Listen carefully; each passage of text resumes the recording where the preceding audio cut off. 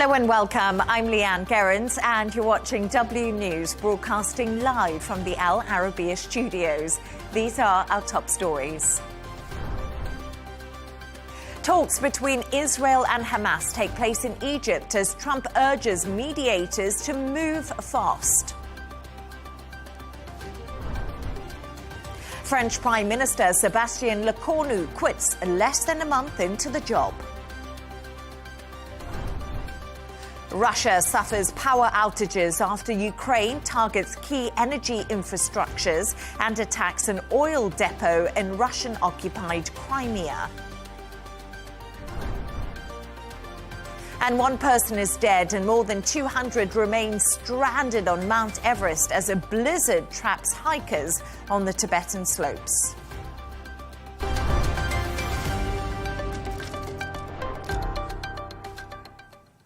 Now let's take a look at some of the other stories making the headlines today. 6 patients have been killed in a hospital fire at an intensive care unit in the western Indian city of Jaipur. The blaze is believed to have been caused by a short circuit. Relatives of the victims have accused hospital staff of negligence, which hospital authorities have denied. An investigation has now been announced. Syria has held its first election since the ousting of President Bashar al-Assad almost a year ago. Security was deployed at polling stations across the country as electoral college members filled out their ballots. The new People's Assembly will feature 210 seats, with members serving 2.5-year terms. A U.S. federal judge has blocked the Trump administration from deploying National Guards to Portland, Oregon. President Trump has accused Portland, a Democratic-led city, of having out-of-control crime. It follows the president's decision to send troops to Chicago in Illinois to address the very same issue. The U.S. Supreme Court has rejected an appeal by the former girlfriend of Jeffrey Epstein, Ghislaine Maxwell. Maxwell was convicted to 20 years in jail on charges related to sex trafficking. Despite recent interviews with federal agents, Maxwell's sentence will remain in place, barring a presidential pardon. And author Dame Jilly Cooper has died at the age of 88 after a fall. Over her 50-year career, Cooper sold 11 million copies of her books, including Rivals, which was adapted into a successful TV series. Her children, Felix and Emily, have said her unexpected death came as a complete shock, and she was the shining light in all of their lives.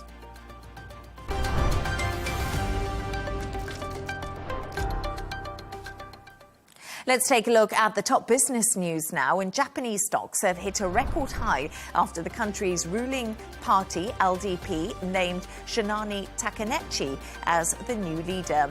The pro-business politician, who has held senior government roles, is expected to become Japan's next prime minister. Earlier today, the benchmark Nikkei 225 index closed 4.75% higher, ending the day above 47,000 for the first time.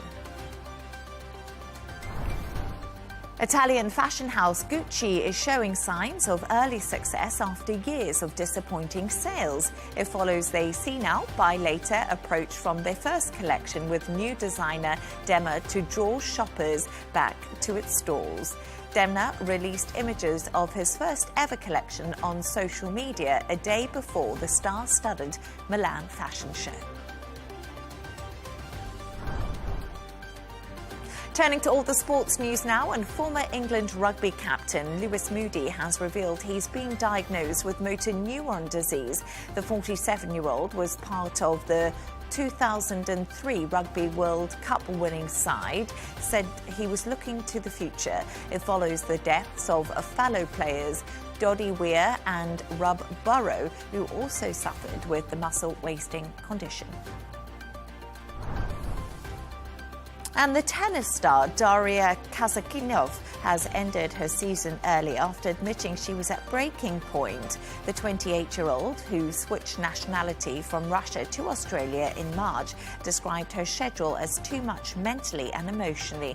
On the court, she has failed to win a title and finished with a 19-21 record.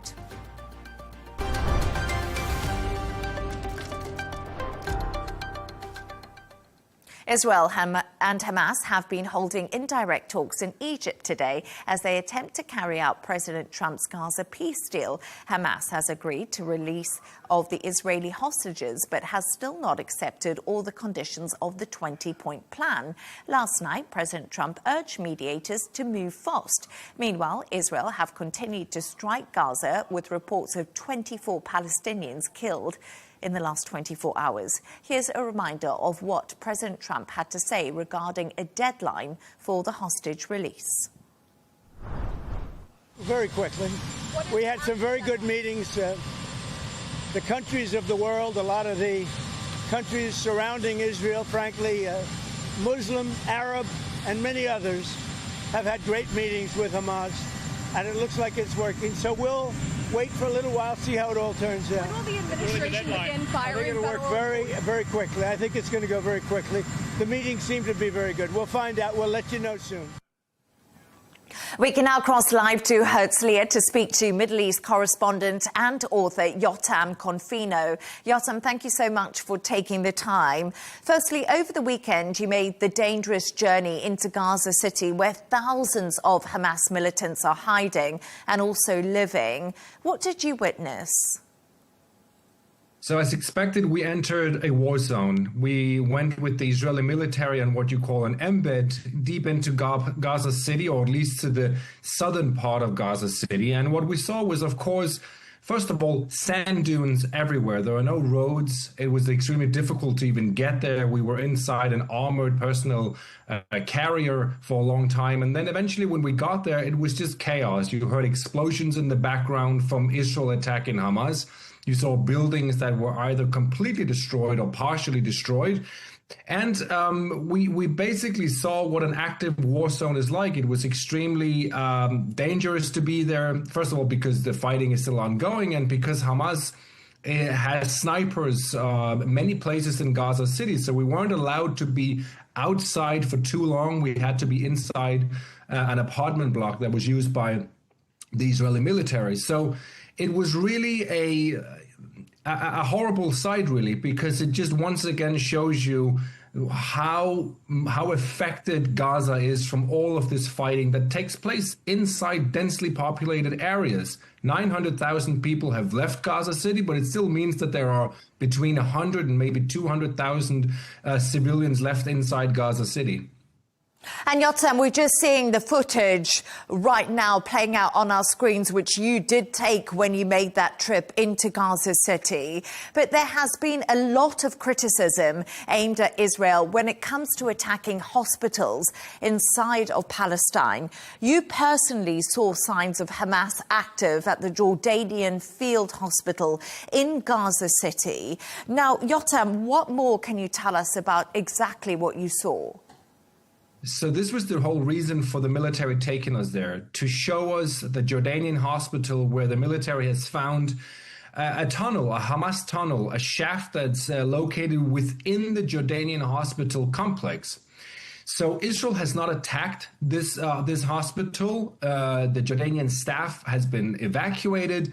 And Israel said that along with the Jordanian staff and whoever else was at the hospital, those Hamas members who used this tunnel, they also disappeared. So they basically fled. Israel estimated that around 50 Hamas members were using this tunnel, a tunnel that was quite long, a kilometer and a half long, which was used to also produce rockets. And this was just yet again another example of how Hamas is exploiting hospitals. This is far from the first time that Israel has found tunnels underneath a hospital. It happened at Al-Shifa, at the European hospital. Mohammed Sinwar, the leader of Gaza, was hiding.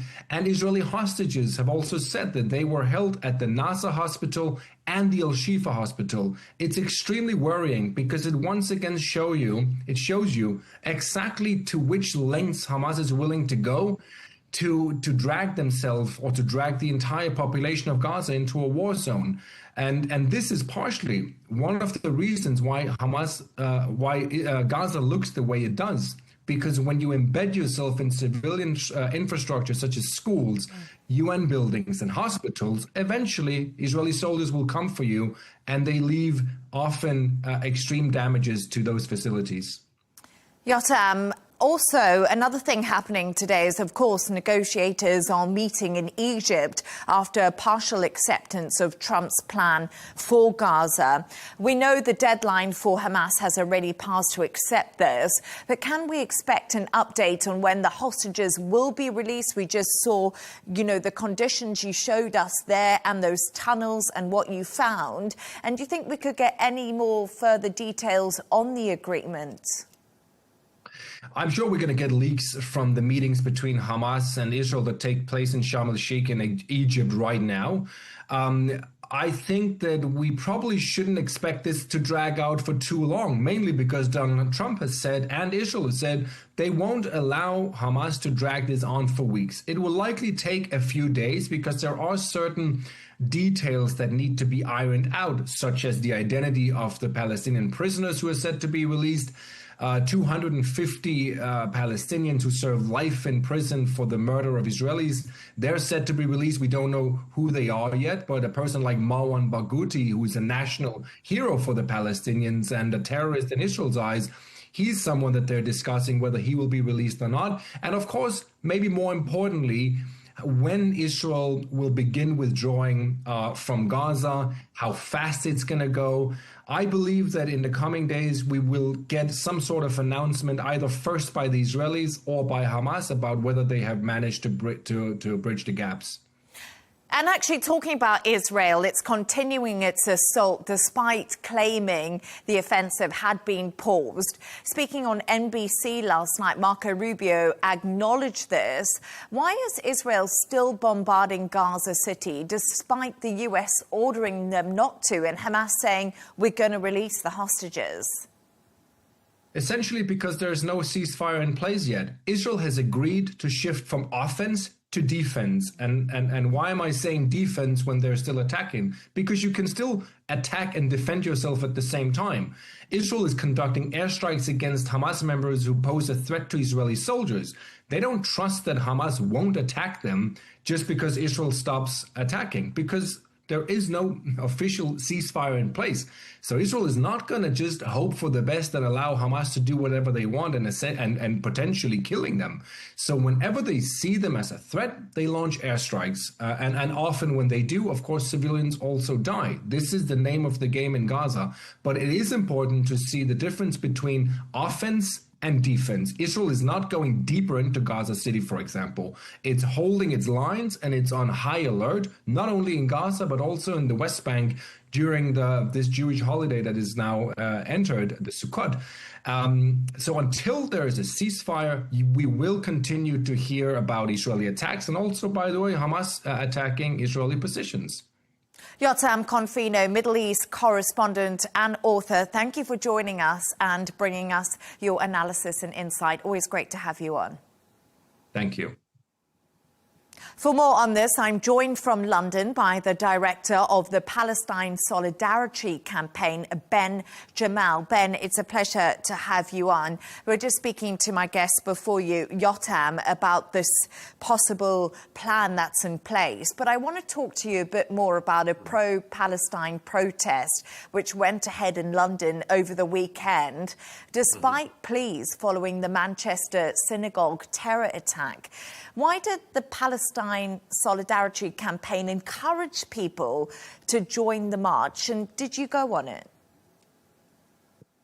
Yeah, I mean, just for clarification, the particular protest that happened on Saturday was not a march. It was a series of ongoing protests that are linked to the government's decision to prescribe Palestine Action, who are a non-violent direct action group, who have undertaken actions such as occupations of factories run by Elbit Systems, Israel's largest arms manufacturer. The government decided to prescribe them as a terrorist organization, which was a really an unprecedented decision to prescribe a group that has never carried out any violent acts against any civilians as terrorists.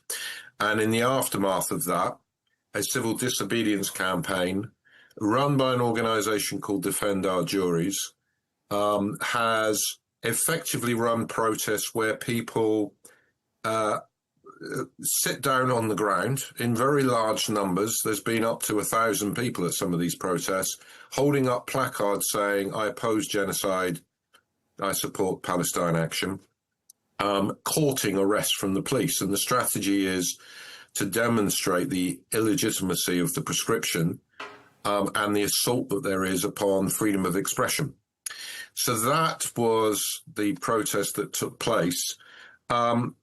The attempt, in a sense, to suggest that that protest shouldn't go ahead, and we had the Home Secretary, other political leaders, the head of the Metropolitan Police in London saying they should not do it in the aftermath of the killing of 2 Jewish people in a synagogue in Manchester, an appalling act of racist violence. And quite rightly, I think the organisers said, well, these two things are not linked. One can be equally appalled at the racist violence unleashed against the people attending the synagogue, whilst supporting Palestinian people's rights, opposing the genocide and opposing the prescription of an organisation. So the attempt, I think, by the government and others to conflate the two things and saying that it was offensive to Jewish people for these protests to go ahead was something that was deeply problematic and actually undermines the fundamental right to protest. And Ben, let's just talk a little bit more about this, because the British Home Secretary has now announced police are to be given greater powers to restrict repeated protests. And you said to me in my first question, this is a part of ongoing protests that we are having. Are you concerned about the police crackdown? And will this stop the protests and the marches that are being held for the Palestinian people? Yeah, I mean, it is a very, very, what the government have announced would be another severe assault upon the fundamental right to protest, which is the cornerstone of democratic freedoms. We've already seen severe restrictions of these rights in the past few years, initiated by the previous Tory governments, but really drilled down upon by Keir Starmer's current government. Now, my organisation has been the main organisation organising the very large marches in London that I'm sure your viewers are familiar with, up to 1 million people marching. We have our next one on Saturday. We expect again hundreds of thousands, if not 1 million people to come to the streets of London. We have been subjected to the most draconian restrictions, including one of the marches being banned on the spurious grounds that there was a synagogue many, many minutes away from the end point of the march that was not on the route of the march. And this is all part of an attempt to silence and repress opposition to a genocide and opposition to our government's complicity in that genocide. Ben, can I just ask... suggesting that that's somehow anti-Semitic. Yes, that's exactly my next question I was going to ask you, because that is the rhetoric that we're hearing more and more, that people are frightened in London and across the UK, especially Jewish people. Anti-Semitic sentiment has risen. We've seen this in polls. We've seen the attack on the synagogue. Does it not concern you that some Jewish people are feeling extremely unsafe to leave their homes, and things are really ratcheting up on the political front when we look at this in the Labour Party?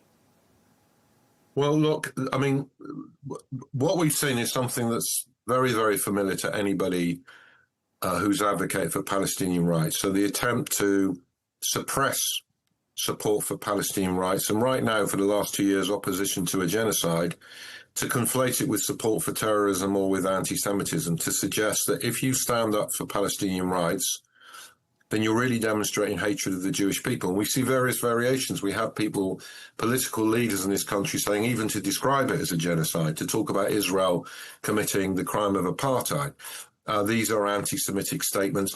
And really, that's, in my view, an anti-Semitic thing to say, because what it rests on is the idea that all Jewish people inherently support the actions of the State of Israel. Now, that's simply not true. And what it ignores is on every single one of our marches, we have many thousands of Jewish people marching, anti-Zionist Jews who say what Israel is doing to the Palestinian people, the current genocide, the 77 years of apartheid, they don't do in our name. We stand in full opposition.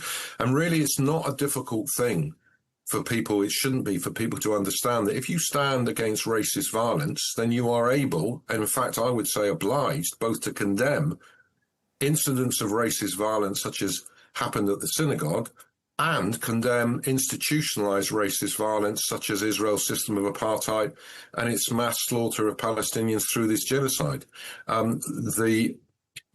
Both things should be possible. And as I say, both things should be obligatory to anyone who truly stands against racism. And Ben, just quickly before I let you go, we do know that Israel has deported Greta Thunberg and 170 other activists from the Gaza-bound flotilla.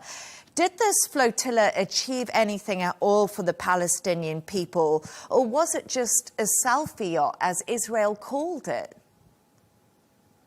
Well, look, I mean, the reality is these type of actions, and I think the origins of these flotillas were many years ago when they were protesting about Israel's ongoing siege of Gaza, now, 18 years into operation, where the world was ignoring this, was allowing Israel to continue with an illegal blockade, where governments weren't acting, where they were continuing to grant Israel impunity. So originally, these flotillas were a way of bringing attention to that. Now, I would argue this. Right now, of course, the world's attention is focused on a genocide, but right now the purpose of the flotillas, I would say, is to draw attention to the fact that Israel has been engaged in the forced starvation of Palestinian people. The foremost humanitarian agencies in the world are saying that there are many hundreds of thousands of Palestinians still at risk of famine, and governments are not acting to deal with that. So this is, when governments don't act, sometimes it falls to ordinary civilians. Now, of course, I don't think any of them expected to get through. They know how Israel operates, but what they hope to do is to bring further attention to the illegality of Israel's actions and to the inadequacy of the response by governments, particularly Western governments. So what we have now, of course, is Israel has illegally kidnapped many citizens of Western governments. That should be something that those governments are acting upon and calling out Israel and making sure it faces consequences. So, yes, these things are symbolic, but they serve a purpose of bringing attention to the illegality of Israel's actions and being a visible sign of ongoing solidarity for the Palestinian people, which will be on display again in London on Saturday when, as I say, we expect potentially up to 1 million people to be marching. Ben Jamel, Director of Palestine Solidarity Campaign. It was a pleasure to have you on and your insights. Thank you very much. Thanks, Ben.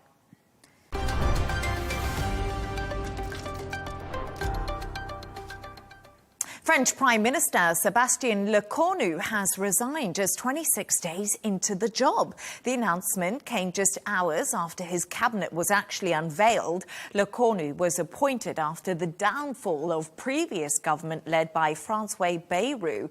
Here's how Lecornu broke that very news. En ce lundi matin, This Monday morning, the conditions were no longer in place for me to carry out the duties of Prime Minister and allow the government to appear before the National Assembly tomorrow. The composition of the government was not smooth and awakened some partisan appetites, sometimes quite legitimately linked to the upcoming presidential election. Now, we must be able to move forward, or at least those who want to find a path for the country must be able to move forward. We can now go live to Paris to speak to our correspondent there, Riz Khan. Riz, a little bit of a disaster. We spoke to you on the day Le Cornu was drafted in as the new French Prime Minister. I mean, it was about 3 weeks ago. We heard from him there. What's happened? He's thrown the towel in so soon.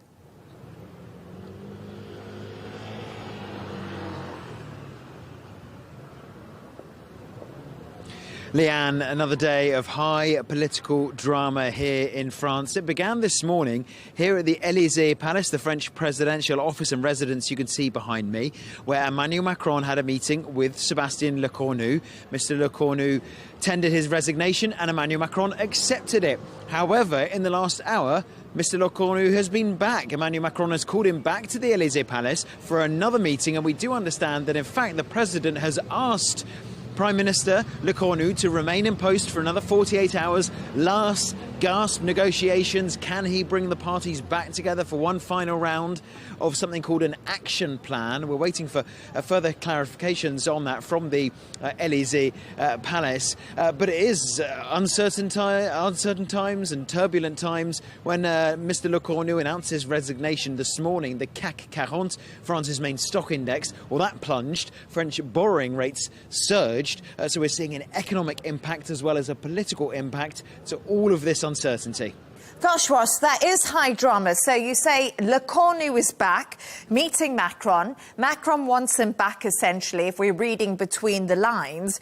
But what is Macron going to do now? So he's turning to Lecornu, but what's the answer in the future?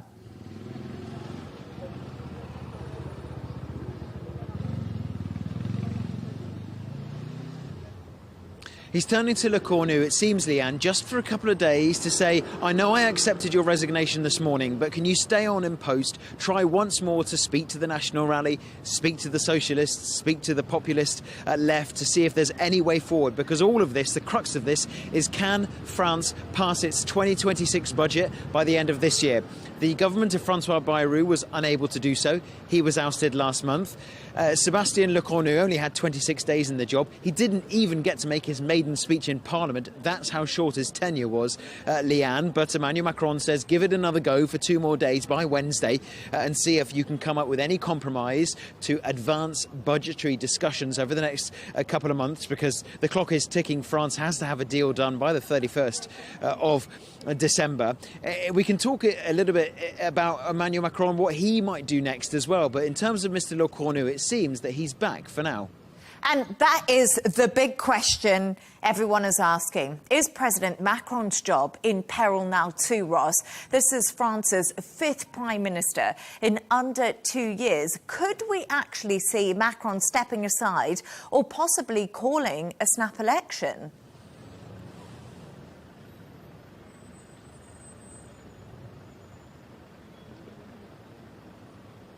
Yeah, there's 3 real options for what Emmanuel Macron can do now, Leigh Ann. He can name a new Prime Minister. He can ask Sébastien Lecornu to stay on beyond a Wednesday and rescind his resignation. He can call snap general elections. That's another possibility. That's certainly what Marine Le Pen, the leader of the National Rally, is calling for. She says it's inescapable. It is unavoidable now. There have to be immediate general elections to get out of this crisis. France has a hung parliament. No one party has a majority. Prime ministers are coming and going every couple of months, it seems, or Emmanuel Macron could resign. Marine Le Pen saying earlier today that would be a wise decision for Emmanuel Macron immediately to leave the office. You can see behind me, but there is no constitutional precedent for that. He has no constitutional duty to resign. He has always said he intends to serve his full mandate, which expires 18 months' time in April 2027. However, he may feel that if the political pressure is too great, there is no other option than to stand down. But for now, we understand that he is not considering that. High day of drama there, Riz Khan in Paris. Thank you for joining us.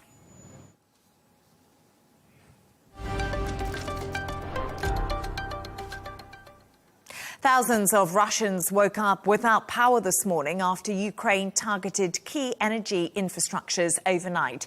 Shelling and drone attacks snapped electricity cables and emergency services restored supply.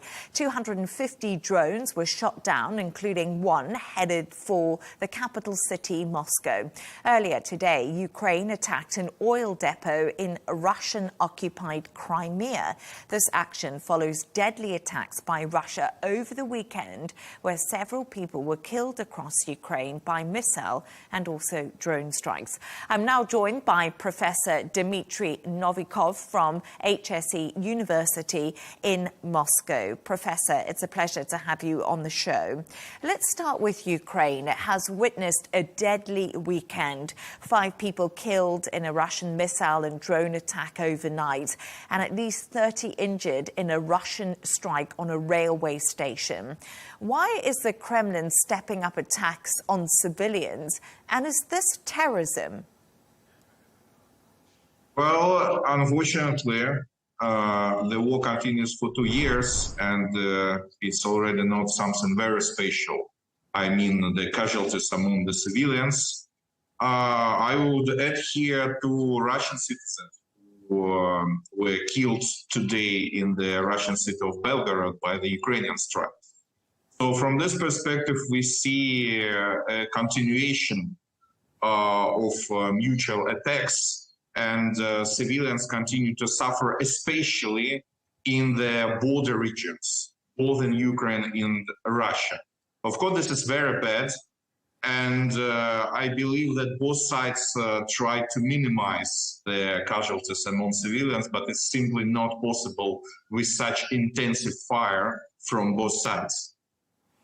Is Russia continuing to focus its attacks on Ukraine's energy infrastructure as winter approaches to cause maximum pain? Is this the plan that Russia currently has? Well, yeah, that's already a tradition that the pre-winter focus of Russian missile attacks concentrate on the energy infrastructure.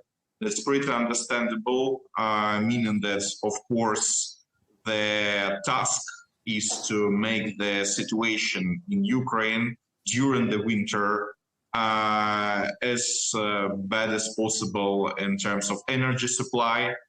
And from this perspective, there were some ideas to avoid such a situation during the Istanbul process, which took place in spring. There were some obligations from both sides to minimize fire, and Russian government even agreed not to attack the energy infrastructure, which was pretty critical. But as soon as the negotiation process declined, both sides actually just abandoned any obligations. Ukrainians continue the drone attacks and trying to make damage to Russian critical infrastructure. And Russia, yes, they concentrate their fire on energy just to make Ukraine economic situation in Ukraine as worse as possible in winter period, and probably by this pressure the Ukrainian government to accept their conditions. And I just want to talk to you a little bit because Poland scrambled jets after Russian strikes over the weekend. This comes after NATO issued strong warnings to Russia regarding recent airspace violations. Is the Kremlin testing the West and testing European countries' infrastructure and also the weaknesses that it may have? Well, I believe it's some kind of psychological game, because we see that there were some hopes from the Russian side that the changes in the Trump administration approach might change the situation, the political situation around the conflict, meaning that there were hopes that Americans would just make Ukrainians to accept the maximum conditions which Putin articulated during the Alaska meeting and earlier. For now, the negotiation process stuck. And from this perspective, Well, I believe that once again, both sides play this psychological game, and of course the Kremlin try to demonstrate potential damage of the continuation of the conflict to change the position of Europeans, which continue to support Ukrainians and influence the position of Washington toward the conflict.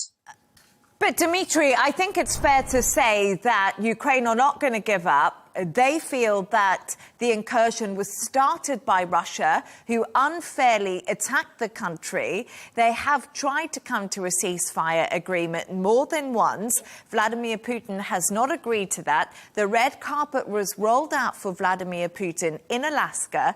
Nothing was put in stone with Donald Trump. He isn't going to negotiate any land borders. He wants everything he's taken, and it's become an extremely difficult situation. And I think it's becoming quite clear that the US President Donald Trump is growing increasingly frustrated with Russia. Well, a strong mood in Moscow at times works for Russia.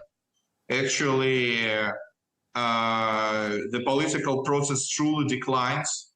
And yes, there are some signs that Trump changes its attitude towards Ukraine. But at the same time, we don't see any sanction pressure. We don't see any rise of arms supply to Ukraine from Americans. And the situation on the ground continues to be advantageous for the Russian troops. The Russian government continue to think and to be sure that it could solve the Ukrainian question, if we might say in this word, with force. And that if negotiation process could not be reached by diplomatic means, then just forcefully, by continuing this military operation step by step, Russia would be able to change the moods both in Europe and in the United States. And from this perspective, even temporary change of the attitudes, which we saw during the first months of Trump administration, inspired these moods a lot. Quickly, before I let you go, do you think Europe hasn't done enough to support Ukraine or NATO? Do you think they've just been talking and they haven't actually helped Ukraine enough, and now Russia thinks, well, they're not going to do anything? Well, they helped a lot politically, but still there are some limits with real military capacities. Still, NATO is pretty unbalanced alliance where most of capacities belong to the Americans, and European countries just had not a lot in pockets to help Ukrainians. Professor Dmitry Novkov from HSE University in Moscow. Great to have your thoughts. Thank you.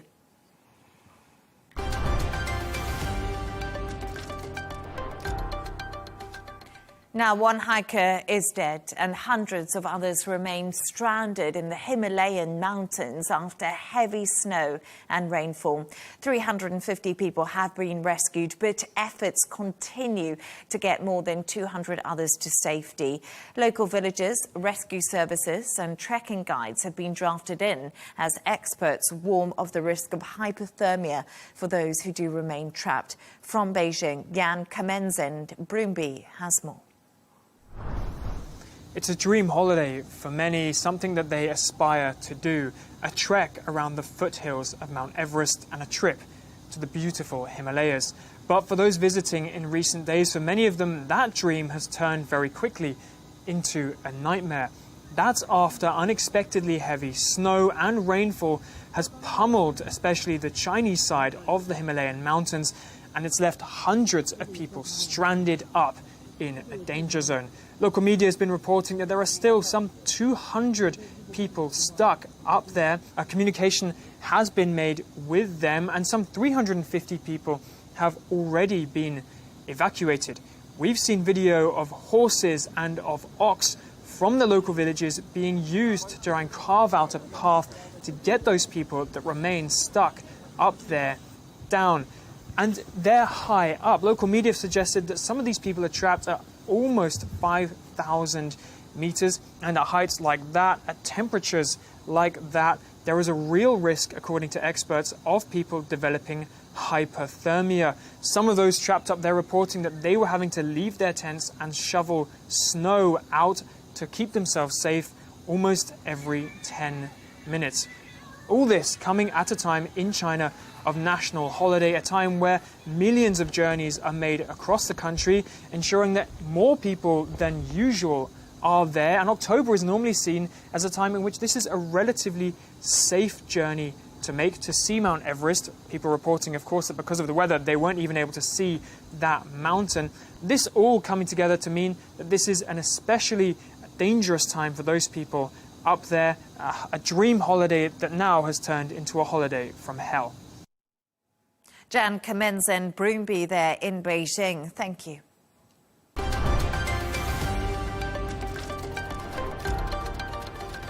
A reminder of our top stories. Talks between Israel and Hamas take place in Egypt as Trump urges mediators to move fast. French Prime Minister Sébastien Lecornu quits less than a month into the job. Russia suffers power outages after Ukraine targets key energy infrastructures and attacks an oil depot in Russian-occupied Crimea. And one person is dead and more than 200 remain stranded on Mount Everest as a blizzard traps hikers on the Tibetan slopes. And that's all from us on W News. Don't forget to subscribe to our YouTube channel and, of course, follow us on X. The rail deal with Tom Burges Watson will be coming up next. And, of course, we'll be back in a couple of hours with a W News Extra. Goodbye and thank you.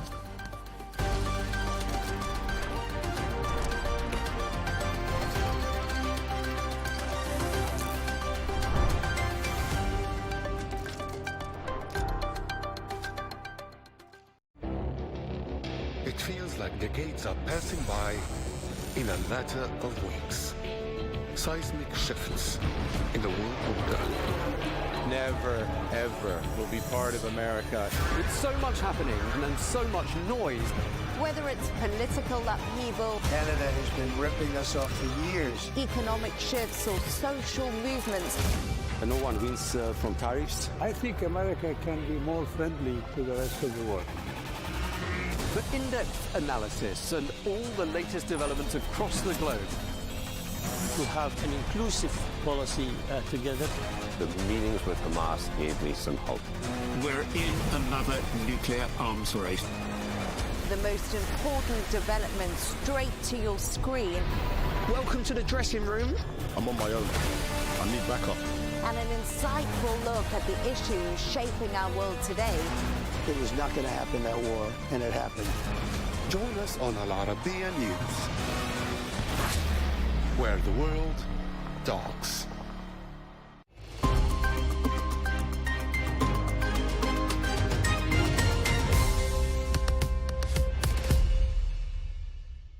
Hello and welcome to the Dailies.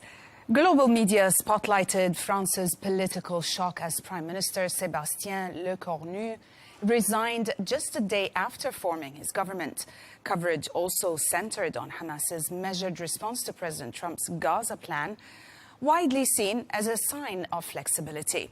Trump praised the move and urged Israel to halt its offensive, catching Netanyahu off guard and forcing him to adjust. And in the U.S., headlines focused on the deepening budget deadlock and looming government shutdown.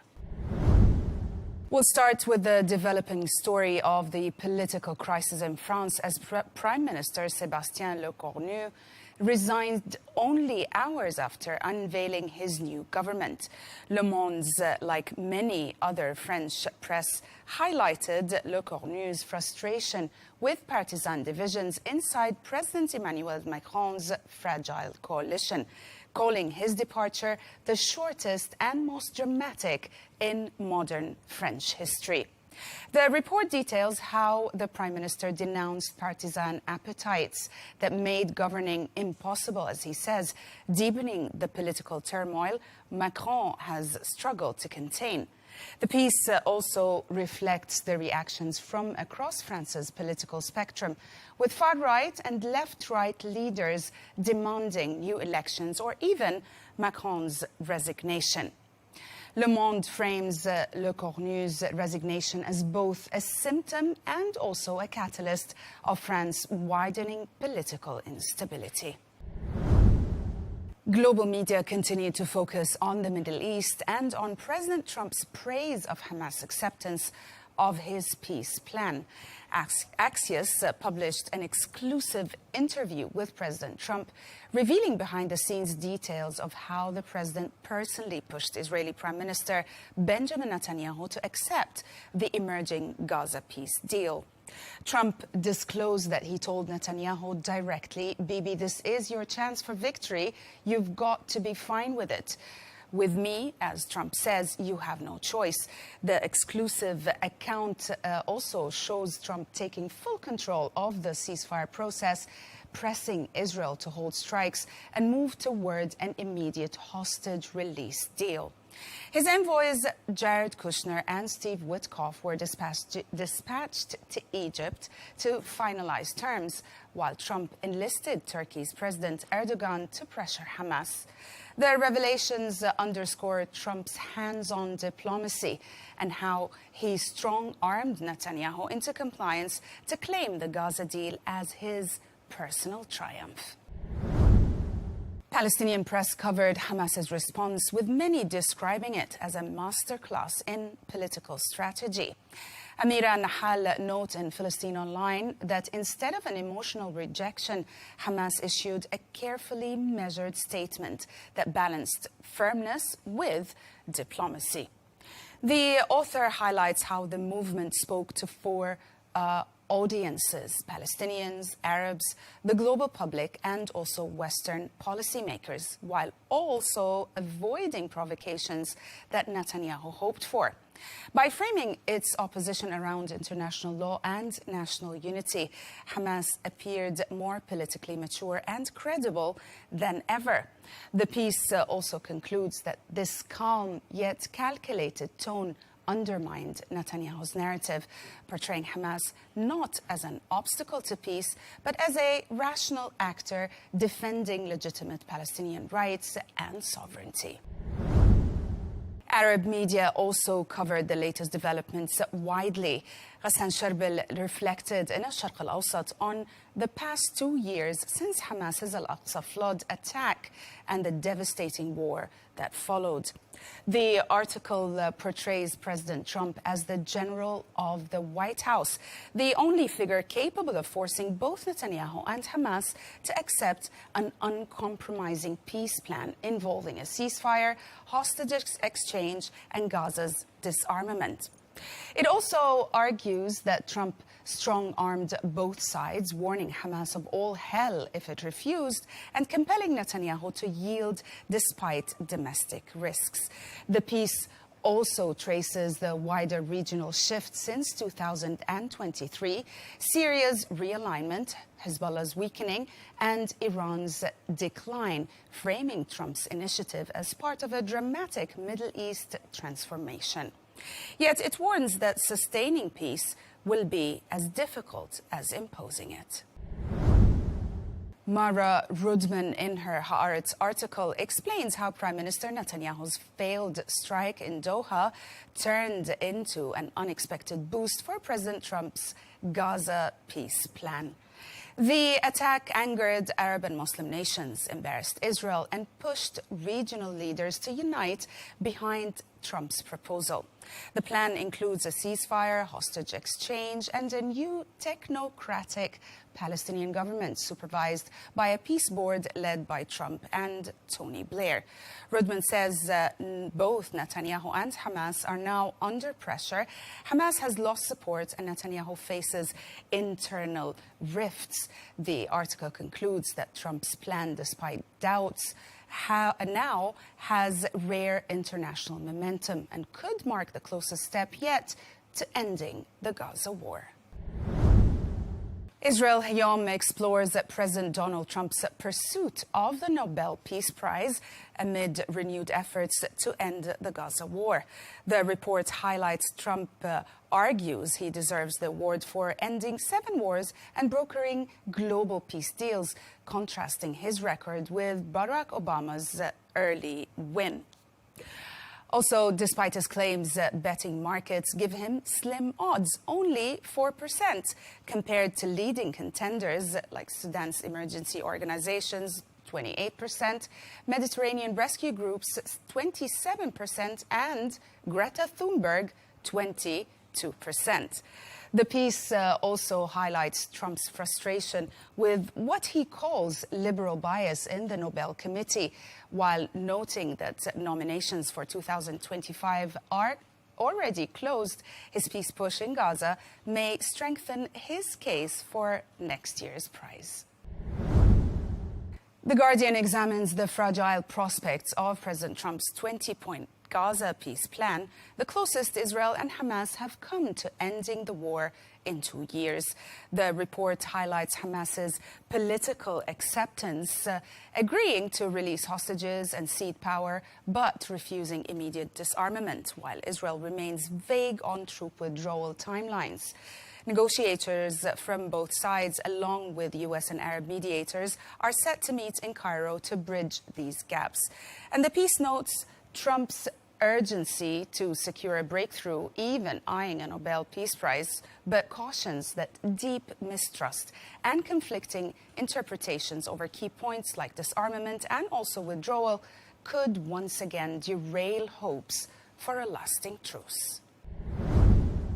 The New York Times reports that Prime Minister Benjamin Netanyahu is portraying the emerging Gaza deal as his diplomatic success, but President Donald Trump is clearly the one in charge.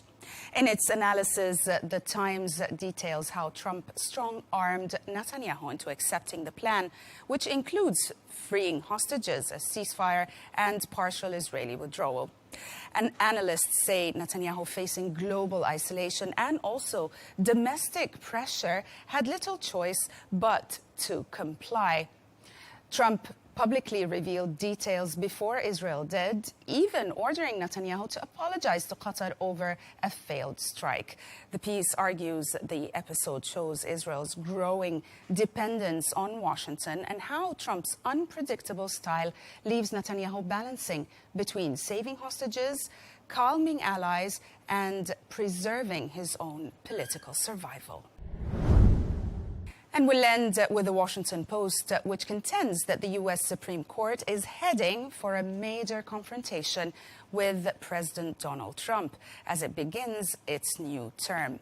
After months of short emergency rulings favoring Trump, the justices will now deliver final decisions on his most controversial policies, including tariffs, immigration, and presidential powers. One key case will decide if Trump can fire a Federal Reserve governor, a move that could reshape America's economic independence.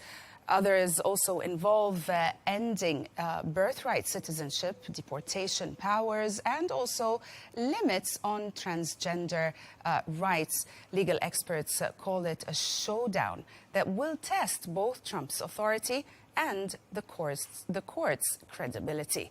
With public trust in the court already low, its rulings could redefine the balance of power in Washington. That's it for today. Thanks for watching.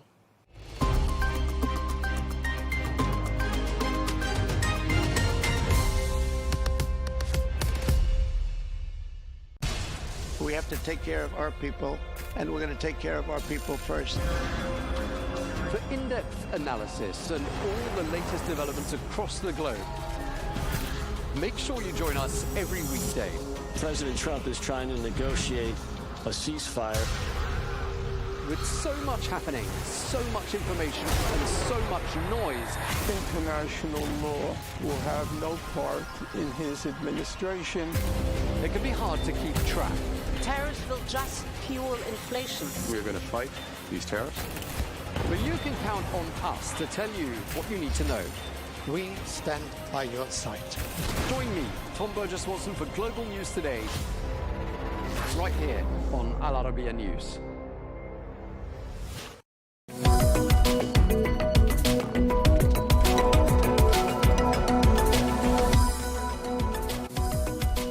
Hello and welcome to The Real Deal. Coming to you from the Al Arabiya English studios, this is your weekly bulletin bringing you all the latest business news headlines and analysis from Saudi Arabia. Coming up, as the kingdom unveils its preliminary budget for 2026, we take an in-depth look at the forecast deficit as well as the expected GDP growth, which is well above the IMF global average. We'll be doing a deep dive on the private wealth management entities known as family offices and speaking to an expert on why they're prominent and why they're evolving in Saudi Arabia.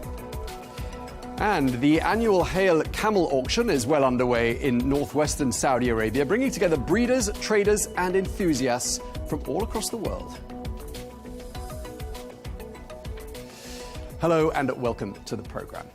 The Ministry of Finance has issued its pre-budget statement offering fresh data and insights as to the health and the direction of the Saudi economy. Well, the statement projects a deficit of 3.3% of GDP for the fiscal year 2026.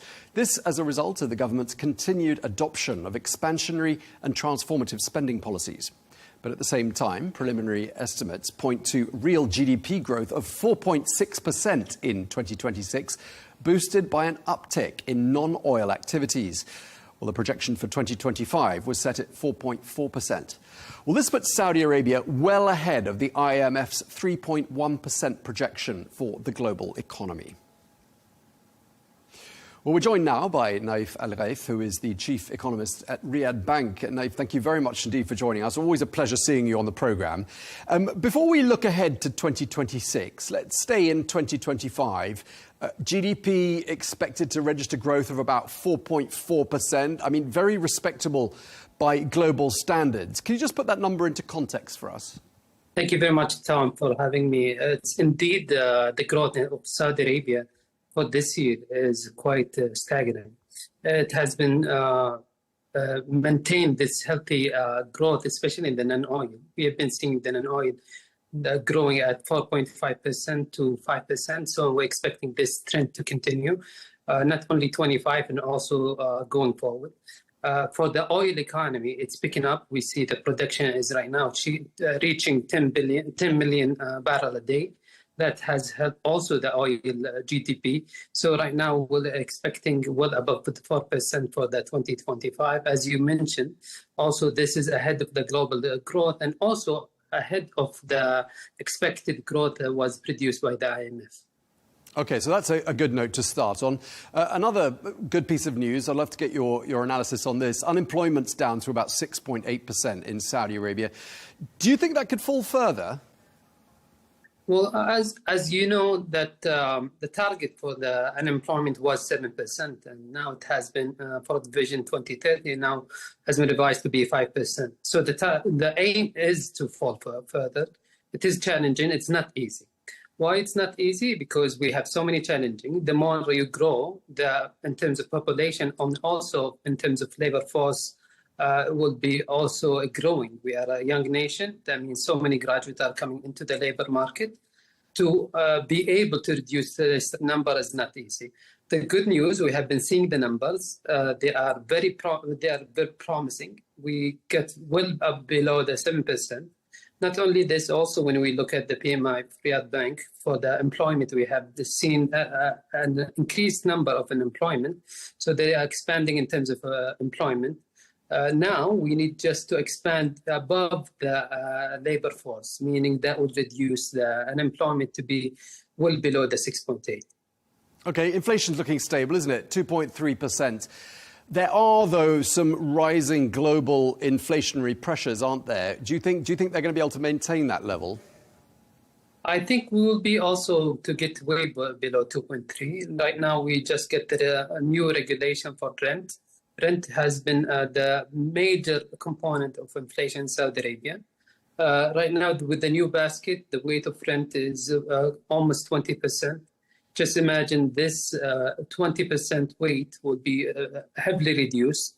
Right now, we have a regulation to freeze the rent for corporate and also retail for the next 5 years. So the expectation to be well below 2%, not 2.3. Okay, and obviously this GDP growth forecast for 2026 that's been put out there, 4.6%. I mean, that's strong, isn't it? It's better than 2025. What's driving that? There are two things. Right now, we have the non-oil economy. It's going to be growing more than 4.5. It's expected to be around 5%. And now the non-oil economy is almost 50% of the economy. Also, we have the oil economy. So there are two drives moving the GDP of Saudi Arabia. The oil economy is picking up in terms of production, and that has an impact on the real GDP. And also the other thing is the non-oil GDP, which will be growing above the 4.5 to 6 to 5%. And that also will contribute to the growth of the overall GDP. Okay, and just lastly, in the pre-budget statement for 2026, Saudi Arabia is projecting $350 billion in spending, but $305 billion in revenue. So there's an obvious deficit there, about 3.3% of GDP. How's the government planning to finance that? Sure. As you rightly mentioned, revenues in Saudi Arabia, 1.147 trillion. And then we'll also have the spending is 1.3 trillion Saudi riyal. That would result in 165 of deficit, which the expectation to be financed through debt. That could be through issuance sukuk or bonds or direct lending. And this is what we have been seeing in the trend before the year before and the year before that. So the expectation to maintain a healthy economy with a healthy foreign reserve will continue to issue debt going forward. Okay, well, we really appreciate your analysis. As ever, thank you very much indeed, Naif Al-Ghaith, Chief Economist at Riyadh Bank. Thank you for your time, sir. Now, looking ahead to the 2026 budget and getting a bit more context on that, given global and regional economic conditions, what sort of growth in non-oil activities is achievable? Well, to answer that and more, we can speak now to Cornelia Maya, who's an economist and the CEO of Maya Resources. Cornelia, thank you very much indeed for joining us on Al Arabiya English. I just want to start by asking you, I mean, we were just talking there about the growth forecast for 2026, 4.6% GDP growth forecast. I mean, sounds great. What are your thoughts? What do you think's driving it? My thoughts that what's driving it, thank you very much for having me, is the growth in the non-oil economy. We now have well above 50% of the economy, 55.6% to be precise, this year in non-oil economy, expected to grow next year by 5%, whereas the rest of the economy is expected to grow, as you said, by 4.6%. So that is really very important, because that's where the employment is. And if you employ people, they will then consume, and that will help GDP to grow. OK, now in the pre-budget statement for the fiscal year 2026, the Finance Ministry forecasts a deficit of 3.3% of GDP. First of all, I mean, deficit always sounds slightly alarming, but do you think there's anything to worry about here? No, I think there's nothing to worry about. I mean, it's still, if I look at the GDP, it's 3.3% of GDP, so that's not that much. And if I look at the total public debt to GDP of the Kingdom of Saudi Arabia, it's around 30%. So in the globe, look at the US, look at Japan, look at European countries. In the global context, it's a very low leverage, and there's plenty of debt capacity. OK, so clearly nothing to worry about there, in your opinion. How does the government, do you think, plan to finance it? Well, it will finance it with debt. It will finance it with sukuks, with bonds, with direct loans, as they have done over the last few years. We had debt over the last few years, and we projected to have debt until about 2028, 2029. Next year is the highest level, and then they're projecting it to go down. And they're also achieving the going down in the debt by becoming becoming fiscally more conservative on some of the giga projects. Okay, so I mean, when you look at what the price of oil has done in the last few months, and you also take into account spending, especially on expansionary and transformative projects, I mean, none of this should be at all surprising, should it? No, it's not surprising. And if I look at the price of oil, yes, it's down between 7 and 10%, depending on the day, since January. But you also had, the kingdom is also producing more than 300,000 barrels a day more a year, because they have, the OPEC Plus has sort of opened the taps. The 2.2 million first tranche of voluntary cuts has been totally unleashed onto the market. And they're unleashing the second tranche of voluntary cuts now. So you know, the revenue is not just the price of the oil. The revenue is price times volume, and volume has gone up. We were just speaking there to the chief economist of Riyadh Bank, who painted a pretty rosy picture of the Saudi economy, unemployment, inflation. All the other major indices seem to be pretty positive. I mean, would you share that general assessment? I would share that general assessment, especially going out with, look, I think tourism is a sector really to watch. Let's not forget, we have 2030, we have the World Expo in the kingdom, and 2034, we have the FIFA World Cup. So there will be loads of hotels built, loads of, you know, restaurants built and so on. So yes, I would certainly still 2034, I would see it growing. In terms of inflation, they're doing better. The kingdom is doing better than many other countries. However, you know, with tariffs, with the unhinging of global supply chains, also the kingdom will have to feel some of the inflation. They're in a really good spot. Okay, so you're already looking beyond 2026, which is great, because, of course, we're always looking towards Vision 2030 year, which is, of course, 4 years away. And if anything, I mean, all of this, just to sum up the conversation, really, Cornelia, just shows that given fluctuation in global oil prices, you know, the logic behind diversifying away from oil is all the more apparent, isn't it? Oh, it's totally apparent. And let us also not forget, 70% of the population in the kingdom is below 30 years old. So there's a lot of people who will need a lot of jobs. You know, they're coming out of universities, out of schools, and they will need jobs.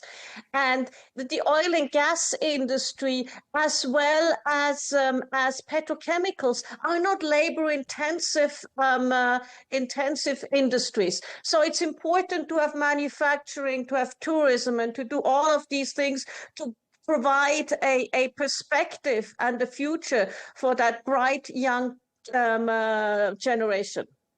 Okay, well, we really appreciate you taking the time to speak to us, and really appreciate all your insights. Cornelia Meyer, thank you very much indeed for your time.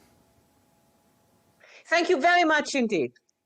Well, staying with the 2026 budget, we're joined now by Edward Bell, who's Head of Research at Emirates NBD Bank. Thank you very much indeed for joining us, Edward. What are your thoughts with regards to the 2026 budget? I mean, a small deficit, but as we were just saying there with our previous guest, not really surprising in the context of current oil prices and current expansionary and transformative spending policies.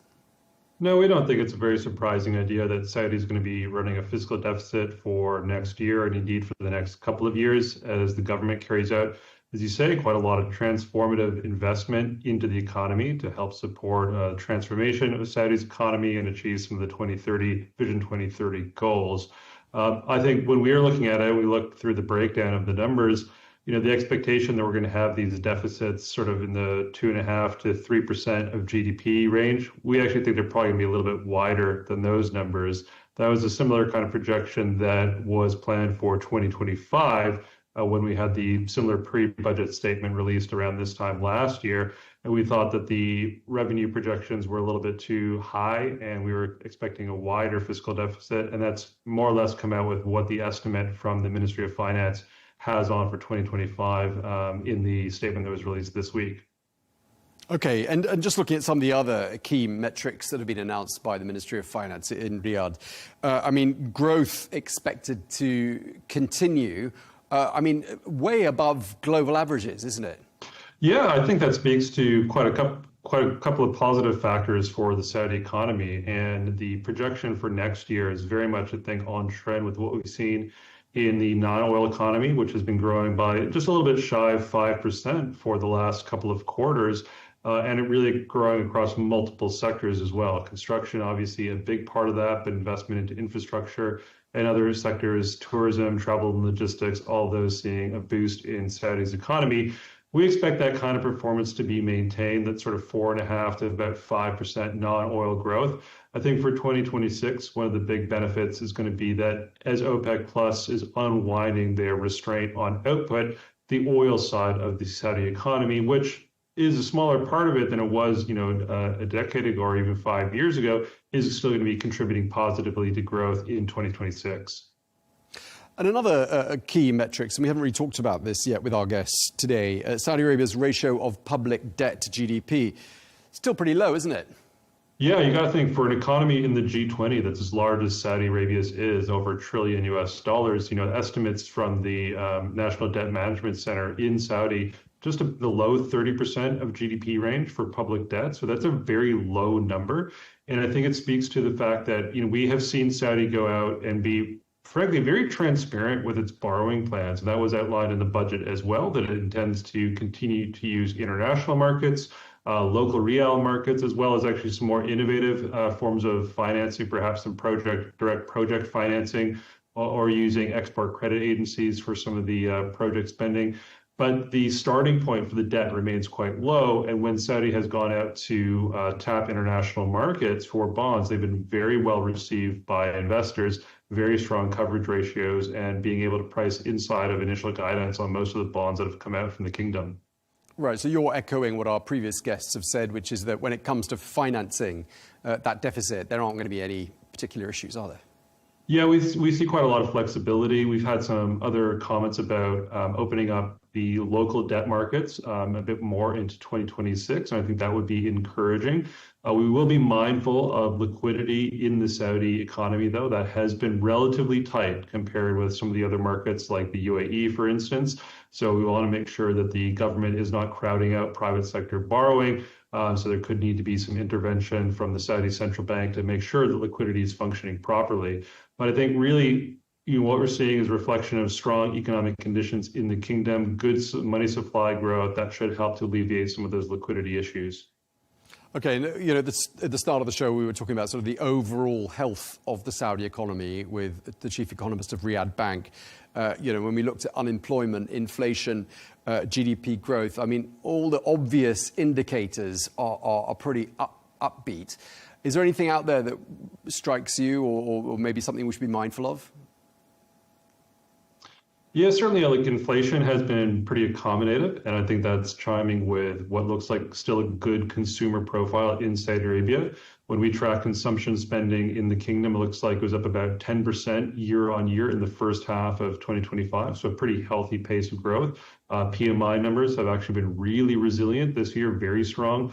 And as you mentioned, the inflation rate has been quite accommodative. And if we stripped out, for instance, housing in Riyadh, then price pressures across the rest of the kingdom would be relatively muted.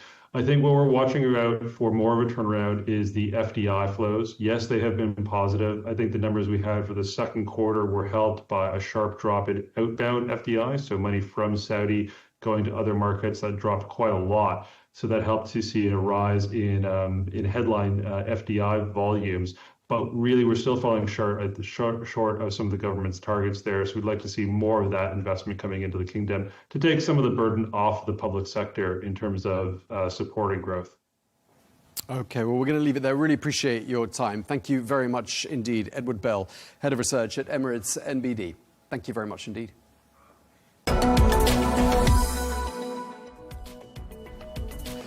Let's take a quick look at some of the other stories we're following for you this week. Saudi Arabia is moving to fully open its stock market to foreign investors. The Capital Market Authority is proposing to scrap key restrictions, therefore giving all non-resident investors direct access to one of the region's biggest exchanges.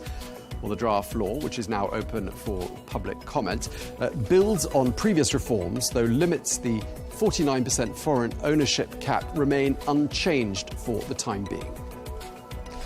The real estate firm Dar Global has announced that it's launching Trump Plaza in Jeddah. The $1 billion project will feature residences, offices and townhouses.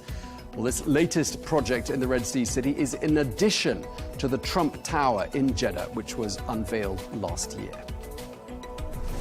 The Saudi shipping giant Bahri says it plans to nearly double its fleet as it pushes for a bigger role in the kingdom's trade. Well, formerly called the National Shipping Company of Saudi Arabia, Bahri says it will add more than 90 vessels. This move aligns with the kingdom's strategy to boost economic self-reliance and route more business through national firms.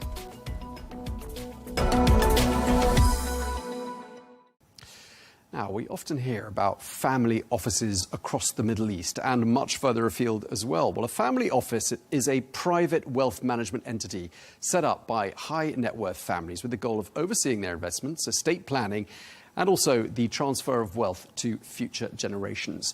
Well, in Saudi Arabia, they have particular prominence due to deep-rooted traditions and family-owned businesses. But in a rapidly evolving economy, many families are seeking external guidance for their asset management to help them align financial strategies with long-term goals. Well, to tell us more, we're joined here in the studio by Asra Abdelaziz, who's a CEO and an executive leadership coach. You have more than 15 years of experience in investment banking and in the corporate world, and you specialize in working with family offices and businesses across the Middle East, including in Saudi Arabia. Thank you very much for coming to see us. Thank you, Tom, for having me. Now, first of all, just tell us, what exactly is a family office? Because it sounds like a very basic question. Some people might be confusing it with a family business, which it isn't necessarily. Exactly. It's two different things. A family business is actually the retail, the factory, the conglomerate. It's the industry. It's a business per se. The family office, see it as the success. What happens after the family business has succeeded. This is where the private wealth of the families goes in. And it's managed in different ways. The family business is managed as a business. The family office is managed for its legacy, the vision, the future. Not just the future of the business, the future of the family itself. And when you look at it, the family office will have different investments, different ways of looking at it. When people ask me, like, how would you simplify it? I would say, well, the family business is what's going on now. The family office works on what's next for us. Okay. So sort of looking to the future and future generations. And obviously a family office, as the name implies, it's got sort of a family mindset, probably got family values at work in it. And they're trying to reconcile those values and those traditions with the realities of the outside world. I mean, sounds like a bit of a dilemma, is it? It is. The reality of it is that this is where the whole tension lies. But, as human beings, we tend to always want to choose. We think it's yes or no, it's black or white. The reality of a family business, it can't be black or white. It can't be, is it family or is it business? It's always both. So there's actually a nice analogy that I use. I tell my clients and people, think of it a little bit like breathing. When you breathe, you have to inhale and exhale, which are two contradictory things. You need to do both in order to stay alive. And if you don't do them, well, you'll simply die. In a family business, you can't say, oh, it's just family, or, oh, it's just business. It will always be both. If the father is the CEO, he'll always be the CEO, and he'll always be the father. And business will always be personal. And that's where they actually start interacting with, well, people like me and others that help them manage this tension. So, you're sort of the fresh pair of eyes that they clearly, obviously need sometimes. What do you typically do for them? The reality is, when I come in, I listen. I listen a lot because what happens is there's too many things that are going on and there's too many things that are unsaid. between the, let's say sometimes the founder, the children, the grandchildren. And the first thing that we try to do is, well, how structured are you? What do you want? And the reality is, again, in the same way that they structured their business with a vision, is what is the vision for the family? The reality is a family office could be one single person, and it could be dozens and dozens of people working in a massive building. So it all depends on what is it that you actually want? And then once we have this, how do we help you get there? Okay, so, I mean, I'm trying to imagine the dynamic. You know, you've got these different generations with presumably some very different ideas. And, you know, it's very personal, you know, going into someone's family office, I'd imagine, because you're not just advising on numbers, are you?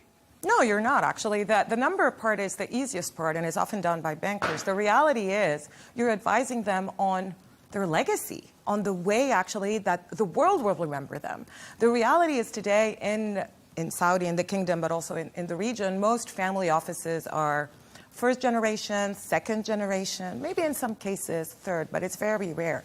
When you compare it to the rest of the world, some families are at seventh, eighth generation. So we're talking about really very different dynamics, and things are much more sensitive. Once you've created something, every entrepreneur, every person that has launched a massive business will always tell you that for them it feels like their baby. So letting go of that baby is a little bit challenging, and then picking which baby or, you know, whom in the family will take over, and why would that person take over, and does that person want to take over? Like, these are all the challenges that all these families face and, well, work on. And do the same sorts of challenges replicate themselves from one family office to another? Do you see quite a lot of similar patterns? Overall, yes. I think that it all depends. The pattern is always, you know, I like to tell also my clients, think of it in the same way that you were scaling your business. When you start scaling a business, first you don't really know what you're doing, and then you start to learn and you grow and you get people, etc. In the same way in the family business, first you're not sure. It could be one person, like an accountant somewhere, and then you realize, oh no, we need more. We need to build the family council. We need to actually have an office with experts in asset management that will speak to our different bankers. We need to launch a foundation because this is the legacy that we want. And the more, you know, the more time passes, the more most of the biggest families, and, you know, for those that are still not doing it, are going through that direction. Because the world is changing, the kingdom is changing, and they need to follow, and they are part of that change in a massive way. Right, so they're having to evolve and innovate. And I'm just wondering whether family offices in Saudi Arabia are now sort of more embracing of innovation. Are they open to entering into new sectors that perhaps they weren't so open to before? They are. I mean, you know, it will always be a challenge. It's a little bit like, you know, when you launch a business and you've done it so well, again, we're coming back to first, second generation. And often the founder is still around. So it's very difficult to be like, okay, it's always been done that way. Now let's try to do it another way. But this is where the future lies, and it's the reality anyways of the country and of the region. The region has been working in a specific way, and it's now evolving in a different way. And all we do today throughout the Gulf and in the kingdom is talk about Vision 2030. Where is the future going? Let's build the future. And the future needs to be built with what's happening today, not about, you know, it's not about the things that were working necessarily in the past. And yeah, this is where the challenge lies for them, but they're going. Yeah, while you were talking, I was thinking to myself about the next generation. You've probably got, in some family offices, the latest generation, they've been educated in different countries, maybe not all educated in Saudi Arabia. And I'm just wondering what sort of an impact that's having on family offices. Are you seeing a significant shift? It does. It creates, disruption is good overall. Because disruption by the younger generation will have to create first conversations within the family. That's one thing about, where do we want to go? What do you want to do? And then anyways, within the country itself. So overall, yes, the younger generation is pushing it. Today, we see it with the entrepreneurial scene within the kingdom, within the Gulf overall, all these entrepreneurs, all these different projects. And at the end of the day, all these families and founders they've built something thinking of the future. Right. And they're going to go that way also. Sometimes it's just difficult to let go of something that you've done in a specific way all your life. That's just human habit. Right, and this young generation is a really important radar, isn't it? Because, I mean, it's a young population in Saudi Arabia. We often talk about that on this program. And presumably the young generation is all the more supportive of ideas of, involving tech, innovation, entrepreneurship, venture capital. Are those the sorts of things you're seeing? Yeah, a lot. The reality, so you'll have different examples. You'll have those that will say, okay, within our family, so there will be two things. There will be those that will say within our family business, we need to diversify in these things. And then there will be those that will be like within our family office, so within our investment arm, which is different from the family business, these are things that we should be looking at. And it's two different things. You'll also have those that will be like, that will decide to be, our business is this. I don't want to be part of that part of the business. I will launch a new vertical within that business and develop it. And, sometimes the founder of the business will be like, okay, but eventually it did work out. There's like some great stories in Saudi around this. So, no, it's shifting in the right way. And I'd imagine that family businesses, family offices represent a huge slice of the pie in the Saudi economy. And I'm also wondering to myself, is there a typical structure to a family office? Do they tend to have a fairly similar template? Okay. So there's two questions. The first one, in terms of size, the size of family businesses overall, and including therefore family offices, probably represents 80 to 90% of non-oil GDP in Saudi and in the Gulf. These are very rough numbers, but it's pretty much the number one employer within the private sector. So this is how this economy overall thrives. Regarding, remind me your question. The structure.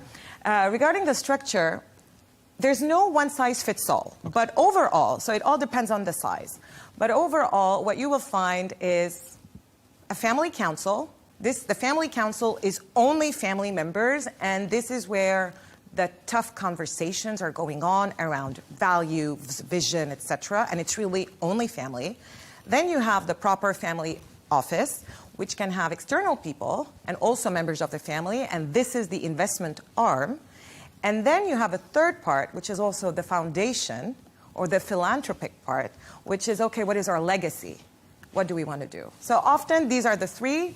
After, it just depends on the size of the family office and how much they're managing. Okay, thanks. Sorry for the two-in-one question, because I was told we're out of time. So we managed to get all the questions in, and I wanted to ask you.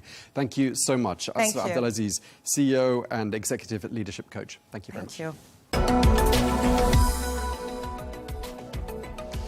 Let's get a quick check of some of the other stories making the headlines. Electronic Arts, the gaming giant behind FIFA and The Sims, is set to be acquired for $55 billion by a consortium led by Saudi Arabia's Public Investment Fund. The all-cash deal would mark the largest private equity buyout in history. The move highlights Saudi Arabia's growing push into global gaming in line with Vision 2030 to diversify the economy and expand into digital entertainment. In line with plans to empower local talent, the Kingdom has announced a tightening up of labour rules in the tourism sector. The new rules, which include strict compliance checks for workers in the sector, prohibit the outsourcing and subcontracting of certain roles to organisations or workers from outside the Kingdom. Well, all tourism sites must also have a Saudi receptionist on duty during working hours. Saudi Arabia has unveiled a major partnership with Salone del Mobile, the world's leading design and furniture fair. Well, in a major milestone for the growing design sector in the Kingdom, this landmark deal will bring the Milan-based event to Saudi Arabia for the very first time in November.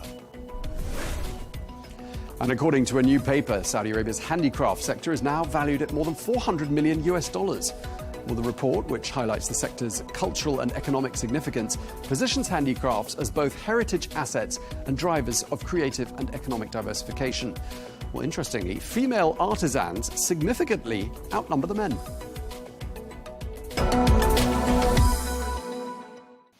And finally, the annual Hail Camel auction is well underway in Al Qaid, which is about 600 kilometers north of the capital, Riyadh.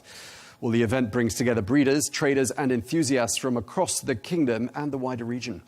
Well, the 10-day auction showcases rare and purebred camels And as well as being a marketplace, the Khail auction is a celebration of Saudi heritage and promotes tourism and economic activity in the Khail region.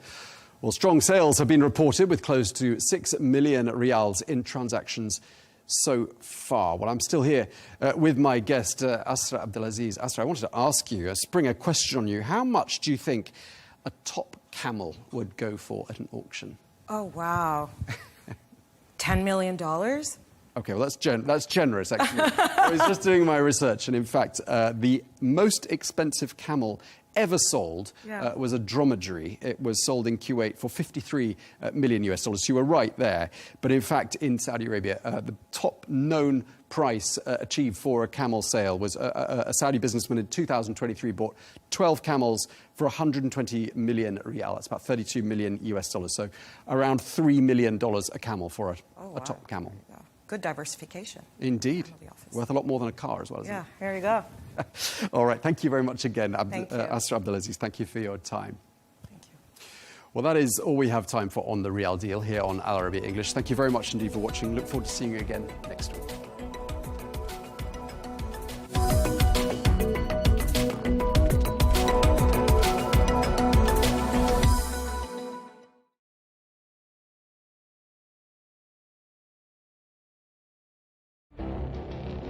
It feels like decades are passing by in a matter of weeks. Seismic shifts in the world order. Never, ever will be part of America. With so much happening and so much noise. Whether it's political upheaval, Canada has been ripping us off for years. economic shifts, or social movements, And no one wins from tariffs. I think America can be more friendly to the rest of the world. For in-depth analysis and all the latest developments across the globe. To have an inclusive policy together. The meetings with Hamas gave me some hope. We're in another nuclear arms race. the most important development straight to your screen. Welcome to the dressing room. I'm on my own. I need backup. And an insightful look at the issues shaping our world today. It was not going to happen, that war, and it happened. Join us on Al Arabiya News, where the world talks.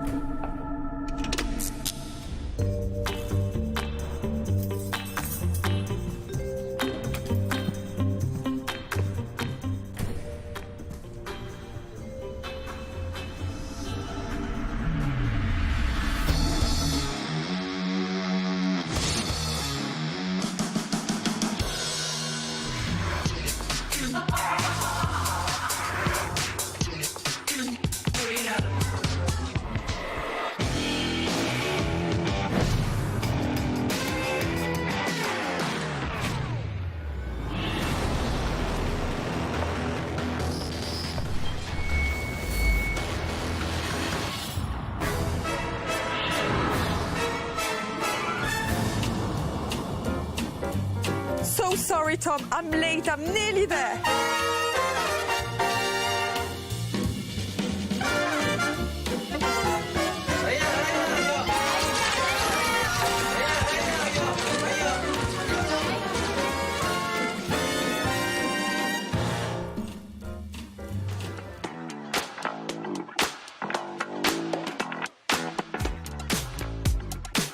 I think what you do is magic. You know how difficult it is to be yourself? You try it. You make movies. That's what the world wants from you. Isn't it, Kelly? You're never alone. Really? I think I'm always alone. You're opening Venice. Venice would never open without you, I think, in the future. That's right. That's part of the deal. It is. And you're going to Toronto as well. This movie is so ideal for movie-loving audiences and festivals. So do you interact with them? Do you like to discuss the film after with the international audiences? I try not to talk to other people. You know, as you know, I don't enjoy really anyone.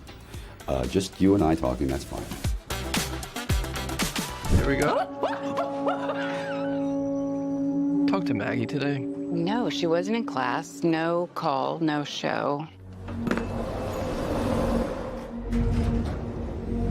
I need to speak with you. There's a genre that you particularly enjoy being part of in cinema. Do you have a favorite personally? I always prefer whatever I'm not doing. Like if I'm doing a drama, I think, oh, to do a comedy is so great. And then when you're doing a comedy, you think, oh, just to sit around and cry over a cup of tea. Isn't that what you want to do? You know, it's always what you don't have. Happy to see them on the one hand, but I just have to keep them from stirring things up. You've always been my favorite son.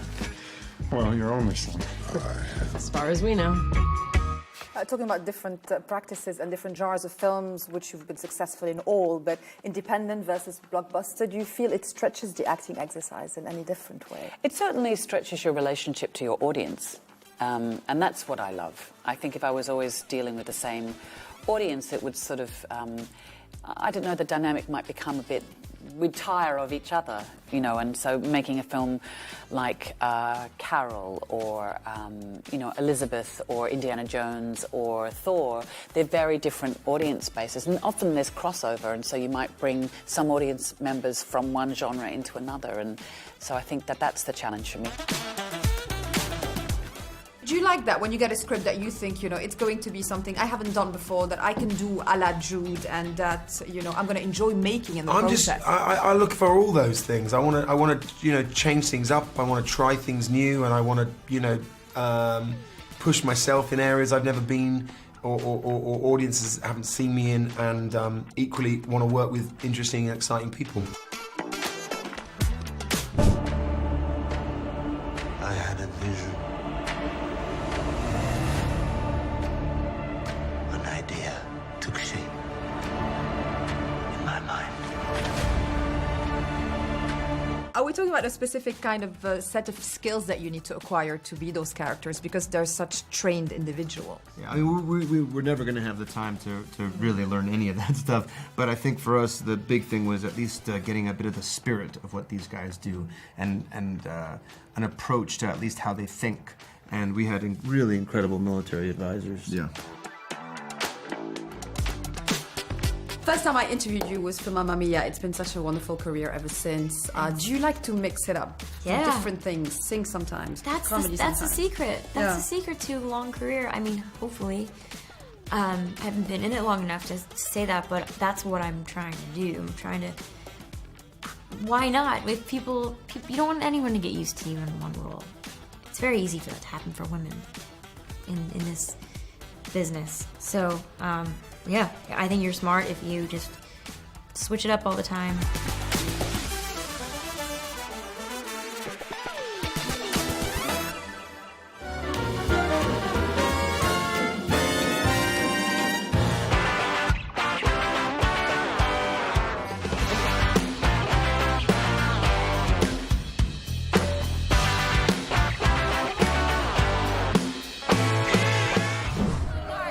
Winning is the best feeling there is.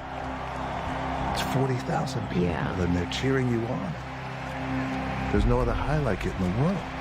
It has its own flavor, you know, because you each found your own comedic timing for it. Well, I think it starts with the chemistry that we had, but we all just got along so incredibly well, and chemistry happened just like that. And also there was an immediate sense of trust, which doesn't always happen as fast. So I think in a movie like this, there was a lot of trust, a lot of fun, and we, as you were saying, Raya, we were all able to find our own moments. Big, strong man, I love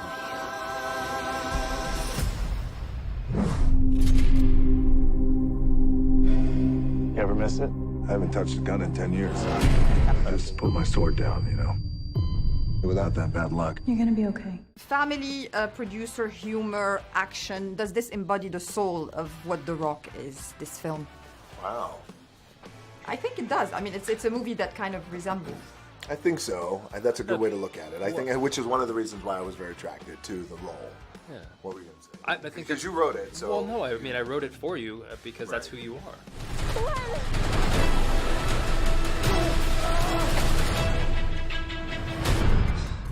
Hell of a day, huh?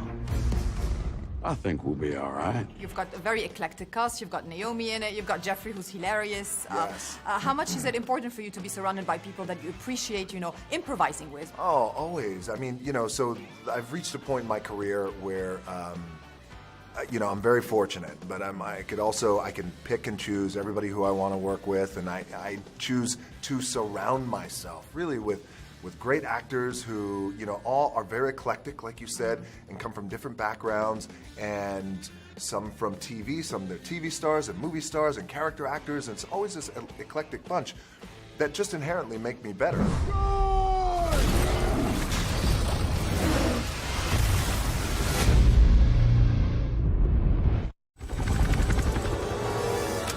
Is it a prerequisite for you that it's something that challenges another aspect of you as an actor and as a person? That's a great question. I think the prerequisite for me when I read a script is, will I enjoy playing the part? That's part one. And then part 1B would be, would the audiences enjoy the movie? And would they find a lot of satisfaction, a lot of fun in seeing the movie? Hey, we are in the red! We are going to smash! Natalie, we are going now!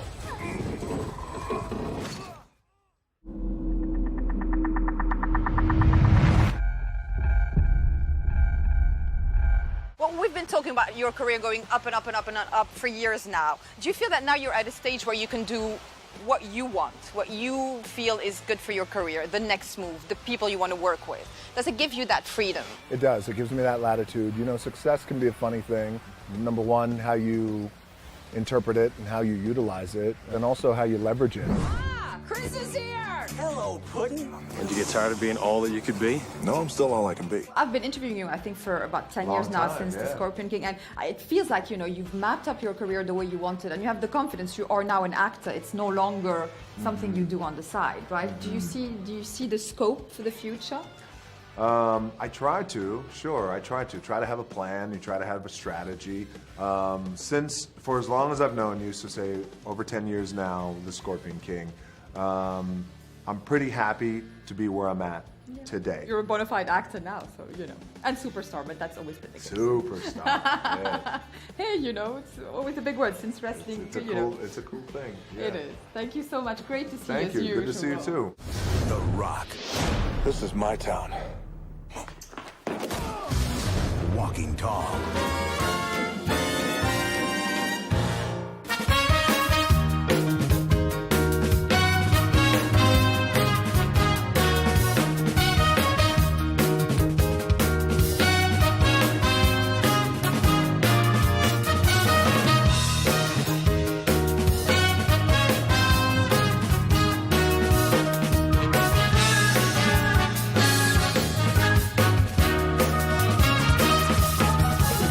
I feel wonderful. It's a beautiful, sultry night, and we're here to raise a lot of money.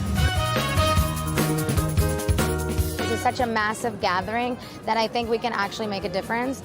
And at the end of the day, human connection is everything. And the way we have this going on right now and creating awareness is number one. This is my first time getting to be a part of the event. I'm a chair this year, which is really exciting. Usually I'm performing, so I'm hidden off somewhere in the back until the end of the night. I get to actually sit in the audience and watch everything unfold, and I just can't wait to see it from that perspective.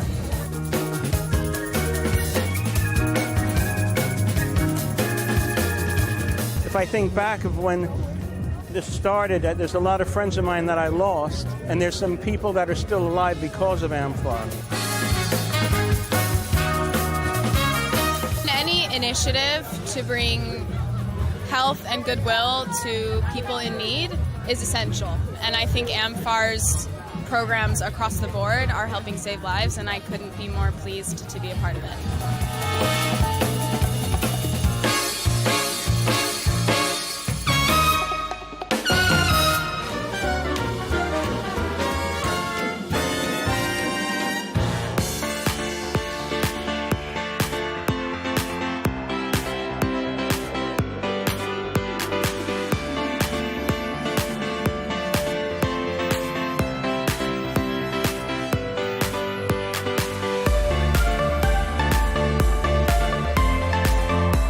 I will start with that because of the creative process of making multiple films together and creating a character every time. So how do you work together off camera before the discussions, the brainstorming?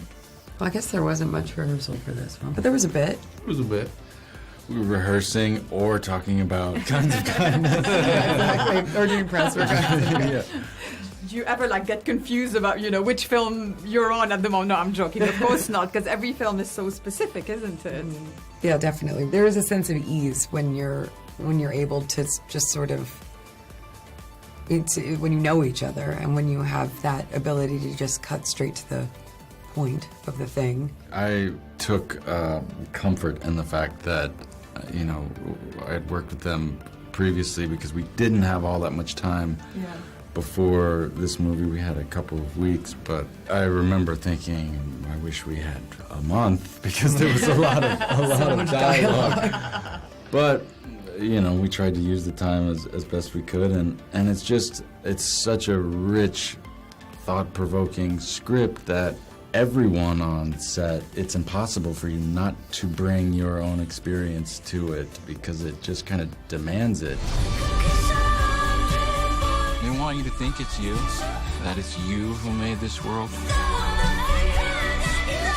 But it's always been them. All we've lost, all that's been done to us, we're setting that right again. How much fun is it for you, Yorgos, to kind of morph new characters with actors you've worked with before, Get out of Bella Baxter and get in this? Fun. Well, it's fun to watch because I'm just there mostly as an audience member, and I try to create this conditions for them to be able to, try things, explore things, and figure it out for themselves, and then I just, watch. So it's always, fun, and we were saying before, I then even notice more things while I'm editing about their performances and what they've contributed to the characters, because, during filming you're so stressed, there's so many things going on, and, sometimes you lose all these, minute differences in someone's performance. But yeah, I'm always pleasantly surprised and enjoy, watching them create the characters. Welcome to the headquarters of the human resistance. Where's my hair? Your hair has been destroyed to prevent you from contacting your ship. What ship? Your mothership? Emma, how much do you enjoy that? And do you get more immersed or more attached to those types of characters? I don't know. You got a little bit attached to Bella. I was just about to say, the only one that I still can't shake is Bella. I guess more immersed than attached, but Bella attached. Feels like my child. In the next 48 hours, the police and the FBI will begin a statewide manhunt. I'm a high-profile female corporate executive. I am crucial. In all humility, I can say that. Think of it like you abducted the governor, but worse. What was the biggest challenge of this one for the two of you because of the nature of the interaction of both characters? What do you think? Oh my God. The tone is always something you're trying to discover, and what makes Yorgos' film so exciting is they're always sort of walking this line that feels like new territory, even within his filmography. There's some, at least from my perspective, there's something that a thread connecting them all, but feels like a sort of offshoot in their own way. And so this felt like that. I don't know. It was just a constant sort of exploration into how far you could push the extremes of the tone, I guess. What was really fun for me about the dynamic between these two characters was it feels like sort of a dance, kind of like a jousting match all the time, in the way we were sort of constantly reading each other and preparing for, it's like a wrestling match. So that was, I loved getting to do that with Jesse. Also, Jesse's just so incredible that it makes it really fun, even when it's, challenging because there is so much dialogue. That dinner scene, I think Will even mentions it in the exposition in that scene. that it sort of takes on the tone of like a Wild West sort of showdown. With that long dinner table. It's like a bunch of different versions of showdowns throughout to varying degrees. I've done a ton of research on this. You're killing our planet. Alien fellas. I'm not an alien. You're lying to me. What's the difference? You know this is crazy. You know this is wrong. What is it most about for you, this film? Happy, fun stuff? Yeah. Light. To me, humanity. I mean, the nature of it, the course of it, the history of it. Yeah, just trying to reflect what that means right now.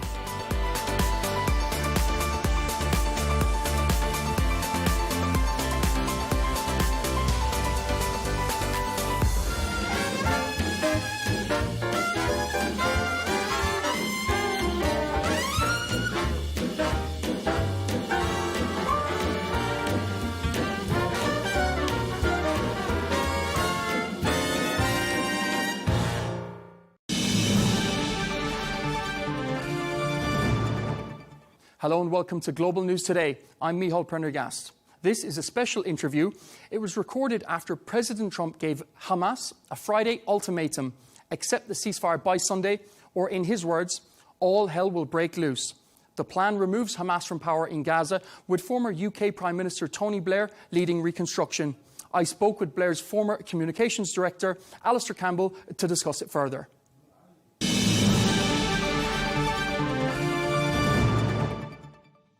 Thanks so much for your time, Alistair. I want to start with the breaking news. President Trump has given an ultimatum saying Hamas has until Sunday to respond to the peace deal. He's warned that if they don't, all hell will break loose. What's your response? Well, I mean, look, it's kind of typical of the bluster and the Trump style that we're very used to. The point is, does this work very well in a sensitive, difficult, complicated peace process? And he might think so, but, you know, I would suggest possibly otherwise. I don't think it's unreasonable for him to expect a response, but I suspect that what's beneath the language is that unless you respond in exactly the way that I want you to, all hell will break loose. And I just think that when you go through the detail of the 20-point plan, to my mind, it's less a plan than a kind of very, very complicated wish list. And I think it's not unreasonable for all the parties that are involved in this and all the people for whom there will be consequences from whether this is agreed or not agreed, at least have a little bit of time to go through it. So I'm not convinced that the best way to have launched this was just with Trump and Bibi Netanyahu in the White House, because it reminded me of, you know, I know you're from the Republic of Ireland, and when I was involved with Tony Blair in the Northern Ireland peace process, this feels a little bit like if the Unionists in Northern Ireland and the British government had got together and said, right, this is the plan for peace, you take it or you leave it, and we want your response in 72 hours. Well, you know and I know exactly what the response would have been. Of course, and we're going to come on to the Good Friday Agreement later. You're perhaps someone who knows Sir Tony Blair better than anyone. Is he the right person for this Gaza role, given how controversial he remains in the region? Well, when I say there are lots of complicated issues that arise from every single point in this 20-point plan, I think we're a long way from that happening in terms of this border peace that Donald Trump says he's going to chair. But look, you're right. I do know Tony Blair very, very well, and I think he is very well suited to the challenges that would come from the sort of role that's being talked about. Partly the Northern Ireland experience, partly also just his experience as a public figure, somebody who's incredibly intelligent, very, very, very, very focused on detail in any complex process that he's involved in. And yes, he's a controversial figure, but it's very rare in the modern age in particular that anybody who has held a high-profile position for a long time is not controversial. And I guess the controversy in relation to the Middle East, people will say, well, that focuses on his role in particular in Afghanistan and Iraq in supporting the Americans there. But all I would say is that Tony Blair is not one of those politicians who's kind of left office and then just sort of, gone off to make lots of money. He's done that for sure, but he's done that so that he can run the institute that he runs, and also so that he can stay involved in some of these really difficult, complex situations. So I think he's somebody there whose heart is in the right place, desperately wants this thing to succeed, desperately wants to see peace in the Middle East. And also I think from the perspective of the Palestinian side, I actually think will be making the case constantly. So if, for example, if you go to the first 2 points of that Gaza plan that Trump and Netanyahu announced, it says Gaza will be a de-radicalized terror-free zone that does not pose a threat to its neighbors. Gaza will be redeveloped for the benefit of the people of Gaza who have suffered more than enough. I sense the hand of Tony Blair in the who have suffered more than enough, and I'm not sure that's something that would have necessarily been put there by the Americans and the Israelis. As you just stated, Tony Blair is not short of money. Is he doing this out of duty, or is it redemption, or out of his personal legacy? I think he's doing it because although he's, into his 70s now, he's still got an awful lot of energy. He gets motivated by interesting big challenges. And I think, look, he left office some time ago now, but then he did the job, United Nations Special Envoy for the Quartet. I think he was very frustrated by that role, didn't really have his hands on the levers in the way that maybe he would have liked. And so it was, I think he certainly developed his depth of knowledge that I think is unrivaled for a kind of Western politician. He also made an awful lot of really important contacts on all sides of the argument. And so I think it's a mixture of the things that took him into politics in the first place. He wants to make a difference. He gets excited and inspired and motivated by really big challenges. And above all, he thinks he can make a difference. So, people can call it whatever they want. I think that's the motivation. As we spoke about earlier, the Good Friday Agreement, Tony Blair, he was instrumental to that. He was one of the linchpins who brought peace into Northern Ireland. He got the IRA to put down their arms. Can he convince Hamas to do the same?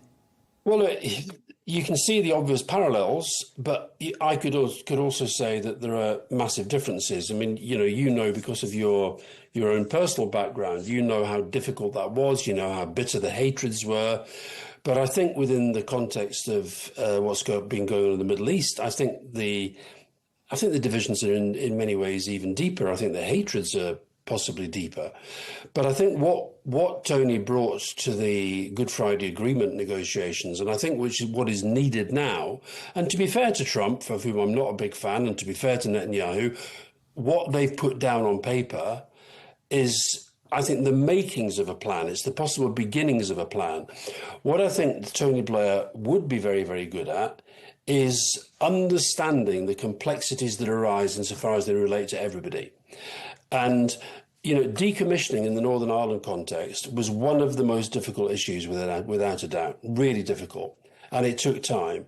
And it took, when you say, could he persuade Hamas, in the end, what happened within the context of the IRA is that the IRA had to persuade the IRA. There had to be people who were respected to, listened to, felt to be part of the IRA family, as it were, but who then were persuadable that this was the right way to go forward, to pursue their objectives through political means rather than through means of violence. Now, so the conversation, this is why I think it's unrealistic to put this piece of paper down and say within 72 hours, I want to know what you say, and then now saying by Sunday I've got to have an answer or all hell will break loose. There will be lots of discussions going on, I'm imagining, amongst Hamas and their supporters and their allies and their proxies and all the rest of it. So put it this way, it would not just be down to Tony Blair, but the real persuasion has to go on internally. And that will get signals. We're already getting some conflicting signals. You're getting some people who say that they're Hamas sources briefing one section of the media saying this is a non-starter. You get others who say, well, it might be a starter. So that's where that discussion matters. And, All I'm saying is that if and when these things start to fall into place, I think it would not be a bad thing to have Tony around. And speaking of President Trump, as you did, he seems very intent on being a peacemaker. Are you surprised by this? Well, I mean, he fought a campaign in talking about ending wars, ending these forever wars. And I mean, I certainly see somebody who has got this obsession with winning a Nobel Peace Prize. But I think when he talks about the conflicts that he says he's ended, I think life's a bit more complicated than that. And I think there are three conflicts at the moment. But there are plenty of conflicts in the world, but the three that it seems to me require the greatest political focus, where the focus from outside, and including from the United States, can be brought to bear: Russia, Ukraine, Gaza, and I would also argue Sudan, which is getting next to no attention in the Western media at all, but where the scale of horror and devastation is mind-blowing. Now, I think if you go through those and ask yourself honestly, have things improved? Have the expectations that Donald Trump set when he became president been met?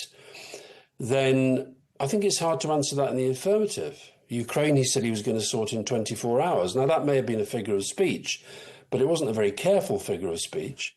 And you've seen a lot happening. You've seen a lot of diplomatic activity. You saw Putin go to Alaska and have that meeting with Trump.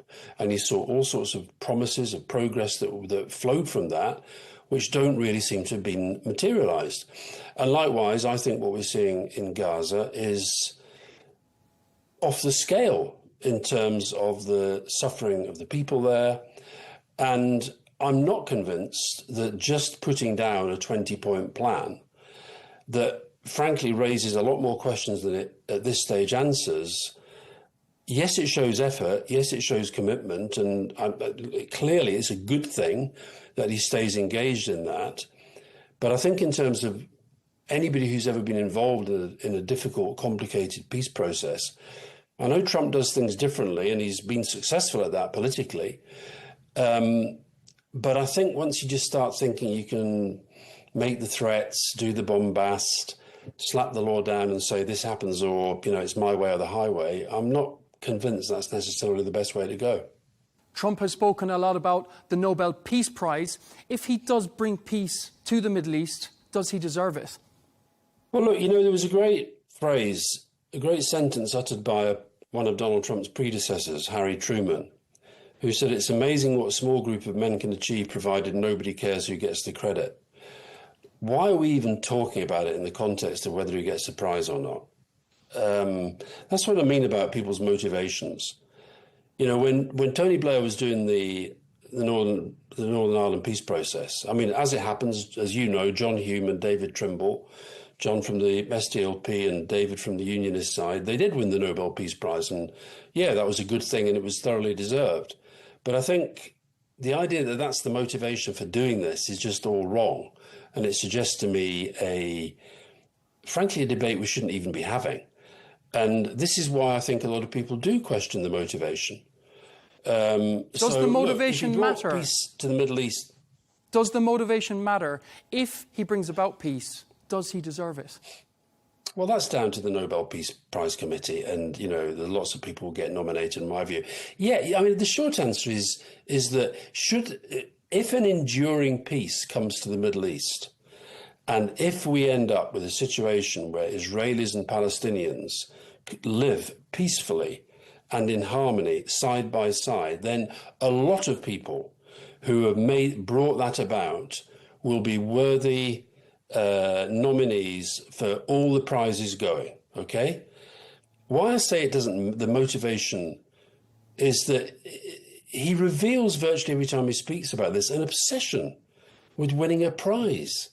I remember Bill Clinton used to say that sometimes you see politicians and they think they need a blue ribbon for the job. The job is the blue ribbon. You're the most powerful person in the world. You've got an awful lot of power that you can put to good use. Focus on that rather than worrying about whether 5 people in Norway, because that's what it is, the Nobel Peace Prize Committee, whether 5 people in Norway decide that your claim to the Nobel Peace Prize is greater or lesser than somebody else. I just think it's a distortion of a debate about something incredibly important. And if it weren't Trump, Tony Blair, he may be eligible for the award. Well, same answer, same question. I think, as you said in your introduction, Tony Blair's role in Northern Ireland was heroic and historic. And I think that matters more than whether you get this award or that award. I really do. Tony Blair has said in the past, you can't make real progress without dealing with Hamas. This is something that really is going to stick in the craw of all of the negotiations. Well, you say it's going to stick in the craw of all the negotiations. You know, we're talking about a lot of people, a lot of different vested interests, a lot of different countries and organizations who really feel that they have a stake in the outcome of this. And some of them will like some of the people involved and others will dislike them. Some of them will appreciate things that some of the people involved say and others will not. That is just part of any political process. And far more important is whether you can develop the principles on which peace can be built and whether then you can put together the process that allow that to be met. And, you know, what I saw in the Gaza plan that Trump set forward was the possibilities of that. But what I don't think you can say there is a thought through plan with all the answers ready made. This is a conflict that's gone on for a long time. It's been particularly heightened since October the 7th, and the situation now in Gaza is off the scale horrific. And anybody who really wants to, anybody who has the chance to make a difference in that context, I think should. And I would support anybody who comes in from whichever side they're coming from, who wants to get to a place where there is a peaceful outcome to a horrific war. And so I think we should focus on that. We should actually not run away from the fact that it's complicated. It is complicated. And the reason why I don't necessarily think the best way to go around it is to ultimatums and threats and all the rest of it is because it makes it, and this is what populism does, it makes something that is horrendously complicated, it makes us think that it should be simple to resolve. And I think that that is just not a sensible way to go. Is this another case of Western powers imposing solutions on the region? Well, it's certainly a case of a Western power, the United States, being in a position where everybody involved has kind of bought into this idea that Donald Trump has a significant role within this, and he does. Now, I think one of the things that's been detrimental to not just to this situation, but virtually all of the really difficult situations around the world is that there has been an undermining of the United Nations. I think that there's been this sense that the United Nations is there to do humanitarian, it's there to do disaster relief, it's there to try and get food in and so forth. But actually, in terms of the politics, it's been very, very focused on the United States. And as I said earlier, I think it would have been better had there been at least some Palestinian input in a way that allowed them then to be part of that process from the word go, as opposed to, there's Trump, there's Netanyahu, here's a plan, 72 hours, take it or leave it. Moving to UK politics now, you were very much, and in my opinion, you still are, a stalwart figure of the Labour movement, especially post-1997. You, a master of communication, what is your opinion of how the Keir Starmer government has fared? Well, he's had a tough time. There's no doubt about that. I don't live or die by opinion polls, but I take a look at them, and right now they're not good. And I think he's inherited. 1997, as you mentioned, when Tony Blair became Prime Minister, and I worked alongside him. We inherited. There were a lot of problems in the economy and in our public services and our relations with the rest of the world, which we had to fix. But I would argue that the landscape that Keir Starmer inherited just over 12 months ago was far, far worse. We've had over a decade of very, very sluggish growth. We've had public services that are frankly on their knees. And the first year has been difficult, no doubt about that. And we've also, frankly, had to pick up the pieces of Brexit. And Labour are trying to fix some of that.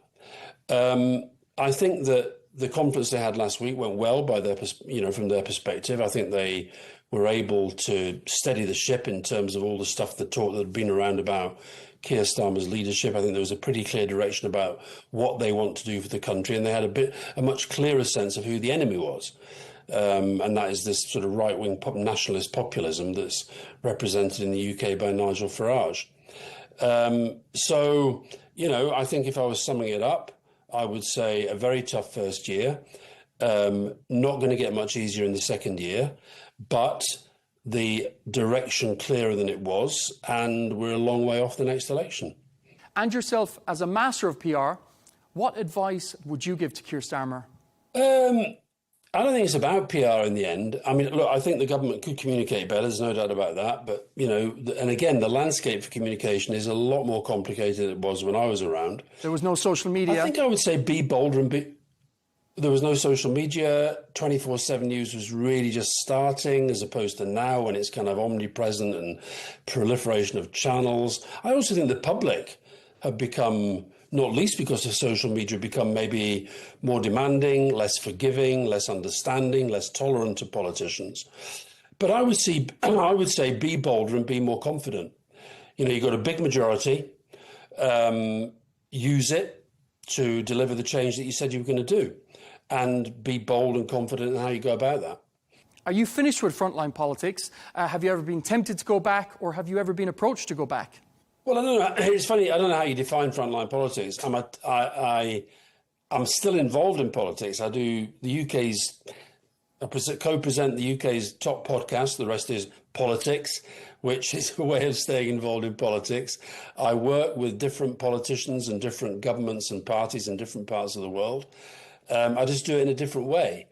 Would I be tempted to go back and try to help the Labour government now? I speak to a lot of their senior politicians often. I give advice if I'm asked to.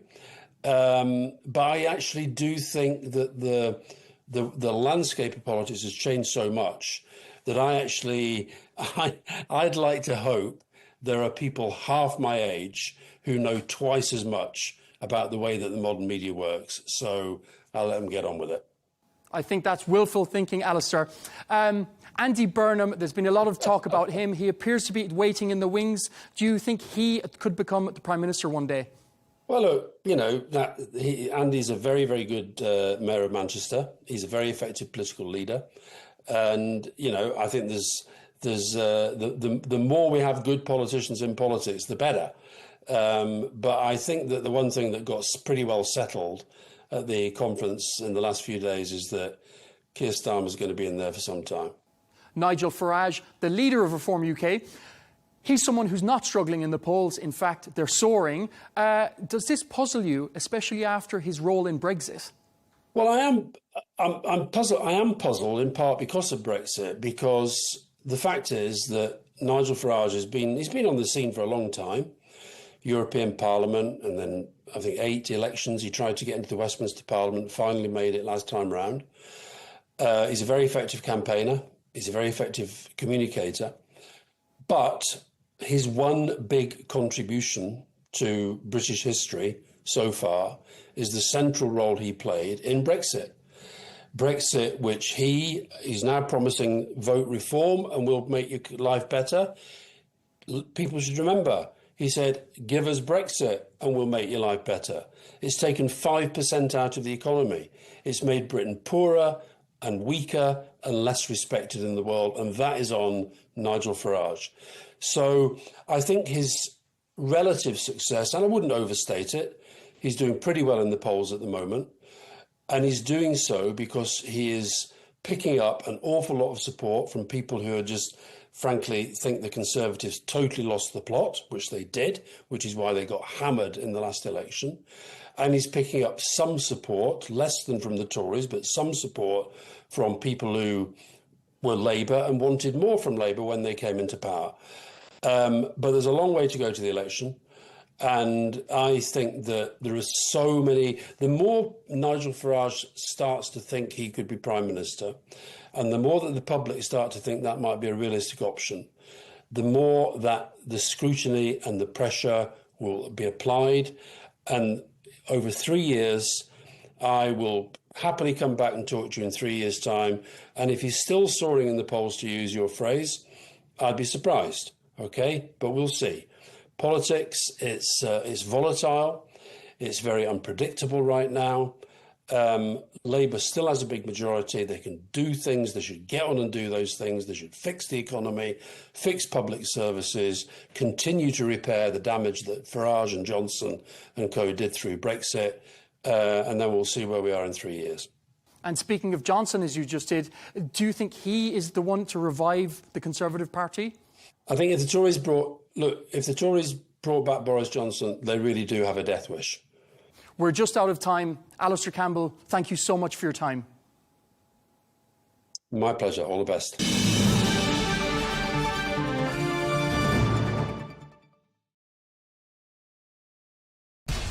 We have to take care of our people, and we're going to take care of our people first. For in-depth analysis and all the latest developments across the globe, make sure you join us every weekday. President Trump is trying to negotiate a ceasefire. With so much happening, so much information, and so much noise, International law will have no part in his administration. it can be hard to keep track. Tariffs will just fuel inflation. We're going to fight these tariffs. But you can count on us to tell you what you need to know. We stand by your side. Join me, Tom Burges Watson, for Global News Today, right here on Al Arabiya News. President Barroso, thank you for this interview. I've listened to you speaking in the panel. You were saying that we are already in a hybrid war. So how does the war in Ukraine change the European thinking about cybersecurity, both in terms of spending and in terms of regional cooperation? I think it has been a real game changer. The invasion, the full scale of invasion of Ukraine by Russia, more than 2 years ago. Until recently, Europe was what I've been calling a geopolitical teenager. Very important economically, very important in trade terms, but not really caring about its own defense and so-called hard power. And now it's changing. Europe is now becoming much more assertive on that matter. Some decisions are being taken to make Europe strong from a defense point of view. Of course, in the framework of NATO, because most European Union countries are members of NATO, but inside NATO, reinforcing the so-called European identity of security and defense. The fact is that today, unfortunately, we are already in a cyber war. A lot of events confirm it. Cyber attacks coming from Russia, disinformation attacks, including sabotage of submarine cables, some disruption. And so hopefully we should not come to a full-scale war.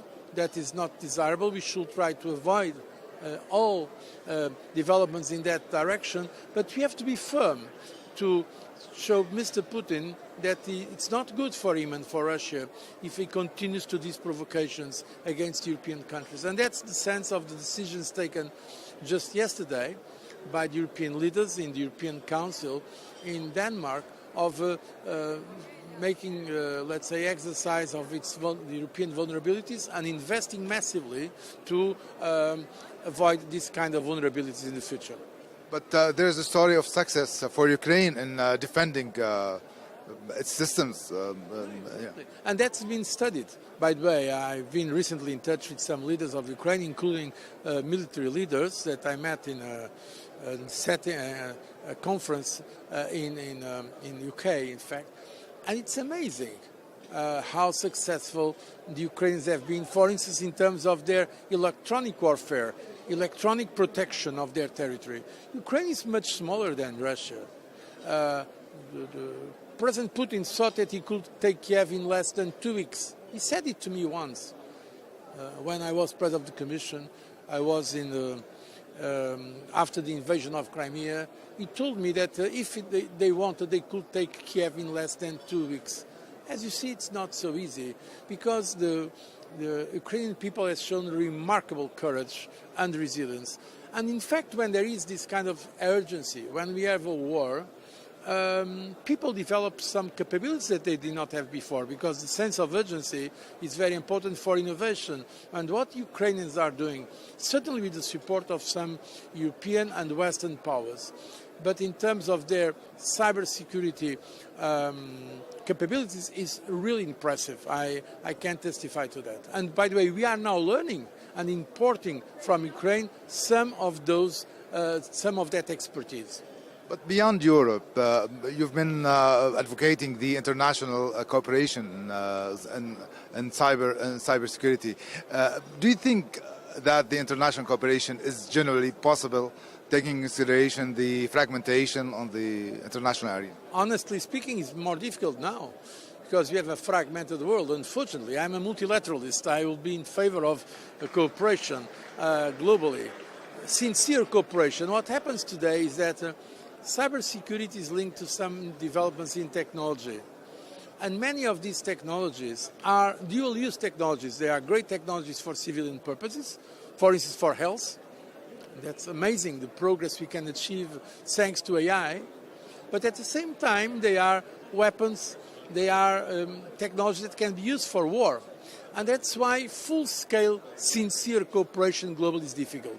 We are seeing some cooperation in some regions, and we are seeing some interesting experience like this one here in Saudi Arabia. Saudi Arabia, in fact, I think from that point of view, can be called a role model, because this global cybersecurity forum that is already becoming a tradition is a space, a platform where people from all over the world, Saudi government can speak all over the world, and to have some platforms of cooperation. And there are some areas where some cooperation is possible, and we should, of course, develop those areas. But what would be the platform for this cooperation? You have the Budapest Convention that was declared in 2004. Do you think that this could be an international platform, given that superpowers like China and Russia and India never signed it? The problem is that with those conventions and treaties, and I'm a lawyer by training, one thing is there are countries that don't accept on the grounds of sovereignty these kind of conventions. They don't sign them or they don't ratify them when they sign it. And even after they sign and ratify, sometimes, to be frank, the level of cooperation is not ideal. So because of overall mistrust, because cyber is dealing with data. And data today is critically important from a sovereignty point and security point of view. This is why I'm skeptical, to be honest, about the success of those conventions. The Budapest Convention was there. In fact, it was a European initiative. Many countries have signed and ratified it. I think that could be a basis, but I'm skeptical about the commitment on the true implementation of those principles now. I guess the sharing of data may be one of the hurdles for this cooperation. But could the alternative be sharing the information and sharing the data between groups, between the European group, GCC group, Asia, ASEAN? It's already happening to some extent in Europe. We have developed that, European Union. Yes, there are now formal legislation approved and implemented. There are systems of cooperation. That happens, and I believe the same can happen in regional groupings like ASEAN or the Gulf Cooperation Council. That is more likely and more realistic, because there let's say the trust among the members is certainly higher than among the biggest powers in the world now. As we see now, the United Nations Security Council is blocked.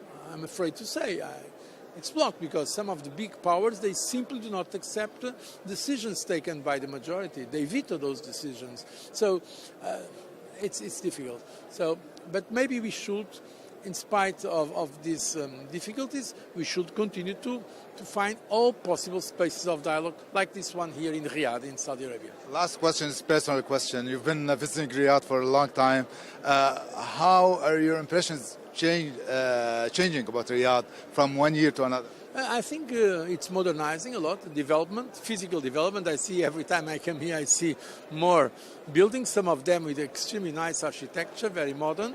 But also what I most welcome is the change in behavior. I think now the society is much more relaxed.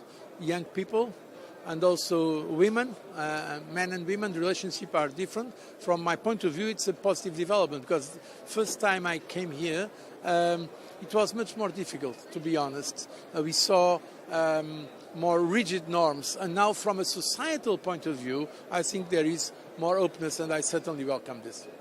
Thank you. Thank you for your time. Our allies, in many cases, are worse than our enemies. Stay informed and connected with the latest international headlines. There obviously is a risk. From breaking news to in-depth analysis, it would appear that this war is coming to an end. Who buys this stuff? Investors, pension funds. We deliver the most important developments straight to your screen. Iran always wanted to deal with militia. Join us for compelling, expert-driven conversations. A curfew order has been established. And an insightful look at the issues shaping our world today. There are lots of proposals about European architecture for security. I'm Leigh Ann Gerrans, and this is W News. We dealt with this when I was Chief of Staff in the first term. Where you don't just hear the headlines, you get the full story. From the White House to Gaza, Kiev to Beijing, elections, economics and the environment compete with conflicts and other complex issues for our attention. In an age of fake news, deepfake and artificial intelligence, They've got to have a vote and a say. it's important to look beyond the loudest voice to understand the truth. From newsmakers to groundbreakers, My campaign is going very well. presidents, prime ministers, princes and peacemakers, and cultural tastemakers. As Arabs, as Middle Eastern, we're too emotional. Join me on the Riz Khan Show for empowering conversation.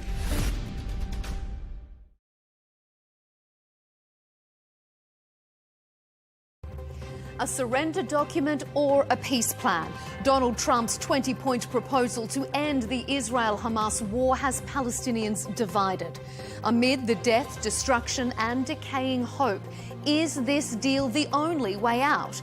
Or will it birth another generation of bitter division? Stay with us for an all-Palestinian debate coming up on Counterpoints.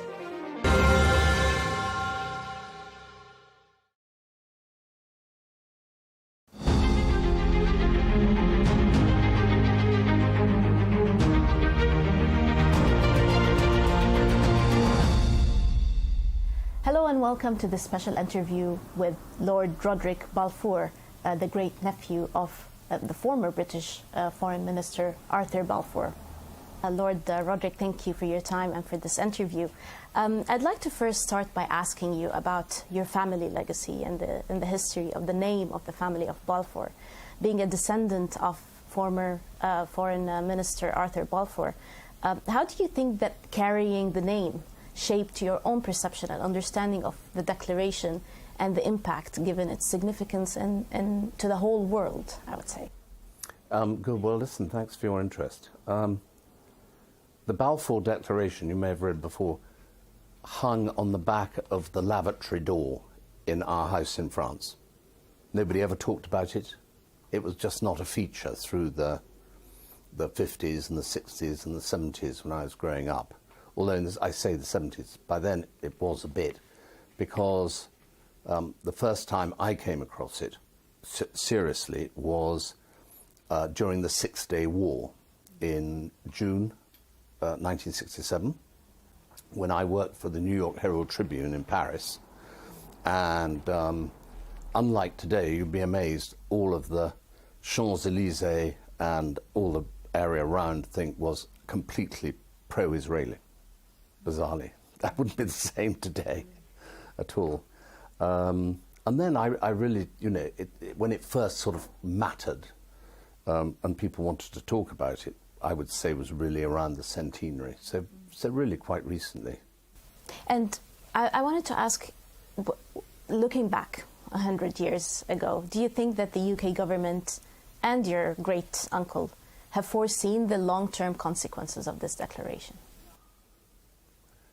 Do you think that President Trump and everybody else can see the long-term consequences of what they're proposing today in 100 years' time?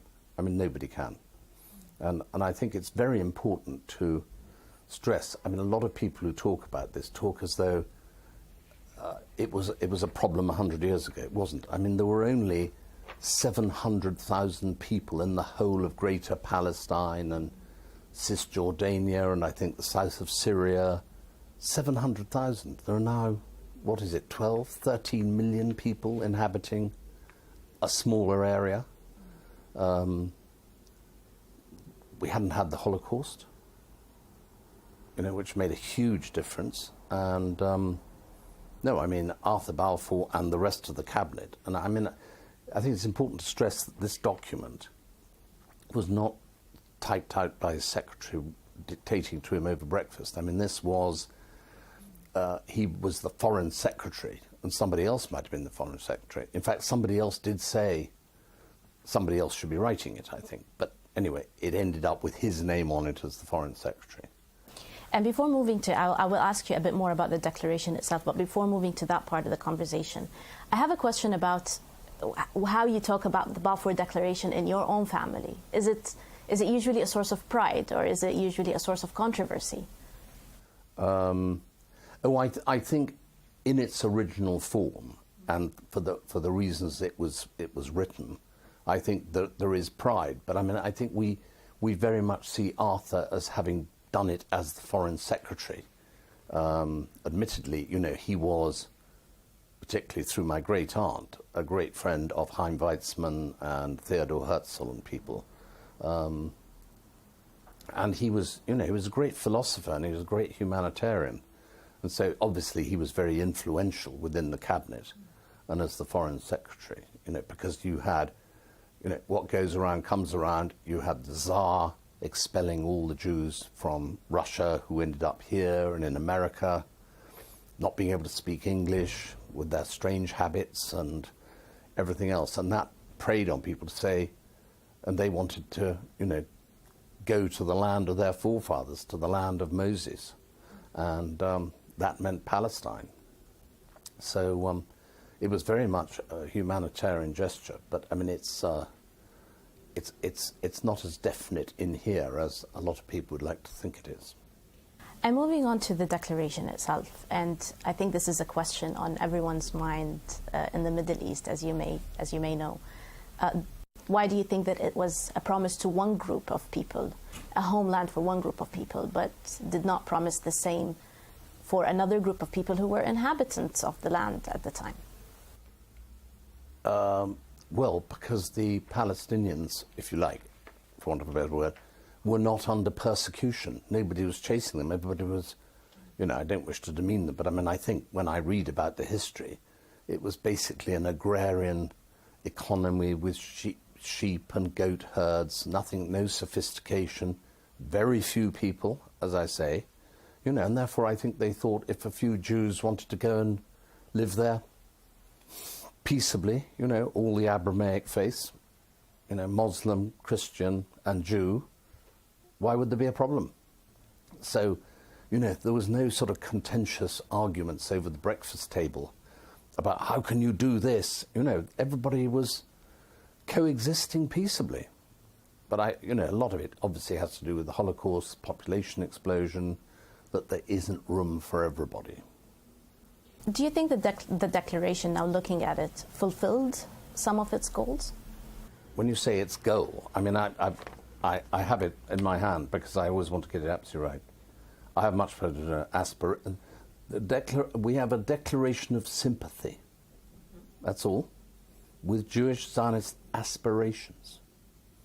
which has been submitted to and approved by the Cabinet. His Majesty's government view with favour the establishment in Palestine of a national home for the Jewish people. So there's no, we will support the creation of a state of Israel, as is, you know, under pressure to create for Palestine at the moment. And this is the strong bit. Everything else is what I think in the lawyers call precatory. It's a wish, okay? But the next sentence is the one that gets me into trouble in Israel. It being clearly understood that nothing shall be done which may prejudice the civil and religious rights of existing non-Jewish communities in Palestine. So I leave anybody listening to think what is going on today is not what he or the government of the day would have wished. But do you think that the UK government has done enough for that clause to protect non-Jewish communities? That's a very good question. I mean, when you say done enough, I mean, I felt for many years that the United Nations, who got involved in the Congo, in Sudan, in all these other places, never really got sufficiently involved in the Holy Land. And I call it the Holy Land for all three religions. And I've never quite understood why not.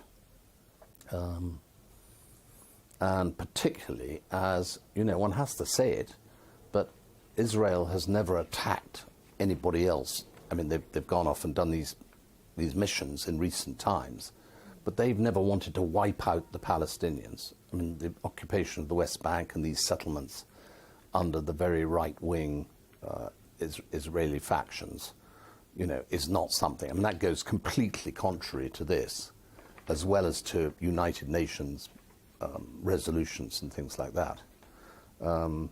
So, you know, what could we do, just Britain? I mean, it wasn't a, you know, we came out of it after the mandate finished in 1947-48 and the State of Israel was announced, recognized by the US, recognized by the United Nations. You know, they were a sovereign nation by whatever other means you want to call them. So, you know, it wasn't up to us to say, you are contravening the declaration. I would have liked it if they had, and the United Nations had said, you know, we're going to come in here and sort things out, because it's contrary to the declaration. I'd like to move to the to UK's historical decision to recognize Palestine last week. And this was an important day for a lot of Palestinians and Arabs in the whole world. Mm-hmm. What do you think of this recognition? And do you think that it was a step taken too late? No, I don't at all. I think that again, with the United Nations help and everybody else, there should have been a far greater effort to deal with the two-state, the two population problem much, much earlier, whereby there would have been far more democratic regimes in both Gaza and the West Bank. And instead they've just been able to run riot and do whatever they want. I mean, the West Bank hasn't had elections for 20 years. Gaza has been ruled by Hamas. I mean, are these, in their present condition, are these really suitable entities for us to recognize as a state? I'm not sure.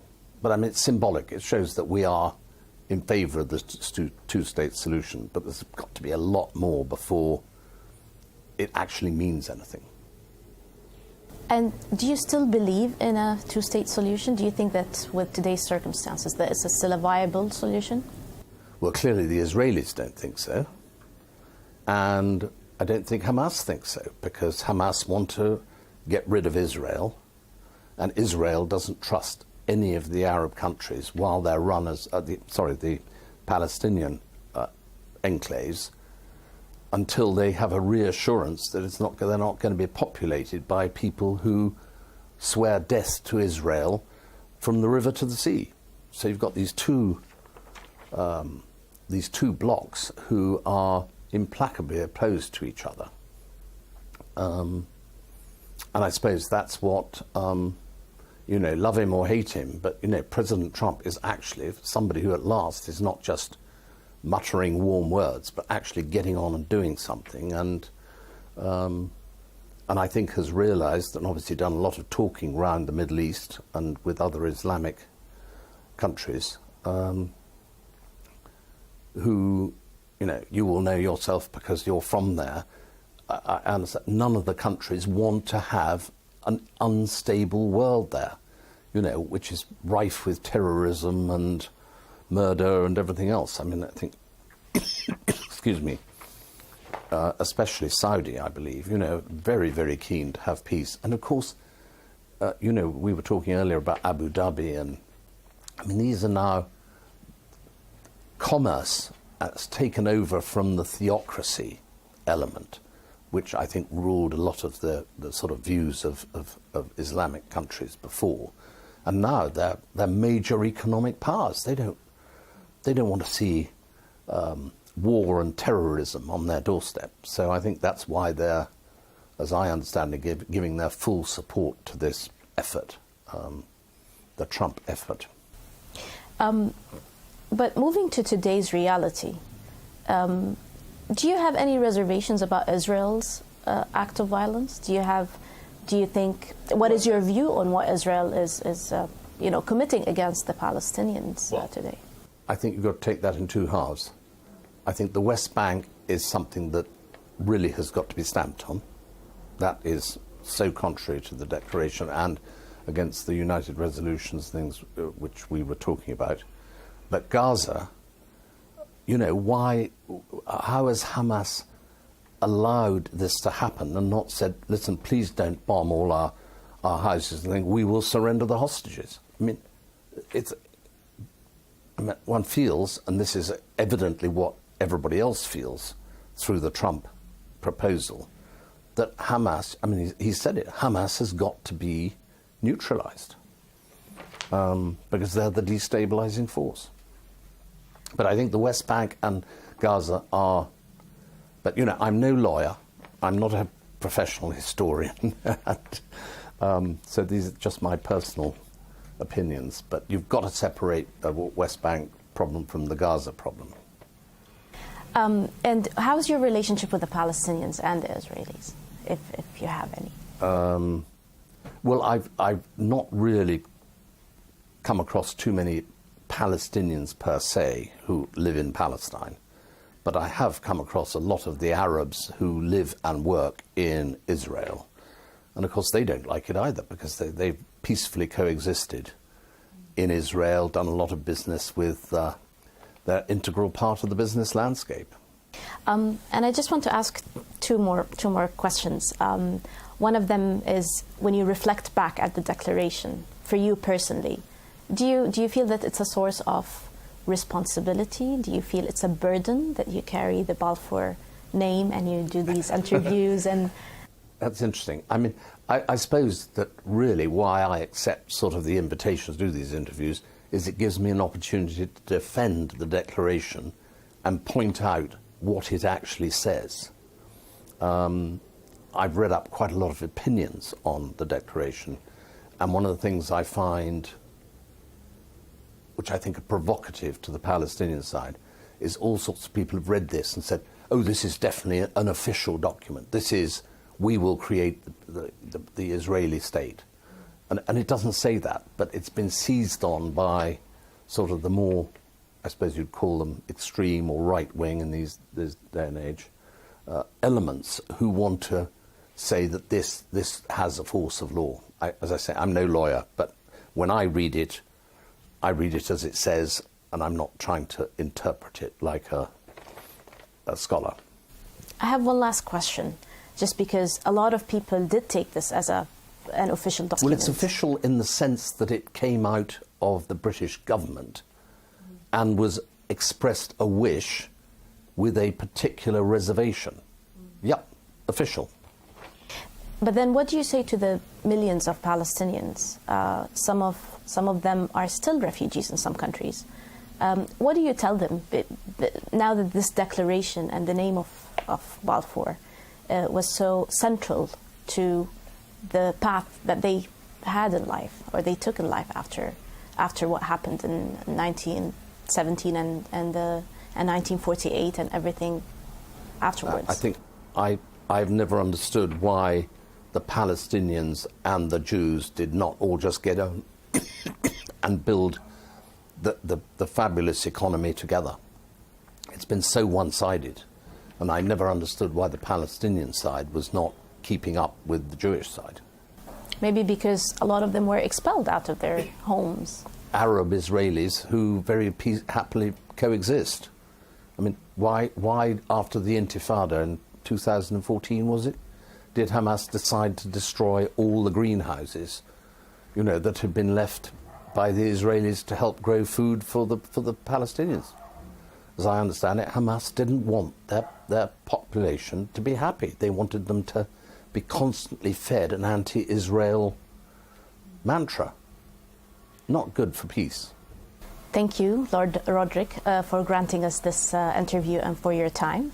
Thank you for watching. This was an interview with Lord Roderick Balfour, the great-nephew of former British Foreign Minister Arthur Balfour. Thank you for watching.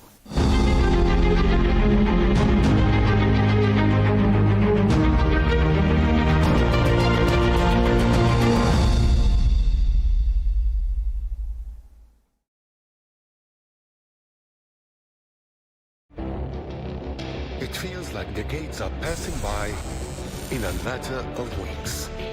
Seismic shifts in the world order. Never, ever will be part of America. With so much happening and so much noise. Whether it's political upheaval, Canada has been ripping us off for years. economic shifts or social movements, And no one wins from tariffs. I think America can be more friendly to the rest of the world. For in-depth analysis and all the latest developments across the globe. To have an inclusive policy together. The meetings with Hamas gave me some hope. We're in another nuclear arms race. the most important developments straight to your screen. Welcome to the dressing room. I'm on my own. I need backup. And an insightful look at the issues shaping our world today. It was not going to happen, that war, and it happened. Join us on Arabiya News, where the world talks.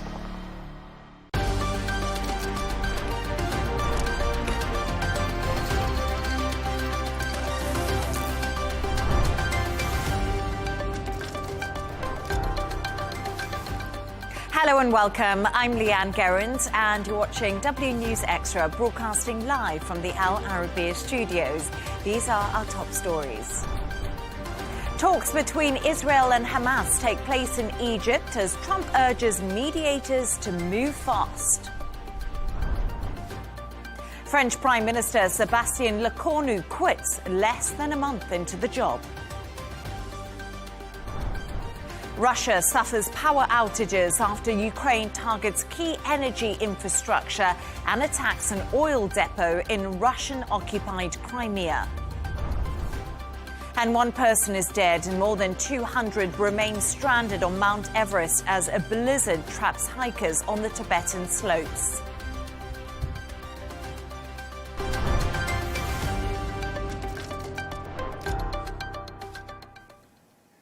Now, Israel and Hamas have been holding indirect talks in Egypt today as they attempt to carry out President Trump's Gaza peace deal. Hamas has agreed to the release of Israeli hostages, but has still not accepted all the conditions of the 20-point plan.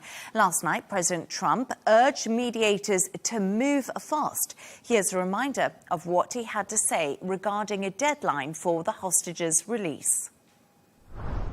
Yeah, we did it very quickly.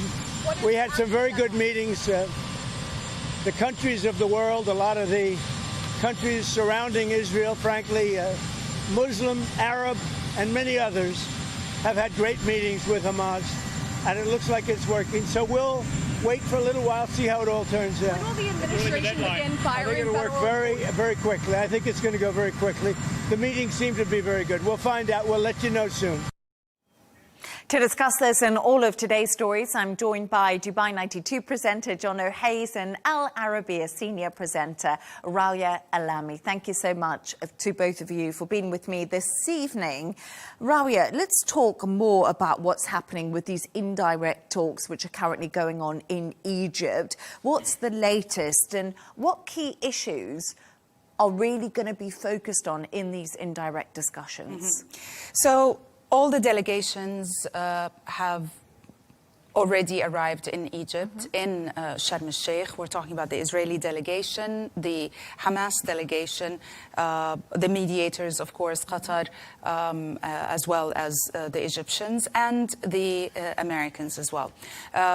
The top level, the top leadership of the negotiating teams, at least the Israeli one, Ron Dermer, Jared Kushner, and Steve Witkoff, are not in Egypt yet, but they are supposed to join the delegations later this week. They will discuss at this stage the implementation of the first phase of the plan, trying to reach a framework within this week. The first phase is basically there are 3 points, major points during this phase, which is the release of all hostages. The second thing is the Israeli withdrawal, which is a bit of a sticky point because Israel has, or at least this is what Hamas is saying, that the withdrawal plans and timelines are vague. And the third issue is the humanitarian corridor. There's also another sticky point regarding this stage as well, which is the timing of the release of these hostages. Hamas is claiming and saying that it is logistically impossible to meet the deadline that President Trump has set, which is 3 days. First of all, all military operations need to be halted, which they have not, even though President Trump has called for them to be halted. Israel is saying that they are on the defensive, not on the offensive, but still bombardment and ground shelling is still taking place. Only in the last 24 hours, 24 Palestinians in Gaza have been killed. So the next stage will be definitely much more sticky because we will be talking, the delegations will be negotiating disarmament, which is a very sticky point, and governance in Gaza after the war has ended as well. And as you said, Rawiya, really sticky points to be discussed here. And Hamas has to find the hostages because they probably don't know where everyone is after we've seen this occupation of Gaza City by Israel and the constant bombardment. And we actually spoke to Yotam Confino earlier, who is a Middle East correspondent, and he managed to get into Gaza City, and we just saw the destruction of that. So let's just take a quick listen to what he told me he witnessed while he was there. So as expected, we entered a war zone. We went with the Israeli military on what you call an embed deep into Gaza City, or at least to the southern part of Gaza City. And what we saw was, of course, first of all, sand dunes everywhere. There are no roads. It was extremely difficult to even get there. We were inside an armored personnel carrier for a long time. And then eventually when we got there, it was just chaos. You heard explosions in the background from Israel attacking Hamas. You saw buildings that were either completely destroyed or partially destroyed. And we basically saw what an active war zone is like. It was extremely dangerous to be there, first of all, because the fighting is still ongoing and because Hamas has snipers many places in Gaza City. So we weren't allowed to be outside for too long. We had to be inside an apartment block that was used by the Israeli military. So it was really a horrible sight, really, because it just once again shows you how affected Gaza is from all of this fighting that takes place inside densely populated areas. 900,000 people have left Gaza City, but it still means that there are between 100 and maybe 200,000 civilians left inside Gaza City. And Jono, we just see the destruction there. Yotam actually filmed that and he sent it to us and we played it out and we look at Gaza City and the destruction that we've been discussing. So I think the big question now is what happens if Hamas don't agree And right now, do we know what their red lines are? So 48 hours is what Israel and the US have said. This is what you need to action it by. We need progress here. If you don't, Israeli forces will push deeper into Gaza City because, as we've heard, they're now currently holding that line. So they're not progressing forward. They're not retreating backwards. They're just holding their ground. If within that 48 hours there hasn't been some progress or the hostages don't begin to be released, and as Rawia rightly said, they've not just lost communication with some hostages. A lot of these are bodies. The logistics behind having to find the bodies of the 20 or so hostages that are still there is also going to be tricky for Hamas to do.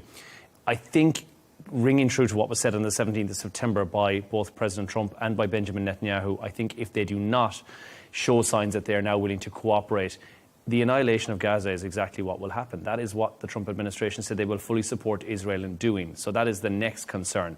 Hamas's red lines, and we've heard this, and as Rawia touched on as well, they remain the same. A few of the disarmament conditions are there, as well as the future governance of Gaza. These are the things that are the points they don't want to budge on. And right now, they've got a lot of support on the disarmament issue, at least, because Palestinians at large, 70% of them, feel that if Hamas is disarmed, there is no defence. Where is the defence for Gaza and the Palestinian people at that stage? Which, to be fair, if you take away weapons, what have the Palestinians got left? They really have nothing to fight with. And the concern is that if Israel don't keep true to their word, that this would be a bigger issue in the long run. So you can understand why there would be concern about that. With the future governance of Gaza, I do think there will be some wiggle room on that. I think Hamas will have pretty much no choice in that situation. But if you are to look at it proportionately speaking, what percentage of Palestinian people, of which there are 900,000 that remain, we hope, are actually Hamas, the estimation is 40%. Israeli sources say it's more in the lines of 16 to 19,000 would be the case. 40,000 people, not 40%, would be the correct figure. So you have to reckon, is there proportional representation that's required in government for Hamas, or will Hamas just be given safe passage to exit from Gaza? So I think the red lines, although they've said this is what we won't change on, they're open to negotiation, because I think at this stage, non-negotiation is really not an option for Hamas. And I wonder, we talk about Hamas not having much room to negotiate. They've got to come to the table. They have to get something. We've seen the obliteration of Gaza City. But I also think, Rawia, Benjamin Netanyahu is also in a really difficult spot right now. He has to make alliances. He's got to make compromises. He's come out and said to Donald Trump, we'll accept this 20-point plan. There's been a few caveats in it. But Benjamin Netanyahu actually, a poll shows that 70% of Israelis really want this war to end in exchange for the release of the hostages. They've become more and more vocal. There's been protests inside Israel, across the world. They're becoming so isolated. Absolutely. I mean, we should not forget that the Israeli public views this President Trump's peace plan as the lifeline for the country and for the hostages. And this is definitely a big percentage of the Israeli people feel this way. On the other hand as well, so there is a lot of pressure from the Israeli public. At the same time, Netanyahu is under a lot of pressure also inside his government, even though Smotrich and Ben Gvir did not topple the government as they were threatening throughout the 2 years if Netanyahu ends the war and goes for a hostage deal. And at the same time, Netanyahu is under huge pressure from the American administration. He was practically forced into this deal. In fact, by the way, on Saturday, there were reports in Israeli media talking about Netanyahu calling an emergency meeting as soon as Hamas's response was released, and before President Trump made a statement, and that he was telling his cabinet and whoever, the people that were there, and it was a very secret meeting, that we should consider Hamas's response as negative and as a rejection of the plan, and that he was shocked when he heard President Trump's statement and the praise he gave, for Hamas's acceptance of the deal and the way he viewed it in a positive light. So he is under a lot of pressure, even internationally. Israel is isolated. So, yes. I think they're up against it. When you see the United Nations General Assembly and 142 nations say, we support a Palestinian state, surely Benjamin Netanyahu has to look and say he's got to save his own skin, politically speaking, to continue this war is really not going to bode well with Israelis and with the world at large. I think everyone said we need an end to this. Hamas have shown wiggle room, and I think the timeline process here needs to be stop the fighting. OK, we'll hold at the enemy line where it currently is and hold the Israelis there. Find the hostages. That's the next thing that needs to happen. And I don't know if 48 hours is the realistic turnaround time. Return the hostages. Give it 2 or 3 days for that to happen. Then move on to negotiations whereby Hamas may have somewhat of a deal. The disarmament can't happen before that. The red lines that we discussed are moved ever so slightly, because I reckon there's wiggle room in all of them, but it's a case of the absolute withdrawal of all Israeli forces from Gaza that needs to happen before Hamas will say, now we will disarm, because without that they really feel they have no lifeline. But Hamas are also under huge pressure from Qatar, from Egypt and Turkey as well. Turkey. There's huge pressure on Hamas to also come to the middle ground, to make concessions, to make this work, because they've put so much work into this 20-point proposal alongside Donald Trump. And the White House, Caroline Leavitt, gave a press briefing a little bit earlier today, and she says that we want to move very quickly on the Gaza plan, which Donald Trump has said. She said Israel has been incredible in cooperating on the Gaza plan. So we see this pushing and pushing to try to desperately get this deal over the line. Definitely. I mean, just like Prime Minister Netanyahu is pressured from all directions, Hamas is definitely very pressured, whether it be on the ground in Gaza with the mounting and expanding Israeli offensive, especially in the past few months. At the same time, apparently, President Trump has asked the Turkish President Erdogan to pressure Hamas, and apparently Hamas was convinced by the mediators that this is the best option, that there shouldn't be any rejection of the plan, there should be an embrace, yet also a tactical maneuver in order to get to the negotiations on the sticky points without committing fully to the conditions of the plan. So, I mean, at least in Palestine, in the Arab world, Hamas's response was considered tactically smart. And I think it will just require a few days. And like you said, it's tactically smart from a terrorist organisation to come up with something like this. There will be no place for them in government. And I think a lot of people can see that as realistic. That will be the one thing would they move on. And I think the disarmament following the release of the hostages and the withdrawal of troops from Israel, which is supposed to be imminent once the hostages are released, if that does happen, I do think they'll have to, and it's not a case of this is the best deal, it's the only deal on the table. It is, and ceding power to a technocratic Palestinian leadership seems to be the more logical solution in this, at this stage at least. And we'll see what happens, but we must remember we haven't got this far for a long time. Yes. So this is let's be optimistically. Yes, let's be optimistic. Or cautiously optimistic, let's say. Cautiously, but optimistic nonetheless. Yes, and you know, all the right people are in Egypt. The wheels are in motion. So hopefully we get some sort of news in the next couple of days on those talks. Raoya and Jono, thank you so much for your thoughts on that. Now let's move on to another story. And French Prime Minister Sébastien Lecornu has resigned after just 28 days in the job. The announcement came just hours after his cabinet was unveiled. Lecornu was appointed after the downfall of the previous government led by François Bayrou. Here's how Lecornu broke that news. En ce lundi matin, les conditions... This Monday morning, the conditions were no longer in place for me to carry out the duties of Prime Minister and allow the government to appear before the National Assembly tomorrow. The composition of the government was not smooth and awakened some partisan appetites, sometimes quite legitimately linked to the upcoming presidential election. Now, we must be able to move forward, or at least those who want to find a path for the country must be able to move forward. High drama. Absolute high drama at the Élysée Palace today. Unbelievable surprise. Many people weren't expecting this. What's happened after 26 days in the job? Well, it's a record. We set a record. The government itself, 14 hours. And that also is a record. So that's pretty impressive. The reason he stepped down, the reason he's resigned, multiple parties in the National Assembly threatened to vote down the new cabinet, saying that it's basically more of the same. So they've just reshuffled the deck of playing cards, but the same players are still in play there as well. The last government pretty much mimics what this one was as well. Historically speaking, we haven't seen something... I mean, Michel Barnier, 3 months is what he managed in 2024. But before that, the shortest one we've had has been a one-day government in 1885. So this is something impressive for France to even do this as well. But there's been 5 prime ministers under Emmanuel Macron in 2 years, which is just a deep political...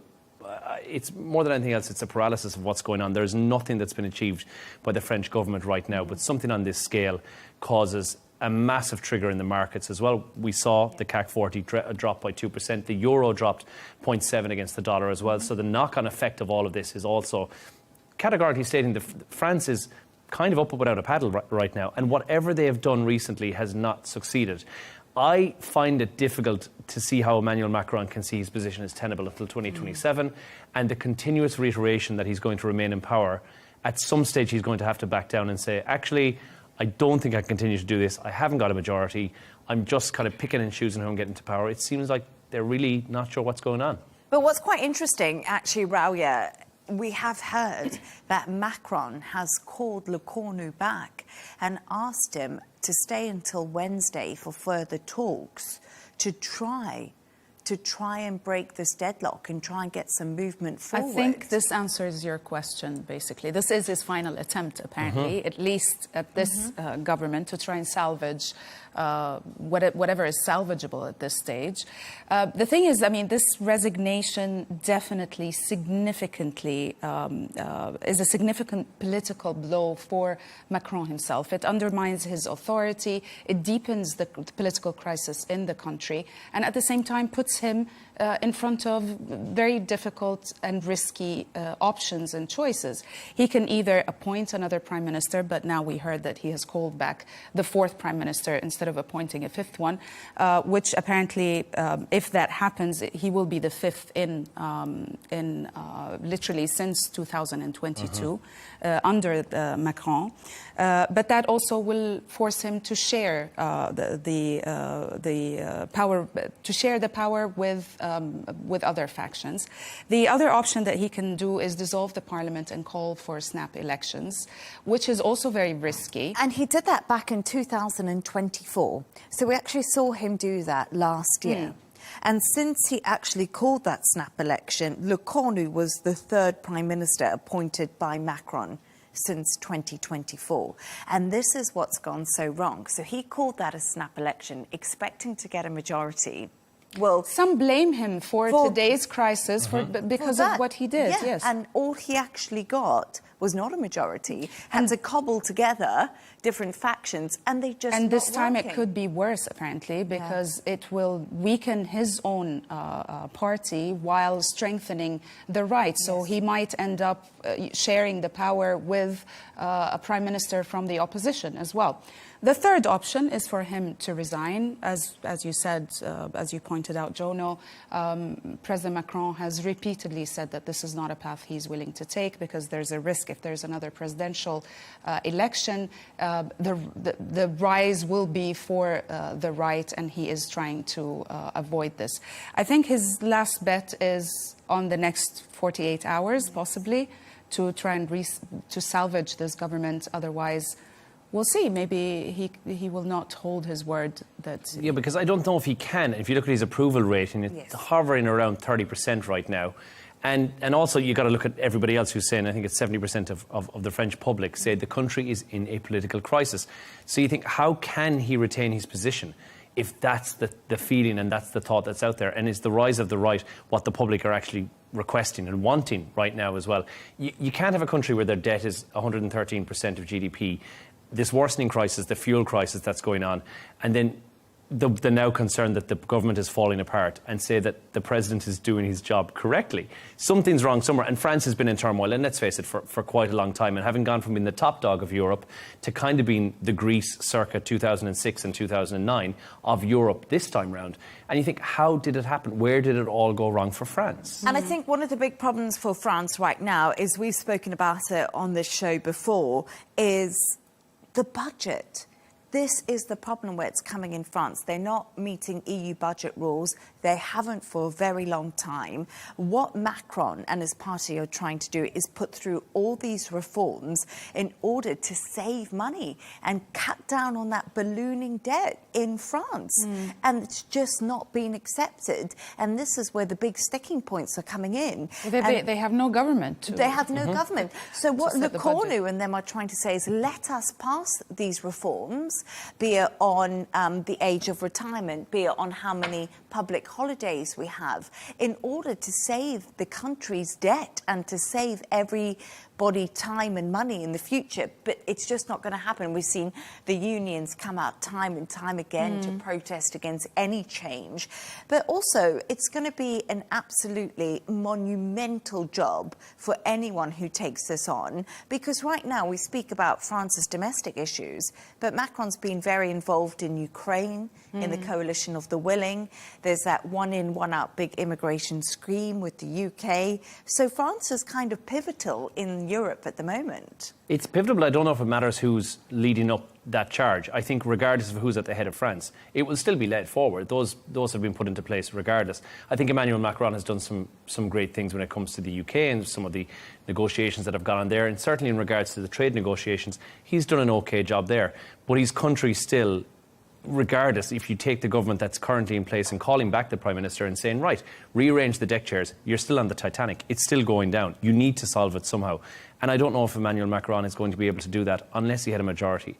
And we're nowhere near that. He's not even going to be able to move that around. But if actually he does resign and there are new presidential elections and the right rises, how do you think... Sorry, I'm doing the questioning now.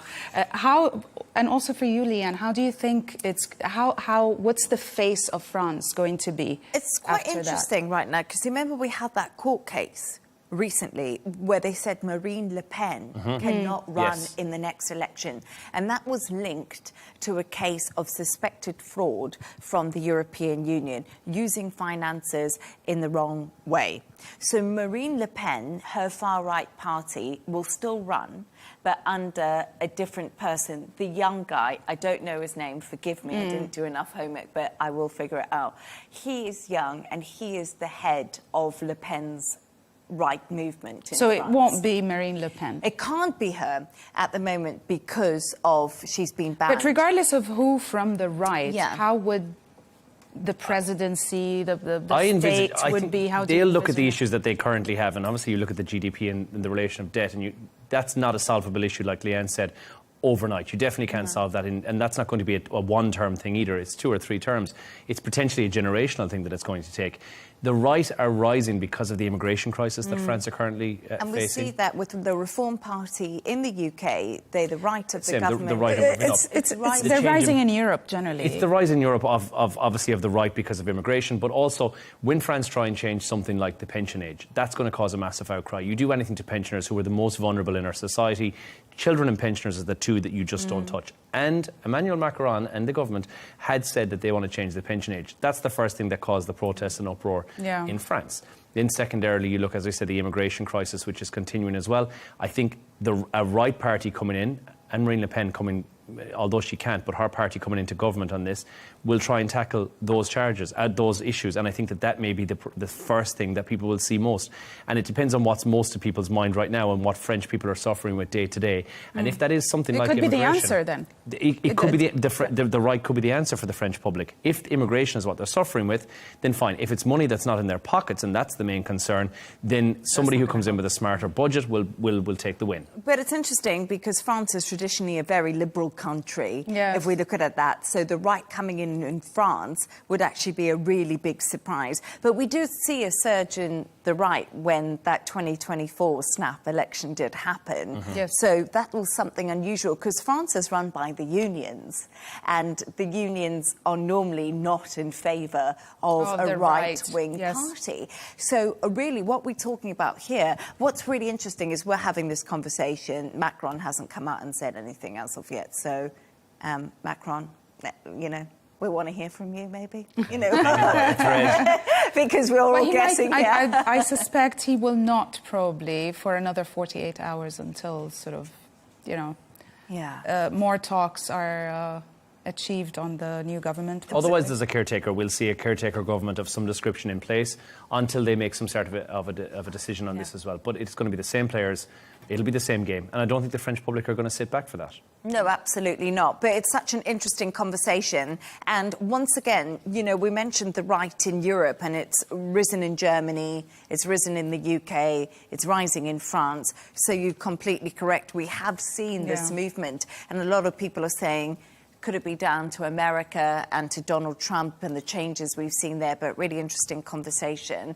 Thanks for your thoughts on that. Let's move on to another story now. And thousands of Russians woke up without power this morning after Ukraine targeted key energy infrastructures overnight. Shelling and drone attacks snapped electricity cables, and emergency services restored supply. 251 drones were shot down, including one headed for the capital city, which is, of course, Moscow. So, Rawiya, we've seen these attacks. They appear to be intensifying at the moment. What's the situation? Certainly, the attacks are intensifying both ways, the Russian attacks on Ukraine and also the Ukrainian attacks on Russian oil infrastructure, as we have seen recently. Now, in terms of scale, they're probably one of the biggest drone attacks carried during the course of this war. We are talking about, apparently, Russian air defenses they say that they have destroyed 251 Ukrainian drones overnight. Most of these drones were shot over the Crimea and the Black Sea, and they have repeatedly targeted or hit oil refineries also and power grids.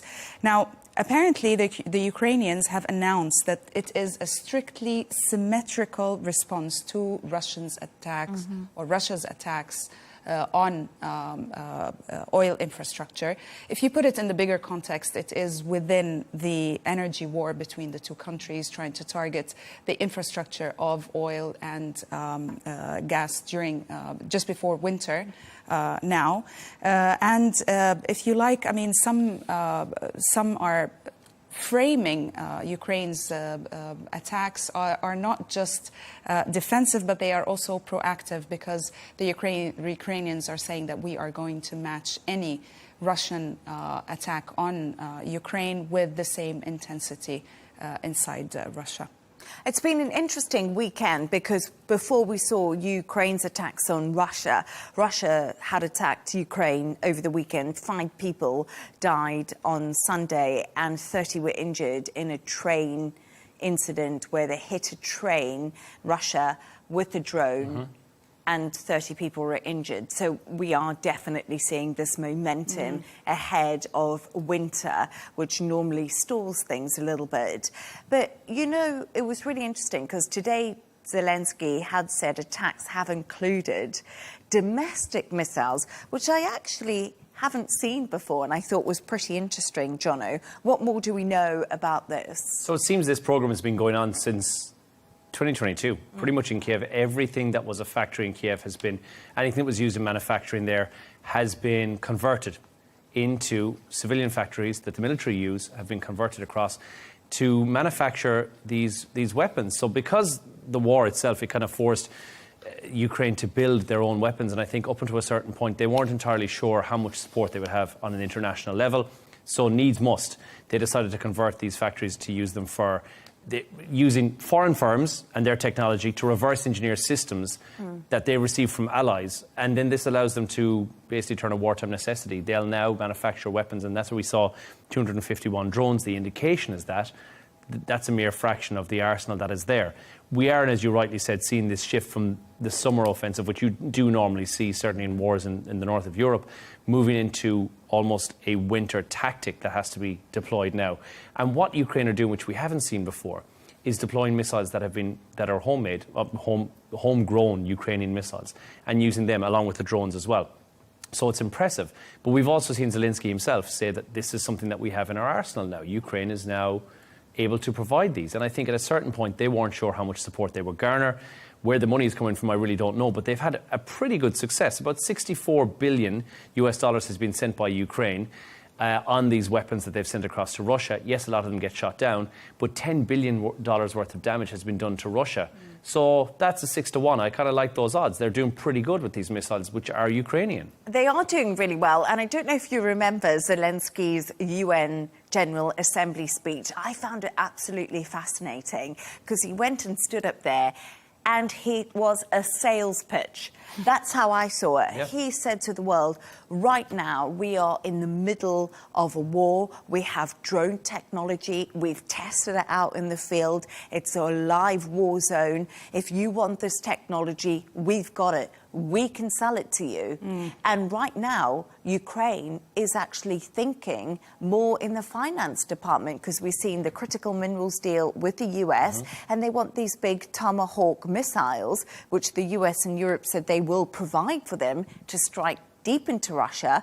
That appears to have been agreed by the countries for the very first time. So things could be changing in this war. Yeah, well, now maybe there's, after 3 years or more of this war, Ukraine has developed its own weapons technology, especially when it comes to drones. They have definitely tested them out in the field, and they are maybe in a position as well to sell them, to fund, you know, what they need to buy for this war, especially because now the Americans are saying, you know, nothing is for free, you have to pay for it. Which makes sense. It's $1.4 million for a Tomahawk missile. I think Ukraine will now be able to afford to buy some of these.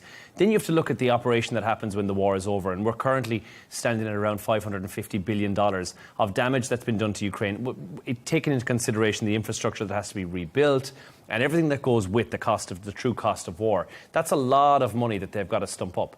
So something like this, and setting themselves up as the European leaders of missile creation, may be where they're going. And if they're having the success rate, it may prove to be something which is quite lucrative for Ukraine.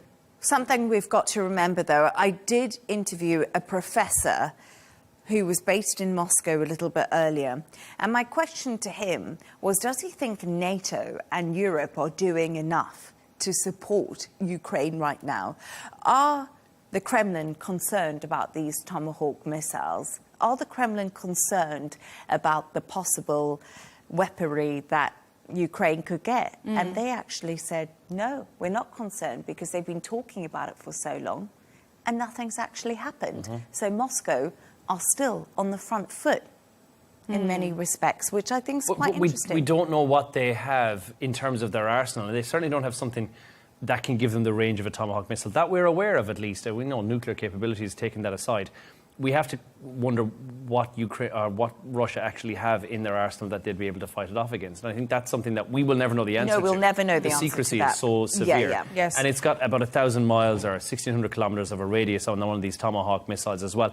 That will allow Ukraine to go very deep into Russia and cause some serious damage during the winter offensive when it does. And it's unlike the Russians to admit that they are concerned. Of course. You know, in yes, such a that's case, a good point. You know. Yeah. But it's been, and also actually today, I just wanted to say something. We did know that Vladimir Putin held a conversation with Benjamin Netanyahu a little bit earlier today to discuss the Middle East and other subjects. So Putin and Netanyahu also had a chat. I think this is now on the back burner, and I think certainly Israel and the peace deal with Gaza is to the fore. Priority. And I think Ukraine will protract through the entire winter, and I don't foresee, because now it's fallen so far on the back burner, it's no longer the priority. Unfortunately, it will continue to wage on. But things change very fast. Yes.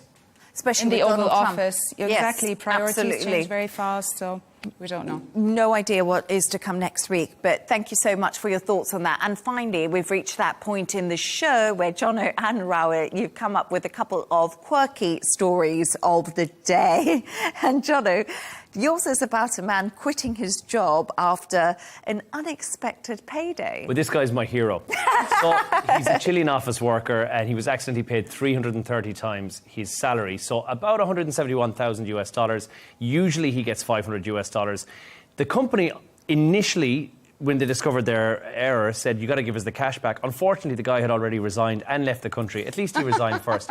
He Not vanished fast enough, completely. apparently. Yeah, very quickly. It sparked a 3-year legal fight, which is now coming to a conclusion. The court said, it's not technically theft.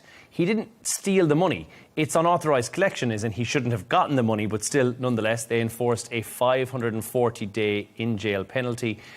but the guy can't be found, so he can't serve that time. The company is trying to recover the funds, and now he's gone viral in Chile as somewhat of a dream payday story, and also a working class hero for everybody else. He's turned into somewhat of a working Everybody's class hero. wishing to be him. Where would you hide, do you think, if Not this very far happened away if to it's you? $171,000. Not very far away on today's prices. I mean, it depends where you go. Yeah. I suppose. Depends where you go. It was significantly higher than his wages were. Yeah, so it's for a him, huge it's a change. huge Yeah, it's 165 million pesos. So the guy just thought, you know what, I'm out of here straight away.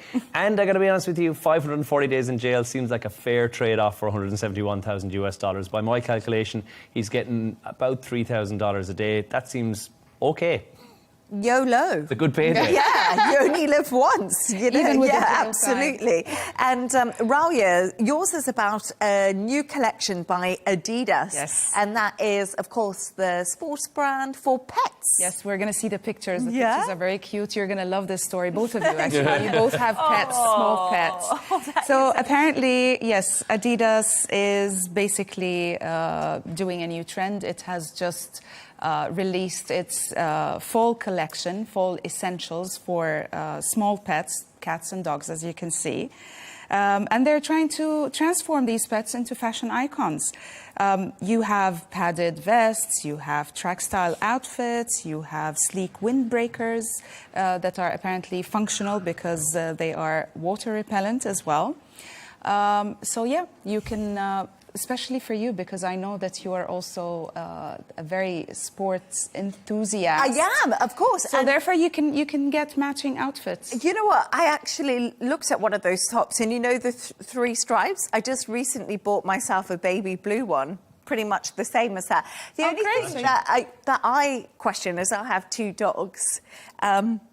My problem with my dogs is getting them in and out of the clothes. Yeah, dogs don't like clothes. That's what honestly, I feel, and especially here. I mean, we live in Dubai with it's so warm, it's so hot. I feel it's unfair. I mean, these things, honestly, they don't want to be dressed up. They please the owner, and they really make the pet miserable. But then, for a big brand like this to spend so much money on advertising and on making the clothes, surely they've done their market research. There must be a demand. By the way, this is the second collection. Yeah, exactly. This is not the first time they release a pets collection. This is the second time, which means there is enough demand. There must definitely be demand. But then demand from the owners, not from the pets themselves. So but I must admit, I used to have a little male Jack Russell, and gosh, he used to love his winter jacket. It was so Did he though? cute. He did the late. My little girl. Did he tell you? My little girl. As soon as I put it on him, he got so excited. And he That's used to, because it meant walkies. Exactly, he meant us going outside. Show off up the road, you know, with his little fur coat on. It was really cute. I don't know. Why not match outfits to dogs? Yeah, you know, YOLO. You only live once. But thanks to today's guests, Dubai 92 presenter John O'Hayes and Al Arabiya senior presenter Ralia Alami. And of course, that's all from us on W News Extra. Don't forget to subscribe to our YouTube channel, follow us on X. G&T is coming up next. Goodbye and thank you.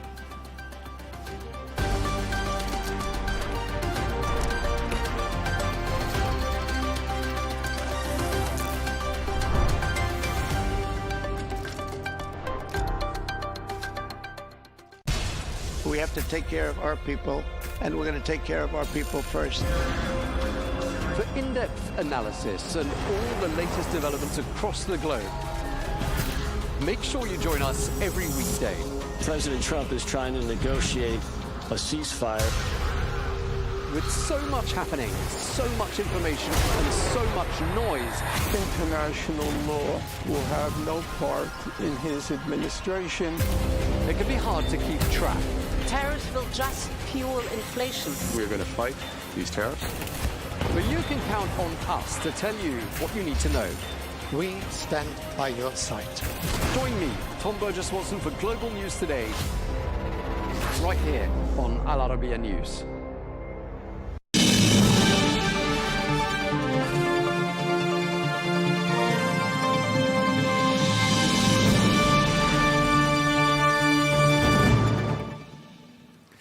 Hello and welcome to Global News Today, bringing you exclusive interviews with leading experts every weekday here on Al Arabiya English. I'm Tom Burges Watson. Coming up on today's programme, as indirect negotiations between Israel and Hamas kick off in Egypt, we ask, could we be on the cusp of an end to the war in Gaza? And how close to a breakthrough could we be? And what next for the hostages still being held there in Gaza? Plus, as the French President Emmanuel Macron loses his 5th Prime Minister in the space of 2 years, we ask a French senator, what's wrong with French politics?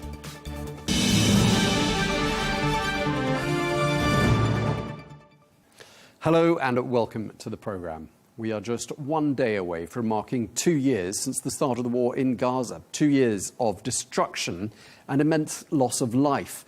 But how close are we to finding a diplomatic solution to the conflict? Well, delegations from Hamas and Israel, along with mediators, are gathering in Egypt for negotiations. Well, the US President Donald Trump has urged all parties to move fast. Let's take a listen. Deadline for Hamas to release the hostages. Yeah, we're going to very quickly.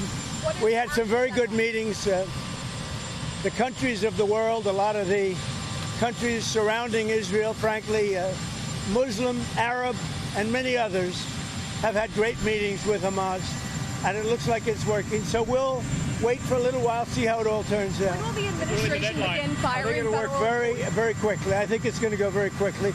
The meetings seem to be very good. We'll find out. We'll let you know soon. US President Donald Trump speaking there. Well, while efforts to end the war in Gaza appear to be underway, the human toll continues to rise, with at least 20 people killed across the war-torn strip during the course of today alone.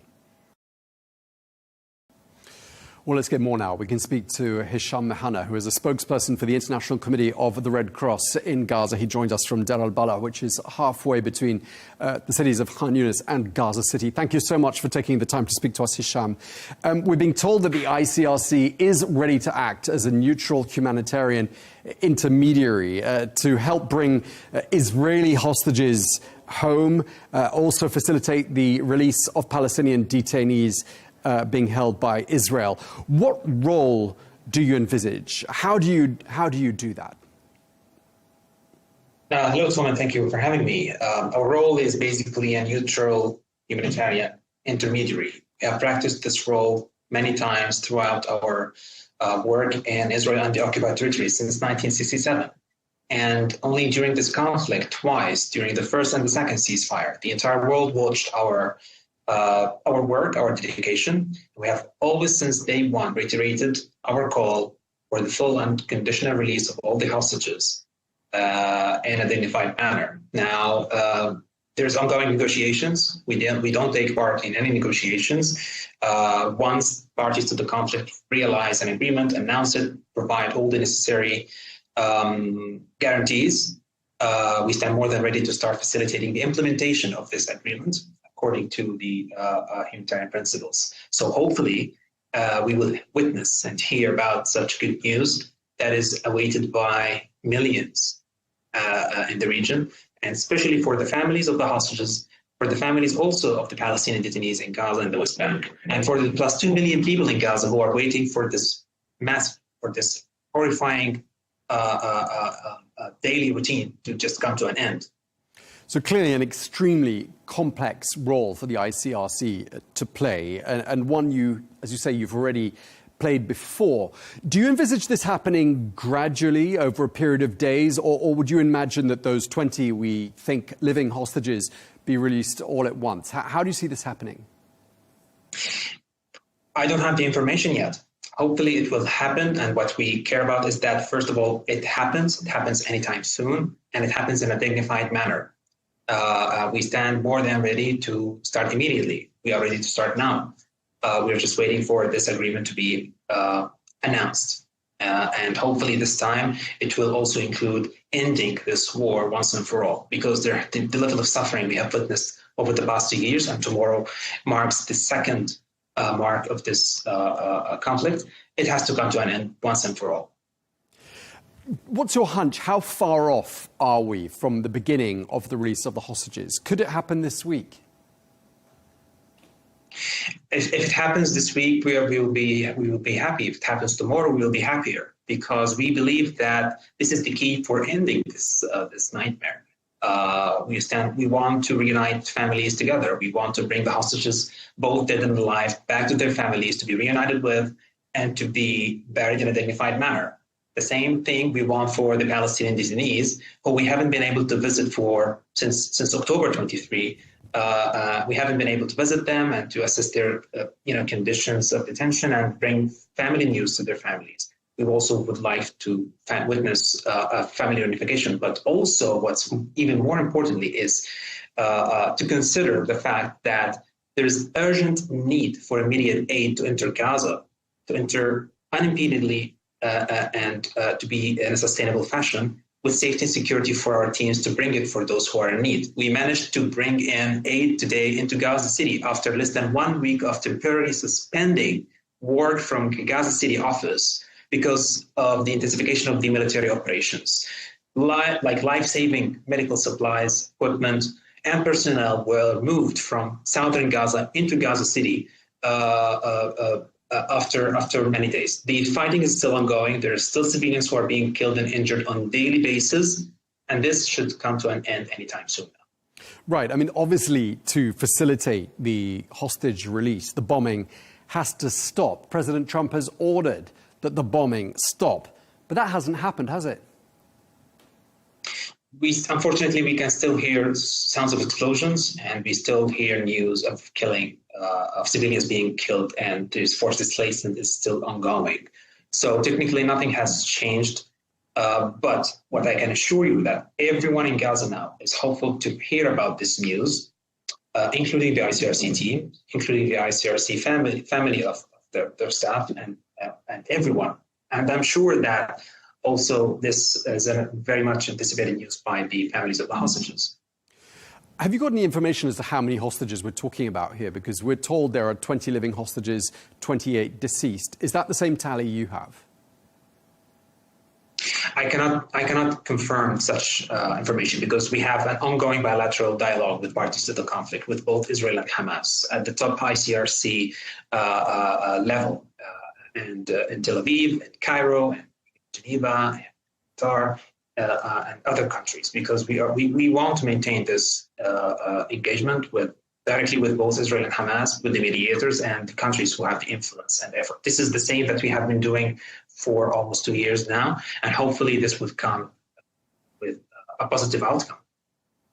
Okay, let's talk a bit more about the humanitarian situation across Gaza. As you were saying a moment ago, you had to suspend operations in Gaza City last week. Just tell us how much of a presence you have elsewhere in the Gaza Strip and what your main focuses of activity are. The last time I was in Gaza City was last week. A few days before, we had to temporarily suspend operations from our office there. And what we could hear day and night is massive explosions that could shake our building. And these detonations or these explosions took place kilometers away from our office. And the dust the gunpowder would cover the area, that sometimes we had to wear masks. So I cannot possibly imagine how that would be for the civilians in the surrounding of these explosions and this fighting. Civilians we have been speaking to and talking to, including medical staff who are working from hospitals that are striving to continue saving lives, for civilians who are displaced in shelter and camps that we are trying to support. They cannot move.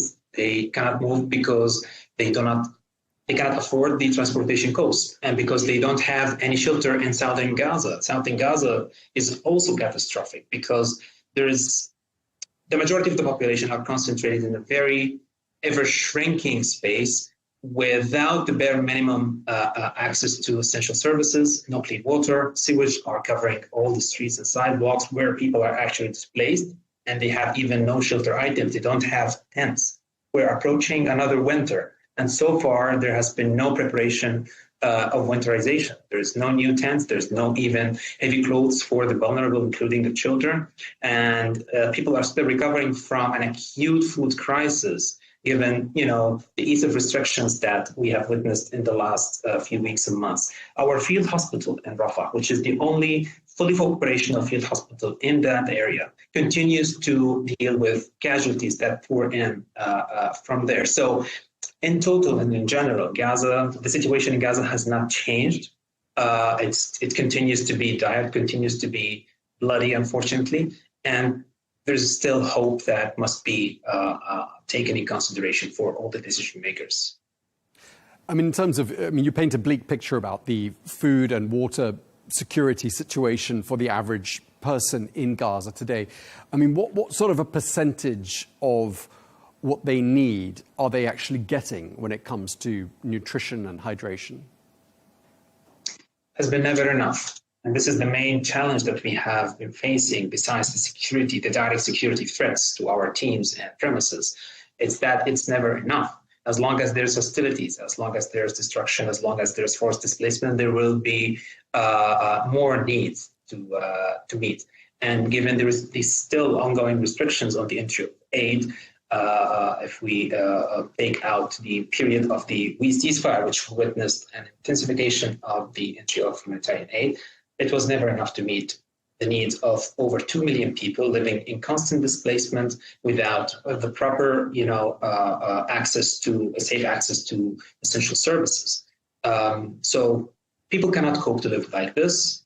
It's not as they were destined to live like this. They are entitled to live with dignity. They are entitled to receive humanitarian aid safely and with dignity under the international humanitarian law.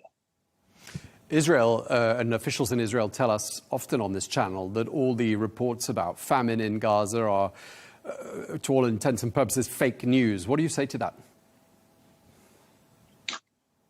The ICRC is not an organization that is experienced in a declaration of famine, but the IPC report that came out recently, just less than a month ago, must have been treated seriously and should pave the way forward towards ending this crisis. There is a food crisis in Gaza. There are people who are struggling with acute malnutrition. We have received patients in our own field hospital in Rafah that have shown syndrome of such, including a pregnant woman, including newborns and children. It cannot be just denied. And whatever that entered Gaza in terms of food was never enough. It's not about the quantity only. It's about the safe access to what gets inside. It's about to deliver this for all who are desperate for it in the north, in the south, and the middle. We're told that 67,000 Palestinians have been killed during these last 24 months. I don't know if you have another number, but what's certain is that people in Gaza have been living surrounded by explosions, destruction, hunger, disease, attending funerals, probably on a very regular basis. How psychologically damaged would you say the 2.2 million people of Gaza actually are right now? I cannot describe it. No one can describe it. It will take many, many years to recover from the scars that are left by this conflict, because people have lost their loved ones. Parents have lost their children. Children have had to bury their own parents in the backyard of their homes or on the streets. This is something that you can never heal from and never forget. People have went missing, and their families until now don't know their whereabouts. It's an open cut wound until they can be reunited together, if they are still alive and lucky, or if they can receive the human remains of them and provide the proper dignified burial so that they can mourn. There is no recovery from this. Absolutely, there is no winner from this horrifying conflict. And back to your question about the numbers of those who have been killed, I think it's intolerable. I think it's unacceptable. And it doesn't matter how many people get killed every day, as much as it's important to stop this from continue happening in the future. This is why we have been calling for a ceasefire. This is why we have been calling for ending this fight, and to realize, only political efforts are proven to be effective in ending this. The political solution only, not the humanitarian situation, not the military situation. Okay, just lastly, Hisham, and briefly, if you don't mind. I mean, President Trump says he's optimistic that, there will be results from the diplomatic efforts that are being made. Does it feel like to people in Gaza that there is now a ray of light at the end of the tunnel? Everyone is hopeful. I can assure you that even those patients and casualties at the hospitals, or the remains of the hospitals that are continue to partially function, even these families whose loved ones are either held captive or in detention, they are still hopeful that they will have their own loved ones between their arms anytime soon, or get the remains of their the remains of their loved ones to bury them properly in a dignified manner. Everyone is hopeful despite the pain, despite the agony, despite the suffering, and this hope must be respected and must be turned into a reality anytime soon. Hesham Mehanna, spokesperson for the International Committee of the Red Cross in Deir al-Balah in Gaza. Thank you very much indeed for your time.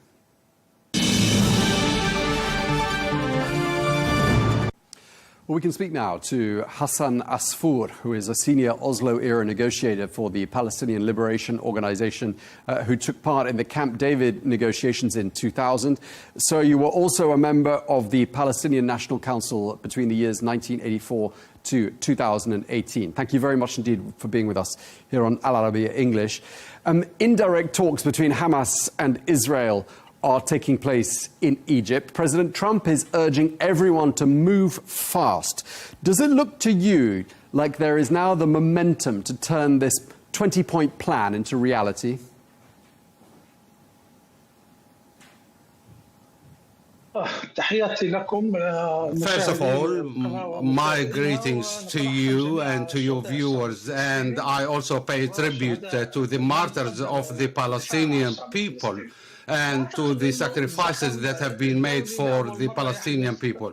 Apparently, it is the first time that we see this scale of international momentum, not only after this 2 years of the war. Since 2007, there has been no serious movements about the Palestinian cause at all. It is the first time that we see the whole world at large, including Iran, that have been supporting the political move toward reaching an end to the genocide in Gaza. The content of this peace plan is still ambiguous, and it looks like it is quite unorthodox. It is intended to stop the genocide, and hopefully it will create an opportunity. However, this opportunity is not linked with the Palestinian entity. It focuses on the Gaza Strip having a transitional phase and under an international custody headed by the board peace, and also there should be some Palestinian participation. So it is a kind of unprecedented rule. Even from the experience of Iraq during the era of Bremer, we haven't seen this complicated kind of rule. But the momentum that we see now in order to respond with this plan and to stop the genocide is quite substantial, where everyone seems just to be supporting this initiative. But nobody is just talking about the details. Until now, President Trump has laid out a plan about just the redeployment within the Gaza Strip. And he's talking about a yellow line. But during the yellow line stage, there are many questions to be asked. Who will be ruling that area if the Israeli forces will withdraw? Whether there will be any other forces also there, or a civilian administration or transitional administration. So there are many complex issues that have to be resolved. I think this momentum is mainly linked to stop the genocide more than it is about the content of this peace plan. Okay, so you make a lot of important points there, sir. Clearly, the momentum is there, as you say. This is, as you said as well, an unorthodox approach. Well, until now, nothing else has worked, so perhaps that's a good sign as well. But let me ask you, despite your reservations, were you surprised that Hamas partially agreed to this 20-point plan? In my personal capacity, no, I wasn't surprised, because it's not up to Hamas. Even the statement that has been released, it wasn't by Hamas.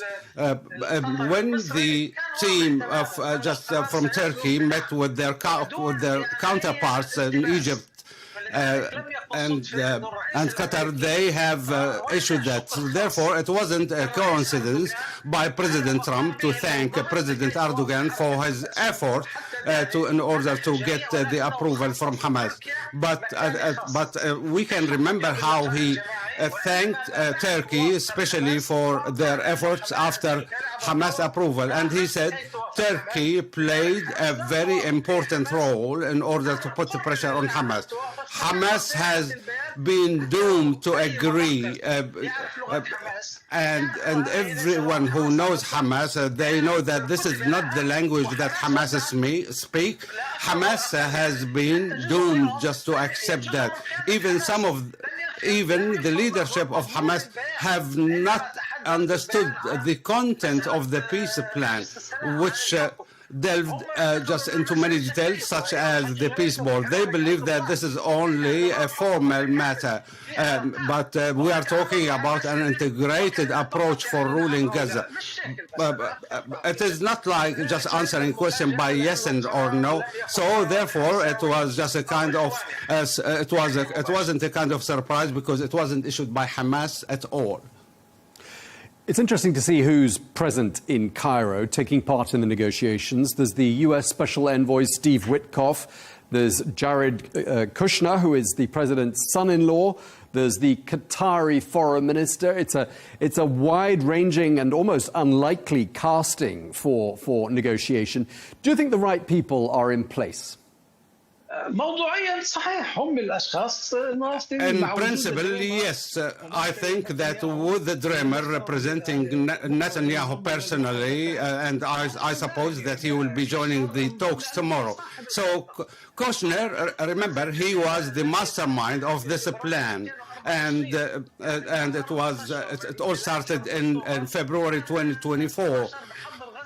And Kushner just was the one who orchestrated everything. And this means that this plan was just envisioned even before the war started in Gaza.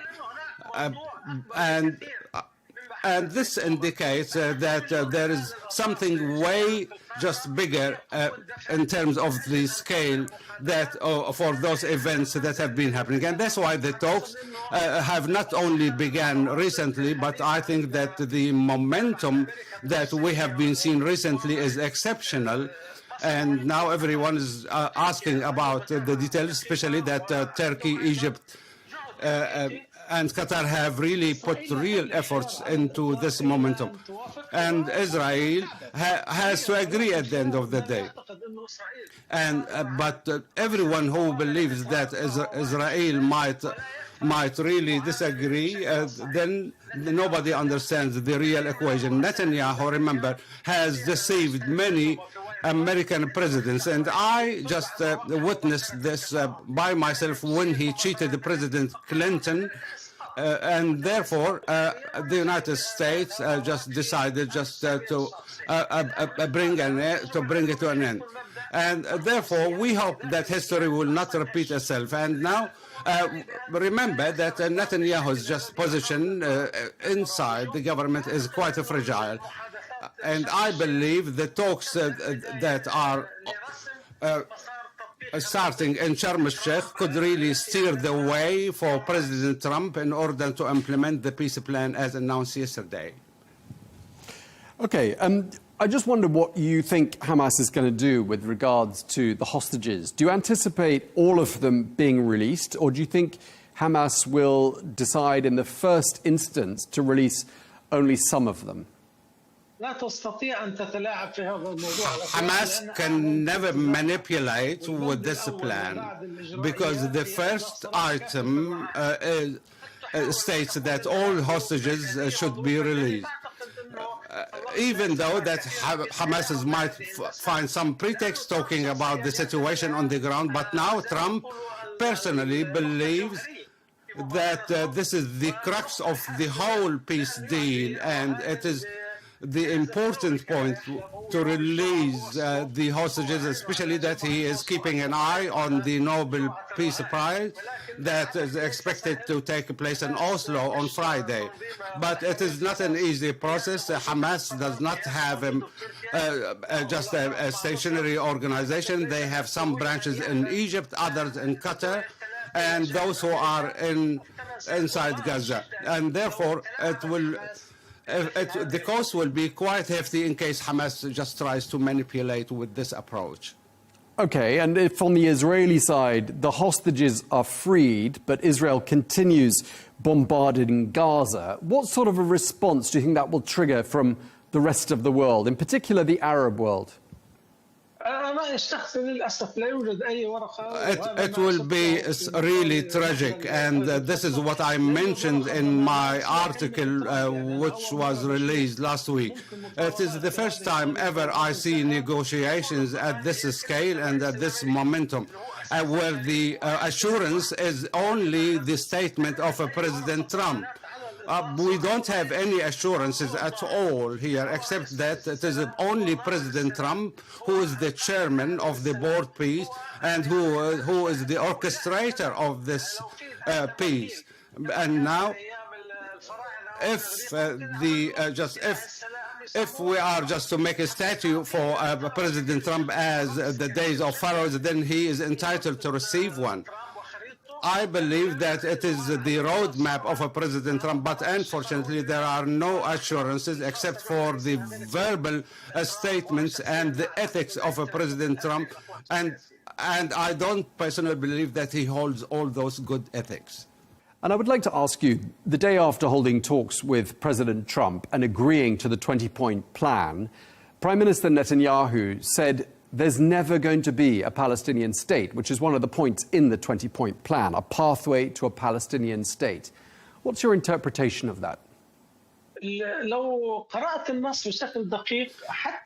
you read the peace plan articles, there is no reference to the Palestinian state, but there is also just only a likelihood of establishing the Palestinian state. They are talking about a pathway toward the establishment of a Palestinian state. This is also another vague area from the peace plan. President Trump does not talk about the Palestinian state per se, but is talking about a pathway that could lead to the establishment of the Palestinian state.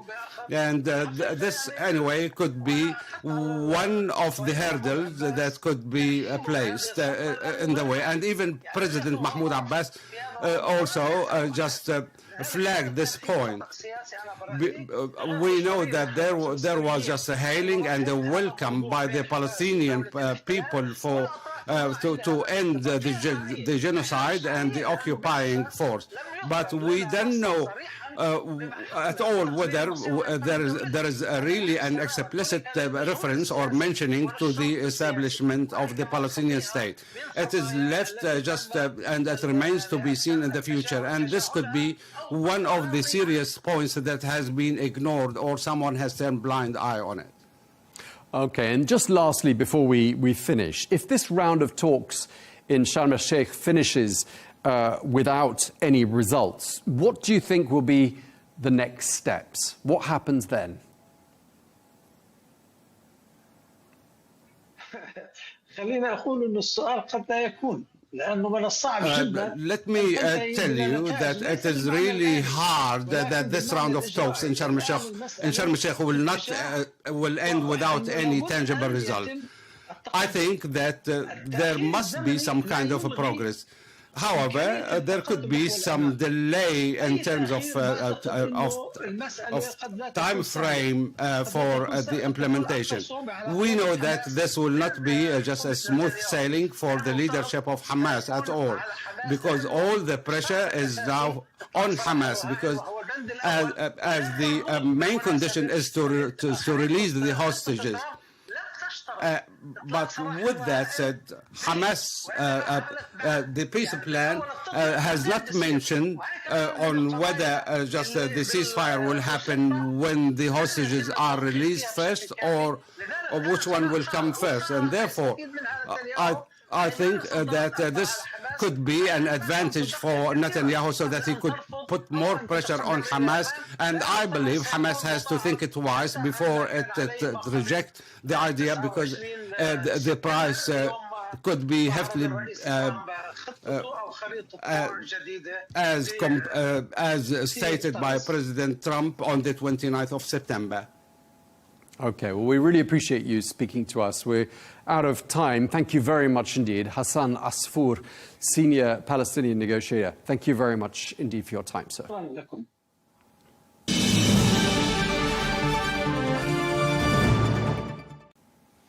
let's get more now. We can speak to Gidi Grinstein, who is a former Israeli peace negotiator under Prime Minister Ehud Barak. He was also involved in the negotiations with the PLO and at Yasser Arafat in the early 2000s. Thank you very much indeed for taking the time to speak to us. I expect you're watching what's happening in Cairo like the rest of us. Does it look to you like we're on the cusp of the end of the war in Gaza? Thank you very much for having me, Tom. And yes, I think that we are coming closer and closer to a deal that may end the war in Gaza. I think President Trump, through a series of statements over the last couple of weeks, actually converged the parties in a very, I would say, aggressive mediating approach. First of all, he said no annexation, no Israeli annexation in the West Bank, which took off a major concern for Arab parties who would have been part of the concluding deal. Another major statement is that he said that Israel will not be allowed to annex any part of the Gaza Strip, which speaks to a major demand, a core demand of Hamas. And then, of course, setting the expectations of the parties about a two-phase deal. Phase one is the hostages, the release of the Israeli hostages still held in Gaza after almost 2 years. October 7 is going to be 2 years. And then in exchange for Palestinian prisoners in the Israeli jails, including a very significant numbers of what we call heavyweights, which means people that were convicted and are in jail for really horrific murders. Some of them are orchestrators of suicide bombings that claim the lives of dozens and dozens of civilians. So in this respect, President Trump has already kind of signaled the outline of what would be a ceasefire, exchange, and then a war-ending deal. Okay, so President Trump has set out some red lines, if you like, and, you know, clearly those talks have just got started. What sort of assurances, though, do you think Hamas is likely to seek from Israel? Because, I mean, looking at it from the outside, I mean, in Hamas's situation, were all the hostages to be freed, they would have no more bargaining chips, to put it crudely. So what assurances do you think they will seek from Israel? I think that they're actually seeking the assurances from the Americans, not from Israel, because there's obviously absolute distrust between Israel and Hamas at this phase of the war, in this phase of this relationship. I'm just qualifying because in the past, Israel and Hamas in Gaza did have understandings around movement of people, movement of goods across the border, traffic, moving in of money, and even some restraint about use of military force in the engagement. All that belongs to the past. Now Israel and Hamas are in a condition of total lack of trust and absolute direct confrontation, what you may call a total war between the parties. So Hamas will expect guarantees from the Americans, especially since Hamas holds Israel to be the one who violated the ceasefire of January that was signed in January 2025, and Israel walked away from the ceasefire about 6 weeks later in March 2025. So Hamas wants assurances for the Americans. What are these assurances? They are the following. Number one, that eventually Israel will fully withdraw from Gaza. Number two, that Gaza will eventually be run by a self-governing Palestinian entity. They've already said yes to what is called a technocratic government, or a government of technocrats. What we mean by that is people whose credibility and qualifications for the job are the ability to build and run systems like healthcare, welfare, education, obviously the reconstruction of Gaza. So that will be a second major plea. A third thing is that once they leave Gaza, they have immunity. In this respect, I think that Trump understandings with Qatar, that where the United States has pledged to the security of Qatar, to the invulnerability of the Qatar sovereign space after Israel's attack on the Hamas leadership in Doha, that I hold this to be part of the deal, meaning it is essential for the Qataris to be able to say to Hamas leaders, if you come out of Gaza and you come to Qatar, you'll be in a safe haven, meaning if you, especially if you really live up to your pledge to stop the use of terrorism. That will be, I think, the third. The fourth element, which is very important for them, is that essentially as Gaza is being reconstructed, I think that they will want to see that some of the civilian infrastructure of Hamas is integrated into the governing body of Gaza, but that is further down the road. Okay, you make a lot of key points there, and one of them, which is not going to be lost on our audience, is the fact that one of the members of the delegation, the leader of the delegation of Hamas, is of course Khalil al-Hayya, who survived that assassination attempt in Doha. Given the level of mistrust you were talking about, it's hard to imagine how they can achieve anything. But as you're saying, it's going to be very much down to the Americans to mediate between the two sides. Just with regards to that strike on Doha, do you think it was in some ways a catalyst to perhaps getting us to where we are today? Do you think that will go down in history as having been some sort of a turning point? I think it's actually almost a pivotal moment in this whole conflict, because to the extent that I can judge from the American side effectively probably thought to themselves, this is going too far. When two of our allies, as much as they have tension between them, when two of our allies are beginning to exchange blows, military blows, on Doha, which is nearby a U.S. military base, this really disrupts the American order in the Middle East. The other thing that is of severe concern to the Americans is the fact that this strike came exactly at the time when Hamas was supposed to be convening in order to consider its response to the proposal of President Trump, which is probably not that different of what we're seeing right now. So basically, it was a major disruption to the process of negotiations and also to the stature of Qatar as one of the key mediators in this, in these efforts to end the war. So, and I think that the response of the Qataris was, I would say, quite remarkable. They got on a plane, they went to Washington, and within 36 hours, they were able to turn the table on Israel diplomatically, meaning Prime Minister Netanyahu, of course, he said that the strike in Doha was not coordinated with the Americans, but he did claim to have the backing of the United States. Meanwhile, 48 hours later, 72 hours later, President Trump is already meeting with Arab leaders and agreeing on a set of principles that will eventually play a pivotal, a very significant role in shaping Trump's 20-point plan. Obviously, after that, there was an Israeli diplomatic intervention during the UN General Assembly that pushed the 20 points of Trump, again, a little bit in the direction of Israel, or significantly in the direction of Israel, if you listen to our prime minister. But anyhow, the Qatari leadership was able to use the attack on Doha, first of all, to push the negotiations toward a deal significantly forward, and second, to extract from the Americans unprecedented pledges to the integrity of their sovereignty. And that's also a big achievement for them. So yes, in those two respects, I think it was pivotal. I think the Americans signaled to the Israelis, created for Israel a red line, which means you cannot attack even your worst enemies in the territory of our allies. This just cannot work for us as a superpower that tries to be the hegemonic power in the Middle East. Let's talk about what's going to be under discussion in Egypt. So obviously the hostages are the initial focus.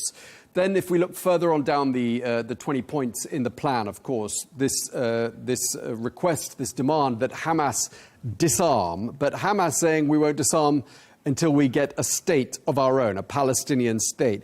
How much of a spoiler do you think this demand that Hamas disarm and their subsequent rejection is going to be? First of all, I want to elaborate a little bit of what does it mean for Hamas to be taken out of Gaza. There are four elements to this process. Number one is, of course, the dismantling of the armed capabilities of Hamas. We'll get back to that in a moment. The second is the political level, and that is that Hamas will not be able to participate in the Palestinian governing body, whether appointed or elected.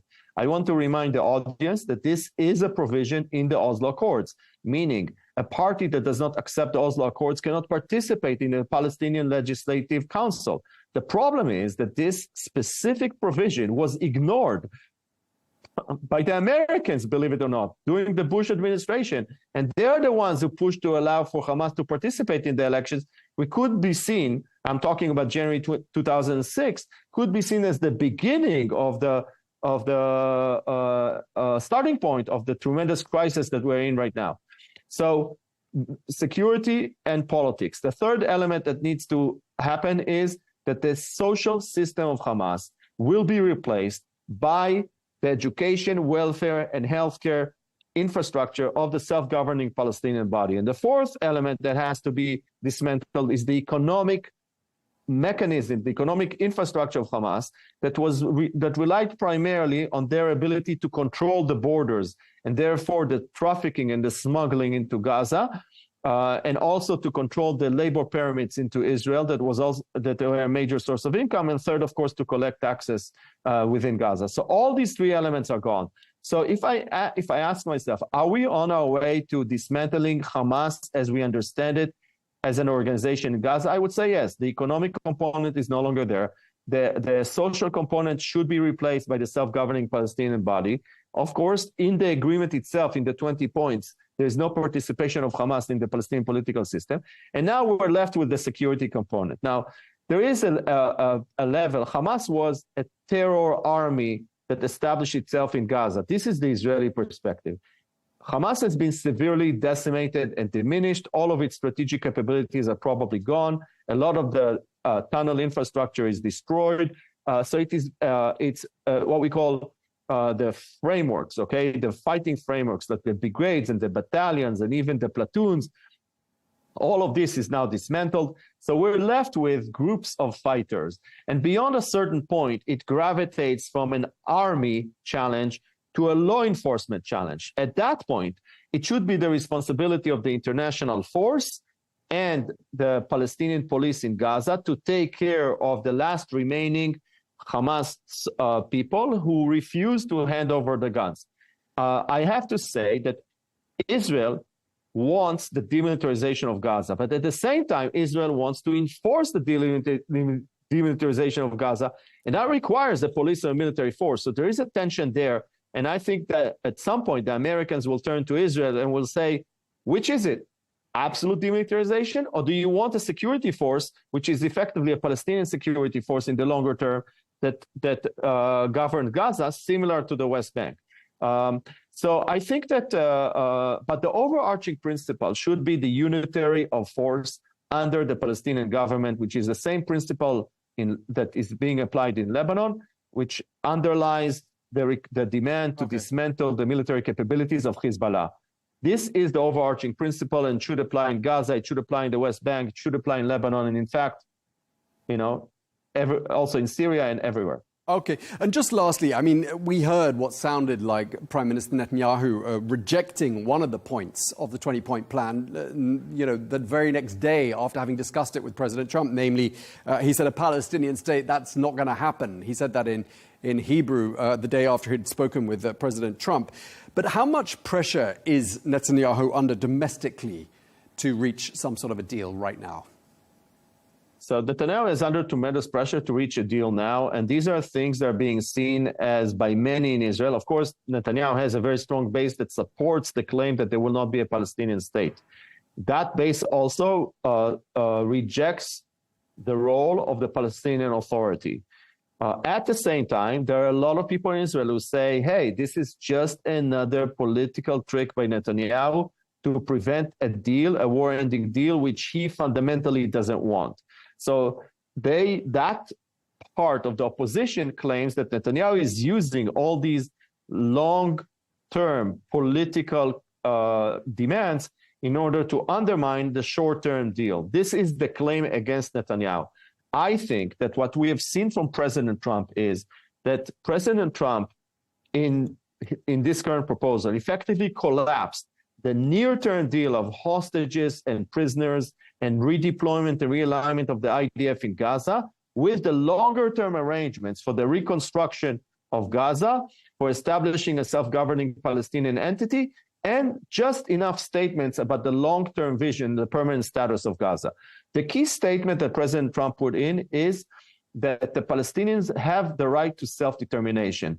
And that is absolutely crucial and important. I think even sort of historically important, because many of the people behind the current Israeli government reject the notion that there are two indigenous people in the land of Israel, what we call the land of Israel, between the Jordan River and the Mediterranean, and therefore that the Palestinian people does not deserve the right to self-determination. Meaning when Trump says that the Palestinians have a right to self-determination, he's clashing heads-on with the perspective of the far right in Israel that denies that very statement, that the Palestinians are a people that have a right to self-determination. Now, what is this right of self-determination? It's not the ability as a people to define their political future. So saying the right of self-determination historically also means eventually that the Palestinians have a right to self-government, to statehood, to some political entity that allows them to express themselves and operate as a people in the international environment. Now, whether it's a full-fledged state with all powers and capabilities, like most people think about, or a state that has limited powers and limited abilities, that could be negotiated. But on the basic principle is in the Trump plan. And I think this is why we are closer to a deal than we have ever been in the last year. Okay, well, we really appreciate you sharing that with us. We're going to have to leave it there. Thank you very much indeed, Gidi Grunstein, the former Israeli peace negotiator. Thank you very much indeed for your time, sir. Thank you for having me.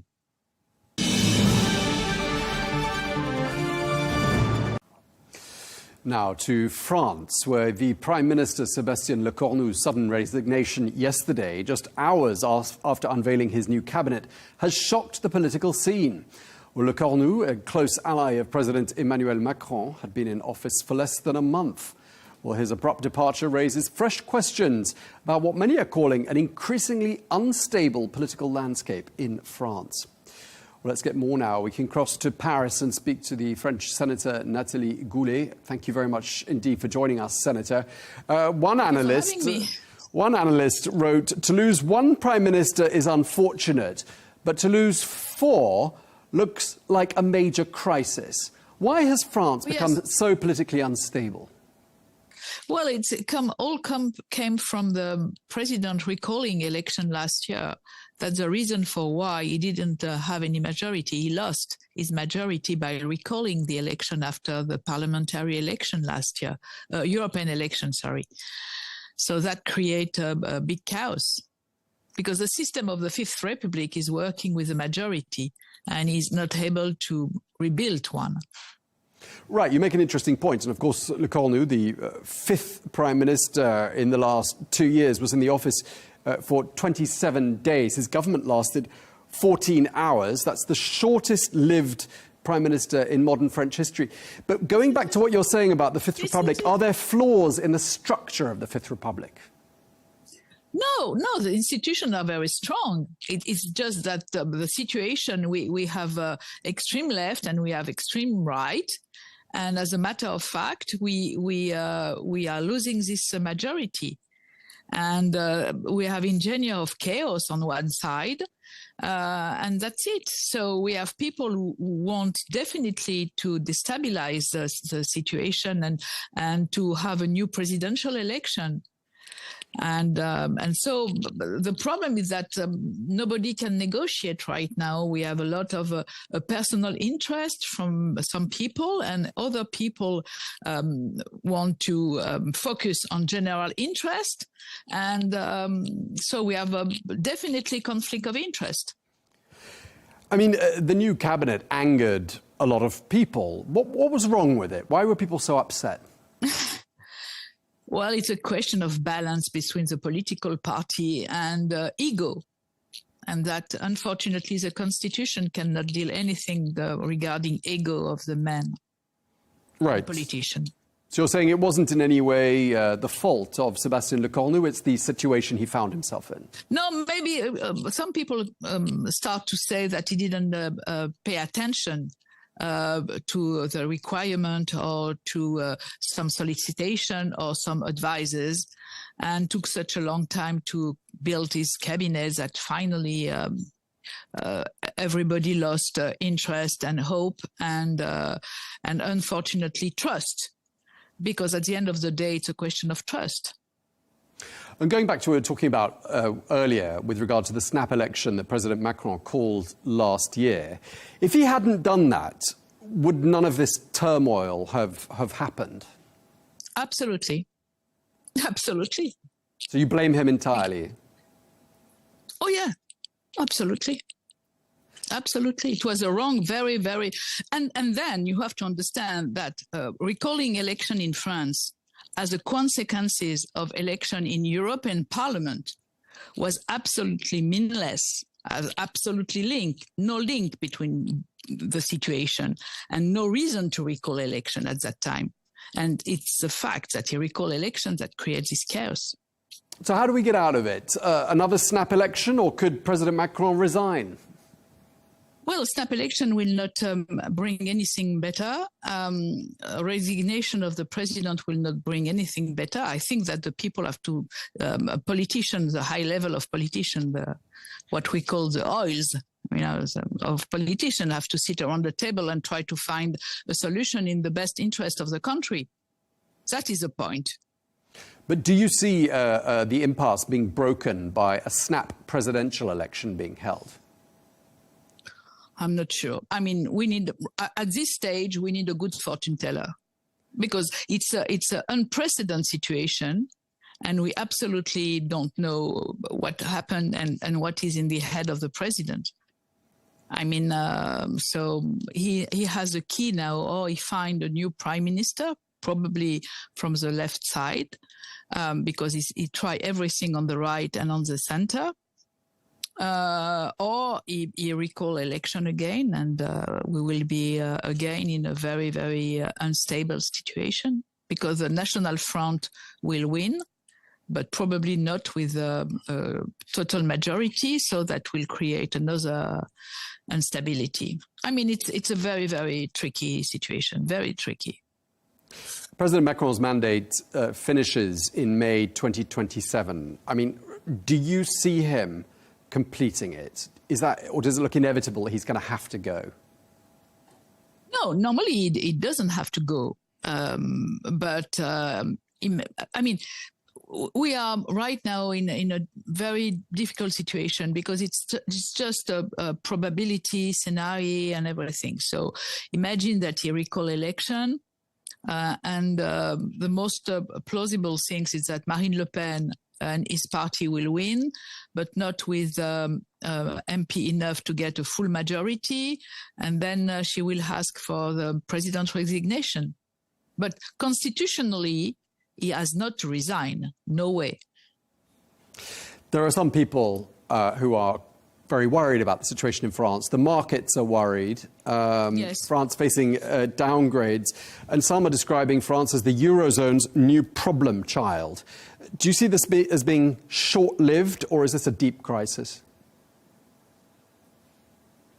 You know, especially the market, it's a question of trust.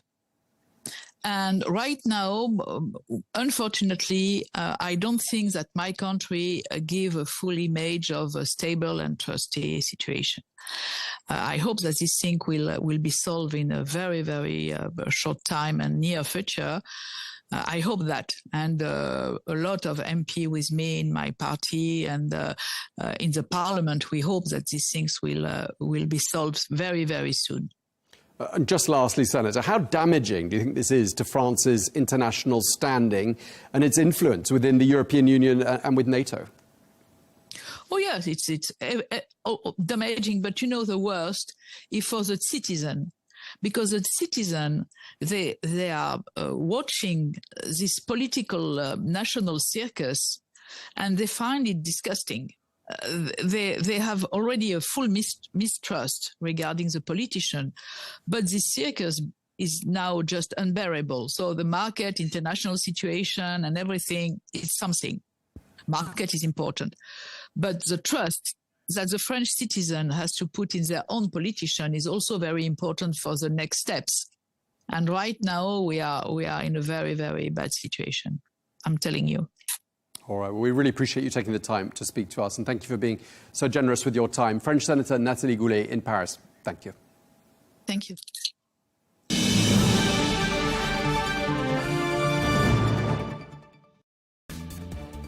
Well, that is all we have time for on Global News today. Thank you very much indeed for watching. Be sure to join us again tomorrow for more exclusive interviews. Until then, goodbye.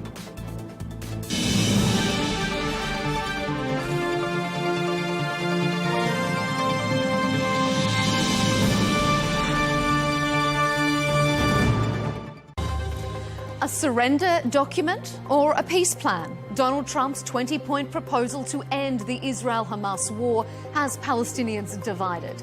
Amid the death, destruction and decaying hope, is this deal the way out? Or will it birth another generation of bitter division? You're watching a special all-Palestinian debate here on Counterpoints with me, Melinda Nucifora.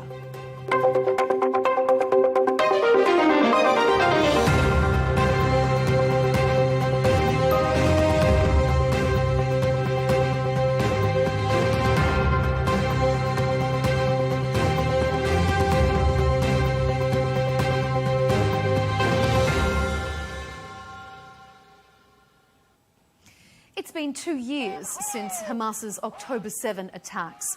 The vast majority of its military leadership has been killed. An estimated 66,000 Palestinians have died and 90% of homes have been damaged or destroyed. The UN has declared both a famine and a genocide in Gaza. For 2 years, the Palestinian civilians have paid the price for Hamas's atrocities. Is President Donald Trump's peace plan their best way out? Some Palestinian analysts say the plan may be bad, but rejecting it would be worse. Others argue it sidelines Palestinian rights and contravenes red lines.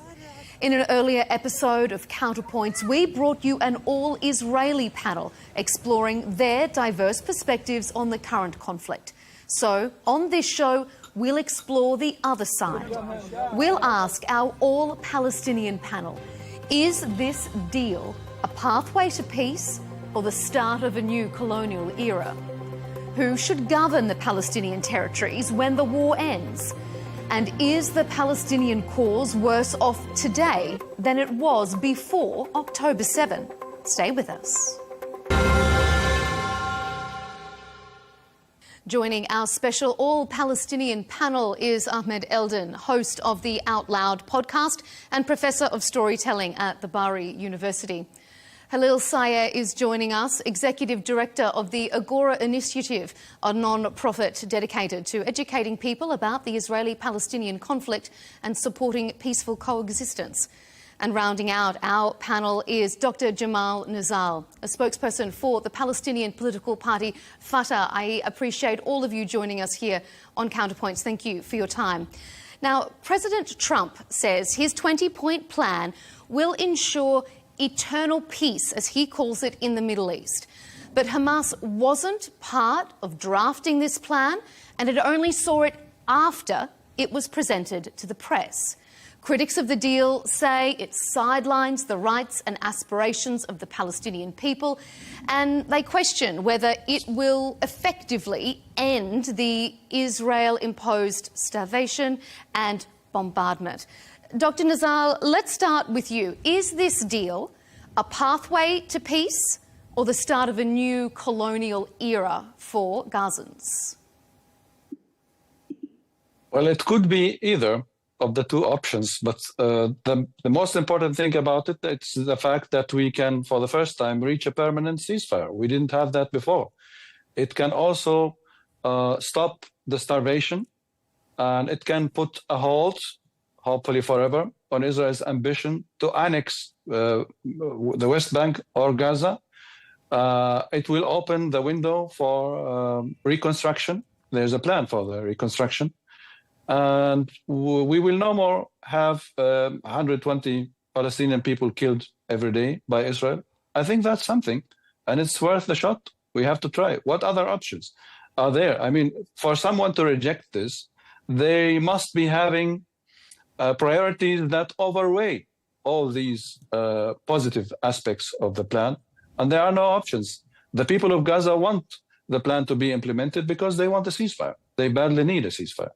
And it is worth the risk. Hamas says they are keen on keeping their weapons. They do not want to disarm. but the weapons did not protect them, nor did they protect the Palestinian people. There are no Hamas weapons in West Bank. We are not protected from Israel, but we don't have this high rate of killings that we have in Gaza. Mm-hmm. So we should try this. We should. Ahmed, what do you think? Are there other options? Is this the only option on the table? And do you think, as Dr. Nizal said there, that it's worth a try? I sadly have to disagree with Khalil. If he believes this can lead to a permanent ceasefire, then I regret to also have to disagree with him on that. Of course, there are other options, like abiding by international law, like sanctioning Israel the way many powers sanctioned Russia. Arab and EU states could cut trade with Israel, stop, suspend trade, essentially, like Turkey has. And of course, the EU and many countries could live up to their legal obligations to prevent and stop a genocide. We almost saw that happen with the flotilla, but of course, Israel abducted all the citizens on those boats, including from upwards of 47 countries, including many Arab and GCC countries. Look, Melinda, to put it really bluntly, let's be clear. This plan that Trump and Netanyahu rolled out is not a peace plan. It's a trusteeship. It's a colonial blueprint with glossy PR, like redevelopment and stabilization. But those terms don't do anything about the simple fact that it clearly outsources Palestinian rights to the very powers that are enabling the devastation that Khalil spoke about. Donald Trump would chair a board of peace with Tony Blair, the Iraq War Prime Minister, to help run Gaza's day after. I mean, Palestinians are being erased, not just in real life, but in this plan, they would be subjects and they're being erased as subjects and they'd be recast as objects to be managed. And I think it's clear that, I don't even know what to say about Blair and that proposal. Proposing himself as the empire's regent of Gaza, a man whose legacy in Iraq is hundreds of thousands of human beings killed and millions displaced, now angling for a 5-year pro-consulship over the site of an ongoing genocide. It would be laughable if it wasn't so offensive. We're going to come to Tony Blair specifically in our next section, but I'm going to bring you in now, Khalil. You mentioned Khalil there, Ahmed, but I think you were referring to Jamal. Yeah. Khalil, I don't disagree with you. Yeah, my apologies. Yeah, no, that's fine. So Khalil, let's bring you in. Did you have a phone call prior to the program? No, I had a class. I was teaching. Anyway, go on. Khalil, I want to know your take on this. Is this peace or is it a trusteeship, as Ahmed has said? It's completely a trusteeship, and it's far from being called a peace deal. Obviously, the issue of Palestine is not only the issue of the genocide in Gaza. We have the broader apartheid regime that's ruling the Palestinians in the West Bank, that is still slaughtering the Palestinians, restricting their rights in the West Bank, that is confiscating more land, that is, violating the status quo in Jerusalem, etc. So all these issues are part of the issue here. So to really minimize the Palestinian question to Gaza would be a mistake in itself. But I disagree with Ahmed slightly on the issue that this would only, continue the genocide. I think that there is quite positive points on the deal in the sense that it has improved from what the Americans have proposed before. The last time Mr. Netanyahu was here in Washington, Trump was talking about the ethnic cleansing of Gaza and about the whole so-called Riviera of the Middle East, where they want to build this new city in Gaza, and the residents of Gaza and its indigenous people wouldn't be living there. I think the fact that the deal states very clearly that the people would be there and there would be no forced displacement is a win that we should take. I think that the fact that it states clearly that there will be into the genocide, we should also take it and build on it. The problem with all our approach to this issue, I think, is that we are really not providing an alternative. And I speak as someone who is from Gaza, and I left Gaza a few years ago. I have family there who talk to me every day and ask me the question, what's going on? Are we going to have a peace deal? And when people talk to me from Gaza, they're just saying, think whatever is there. We just want the genocide to stop. And I understand the desperation that people are feeling right there. And I understand also what Ahmed is talking about in terms of the fear of the continuation of the apartheid and the colonialism. But here's the thing. if anyone has thought on October 7, 2023, that this is leading to anything better for the Palestinians, I think they're mistaken. The unfortunate reality that the apartheid and colonialism for the short term will continue, and we know that. The question is, would the people survive? And that's, I think, should be our priority. The liberation of the Palestinian people is coming and inevitable. However, I don't think it's within our close time, and that's why I think we should prioritize the survival of the Palestinian people. And yes, it is colonialism. Yes, this deal is colonialism walking and talking, but I think we should still consider it just for the sake of the people surviving in Gaza, so that when the time of liberation comes, we would have actual people that are still in Gaza and not a complete devastated Gaza with a full ethnic cleansing. Go ahead. I can see you want to jump in there, Jamal. Go ahead. Well, I think it all comes down to who benefits more from continuing with this very situation. I think if we were to go for more war, if we give Netanyahu more war, he will stand to win. I believe if we stop the hostilities now, Hamas will stand to lose its grip on power in Gaza. Losing their weapon, meaning losing power. Hamas is playing power, and therefore it is playing on time. It is using delaying tactics.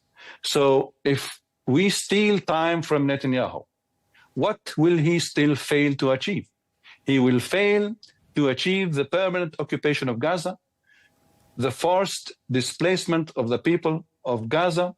He will fail to annex Gaza and the West Bank. So he does stand to lose, and I believe he was forced to accept this plan. Now, this is not a peace plan.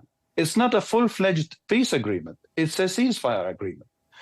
The only one who will benefit from this is the Palestinian people in Gaza. You don't need to ask them.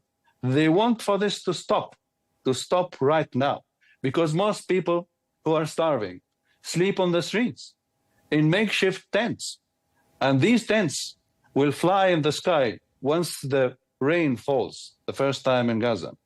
And I'm sure that there is no justification for the leadership of Hamas, who lives in hotels and five-star hotels in Qatar, to decide over peace and war for the people who live in the makeshift tents. There is no moral stand for rejecting this plan. It's not the best plan. And we have to know what happens if we accept it and what happens if we do not accept it. Mm-hmm. And we have to think of our people. I'm afraid Netanyahu is not thinking of the hostages. He doesn't want them. He wants to use them as a pretext to continue with the war. It's his war. It's Netanyahu's war for survival. If the war ends, most likely his career will end. Mm-hmm. If the war ends, Hamas will lose power. So you have a situation where both parties do not want to end the war. Ahmed, I'm going to bring you in there. Sake of fairness and balance here, I should say that according to Israel and according to the Prime Minister, one of their stated war goals is the safe return of the hostages, and Netanyahu says that remains in front of mind. Just for balance, I'm going to put that out there. Ahmed, you want to jump in? Yeah, I just, as I was hearing Jamal speak, I mean, Khalil made some good points about the desperation, and maybe that's why we should consider accepting any deal. But I think it's important, we're assuming that this is going to end the war. That's not stipulated in the actual language. And I want to remind everyone, when people show you who they are, you should believe them. That includes Trump and Blair. Blair tried economics first as quartet envoy in 2007 to 2015. What happened? Settlements deepened. And that wasn't in Gaza. That had nothing to do with Hamas, Jamal. That was in the West Bank. Apartheid hardened in 1948 Palestine. Gaza was then bombed in 2008, 2012, and 2014. So he had 8 years already to come up with a two-state outcome. We got more entrenchment, more annexation, more apartheid. Why should we reward failure under this leadership? What has Trump done in all of the ceasefire negotiations during the 2 years of genocide that give any indication that he's serious about a ceasefire and stopping the war? So let's not lie to ourselves or lie to the audience in suggesting that there's anything in the actual language of this peace plan that indicates there will be a lasting or permanent ceasefire that will protect the Palestinian people. Look, I am not from Gaza, so I defer to them, but many people in Gaza agree with what I'm saying. Let's read the fine print. The White House text says Gaza will become a de-radicalized terror-free zone. Okay, there will be a technocratic Palestinian committee with oversight and supervision, and that the International Board of Peace will be headed by Donald Trump. Do we know who Donald Trump is? Do we know who he's beholden to? Are we going to ignore all the previous decisions and things he's said, demonizing the Palestinian people? Hamas is a lot of... Why will going on with the war be better Jamal, let me just finish my point, and I'll let you... I asked you a question. What was your question? My question was, why do you think continuing with the war is the better option? I didn't say that we should continue with the war. I said earlier, Jamal, let me speak. Well, you said the ceasefire in Jamal, this can I condition speak and answer your question? Is it my time or your time? You said halting fire is a bad option. Is that what I understand? Okay, now you're acting like an Israeli propagandist and putting words in my mouth. Can I just finish my sentence? Now you're being a bad person. Do you want to keep Piers Morganing me? Do you want to keep Piers Morganing? All right, and let's let Ahmed answer the question then. To me, you sound like an Israeli. That's to great. me, you sound like an Israeli spokesman. Okay, Melinda, can I... Go ahead, Ahmed. Answer. Have a response to what Jamal was saying there. Jamal, I don't sound like an Israeli. I sound like someone who's acutely aware of the stagnation. You said that to me, I responded to you. Oh my God, you won't even let me talk. I wonder why. Who sounds like an Israeli now? Okay, we're not going to use Israelis as a derogatory term because we obviously need to show respect to the people who aren't here to defend themselves. So we'll pause that. Israelis are notorious for lying. But they are not here to defend themselves, and so we're not going to devolve into that. We are focusing on Palestinians. That's what this debate is. So if answer the question with if they're interrupted 4 times. Go ahead, Ahmed. If they don't take the deal, what's a better option? The better option I mentioned at the top, which is applying sanctions, which is galvanizing people's... But that's not on the table. It is on the table. It's very much on the table. It's not on the table in the peace deal. Listen, genocide is not self-defense. You said Israel is not here to defend themselves. Israel is not defending themselves. Let's get that straight. Jamal, let me finish before you interrupt. Systematically pulverizing a besieged population with industrial bombing is not self-defense. We have seen already UN briefings say that Israel has stepped up the attacks. And quite frankly, Trump and Netanyahu staged this press event saying accept in 3 or 4 days or face consequences. Even as they're touting relief, Israel is just hours ago intercepting a civilian Gaza Samud flotilla, detaining hundreds of lawmakers, activists, triggering protests and general strikes here in Italy. 2 of the largest union working organizations in Italy are shutting down the country. I see a smirk on someone's face as I'm talking about this, but to suggest that people power, which has managed to stop oppressive regimes, apartheid in South Africa, end wars like Vietnam. Let's be students of history and not keep kicking the can down with the same usual suspects and pretend that Trump, Blair, or any of the parties that we've discussed as of yet, including Israel, and quite frankly, who Jamal is representing, are going to actually bring about alleviation for the family of Khalil and the 2 million people in Gaza that are suffering. Okay, because we are going to talk about... I just want to end on this. As Ghassan Kanafani warned, let me remind you, Jamal, of what Ghassan Kanafani said. You don't mean peace talks. I know him. You mean capitulation. This plan demands capitulation dressed up as peace and governance reform. Palestinians will be displaced, starved, amputated, and now de-radicalized. Will I have the same time? Educated by what? Interfaith seminars? Okay, we're going to come to who should govern and that sort of nitty-gritty in our next segment. Jamal, a quick response from you, and then I'm going to bring Khalil back into the conversation. Yeah. It's really ironic that, as they say, opposing ends do meet. The person who is most alarmed about the prospect of the ceasefire is Smotrich and also Ben Gvir. Neither of them wants a ceasefire, And we have somebody else who doesn't want the ceasefire. Now, I know that when you start personal insults, that's because you have run out of argument. I have no reason to insult anyone. My only concern is our people in Gaza. For telling me I'm Israeli. You were the one who told me I sound like an Israeli. I think you started. Because you were interrupting me and you were acting like they do when I speak truth to power on. Well, if I interrupt you, it doesn't mean you have the right to call me an Israeli, and maybe you should shut up. And again, we're not going to use Israeli as a derogatory term. Dr. Nizal, answer the question, and then I'm going to bring Khalil back into the conversation. Respond to the points that Ahmed made, and then I'm going to bring Khalil in. You could have allowed me to continue my point. You chose to interrupt me 4 times, which reminded me of experiences that I've had with certain people on these sorts of programs. I'm sorry for interrupting. Okay. Can we refocus on the point at hand? Dr. Nizal, do you want to respond to any specific points that Ahmed made before I hand the floor over to Khalil? No, it's okay. I don't want to exchange these fiery words with anyone. I only care about our people who live on the street in Gaza. They need a ceasefire, and the ceasefire is the better option. What is the alternative, Ahmad? What is the alternative? I'm not the alternative the is going on I just with what don't we think have. this peace plan... Okay, I'm going to bring Khalil in. Look at what happened in Oslo. Look at what happened in Oslo. The justification was, what was the better option then? And look where it's brought us. Oh, you think that that's not... I think a lot of people listening who are Palestinian, including in Gaza, Oslo gave us an airport. Oslo gave us an airport. Okay, Khalil, I want you to weigh in on what you've been seeing, what you've been hearing. How do you assess it?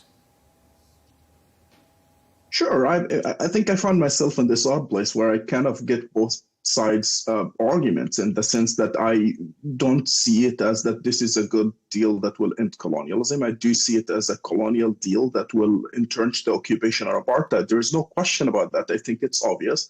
Yet on the other time, I don't think we have the luxury of time to just be thinking about how many people will act, they've had 2 years to act. The world has 2 years to put sanctions, to end the genocide, to intervene in any way, and they've proven that they're not willing to do that.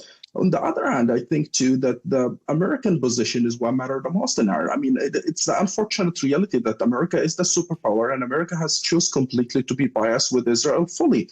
And I think that is true when Biden was in power. That is true when Mr. Trump is in power. And I think this will continue likely for at least the next 2 years of the Trump administration. What is the next administration would look like, how much it would be still biased toward the Palestinians or not, I don't know. And I don't have these questions. The question that keep me awake at night, can the Palestinian people in Gaza survive for the next 2 years if we continue waiting?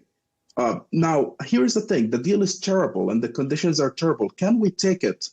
Is the question. I think I don't have a good answer myself. I personally think that we have to just stop the war no matter what the cost. And here's the thing. It really is frustrating to Palestinians. And I hear this from people in Gaza all the time. I was just a few months ago in Egypt meeting with all sort of survivors of the genocide there. And the thing that really I kept hearing is the following, that the war always awakes when our blood is spilled, and not when the things are getting worse. The people in Gaza were already living under siege for 17 years before.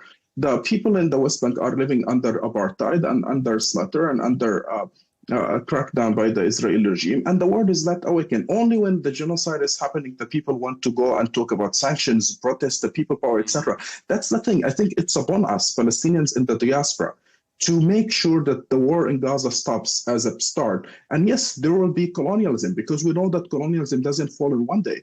But it's upon us to continue advocating even at the time when there is a ceasefire and people are not dying, because that's not the end of colonialism or occupation. It's on us to make sure that this continues. But that's the thing. That's, I think, what scares me about that so many activists in the West, including us, Palestinian diaspora, think in the simple terms that if the genocide stops today, it means the people power, protest, etc. has to stop and the sanctions.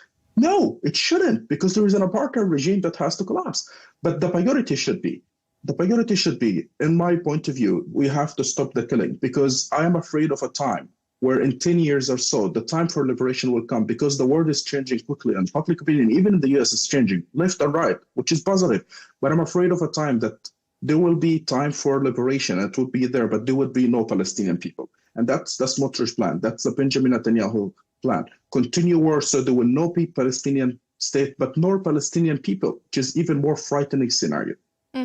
Well, if there is going to be a Palestinian state, someone has to govern it. Now, the Trump plan rules out any involvement from Hamas in Gaza's future, and then it includes vague references to the Palestinian Authority's reform program that it would need to complete before it would be, as the text says, allowed to have any role in governance. But less than a day after the plan was announced to the press, Israeli Prime Minister Benjamin Netanyahu came out saying he wouldn't accept either group having a role in post-war Gaza.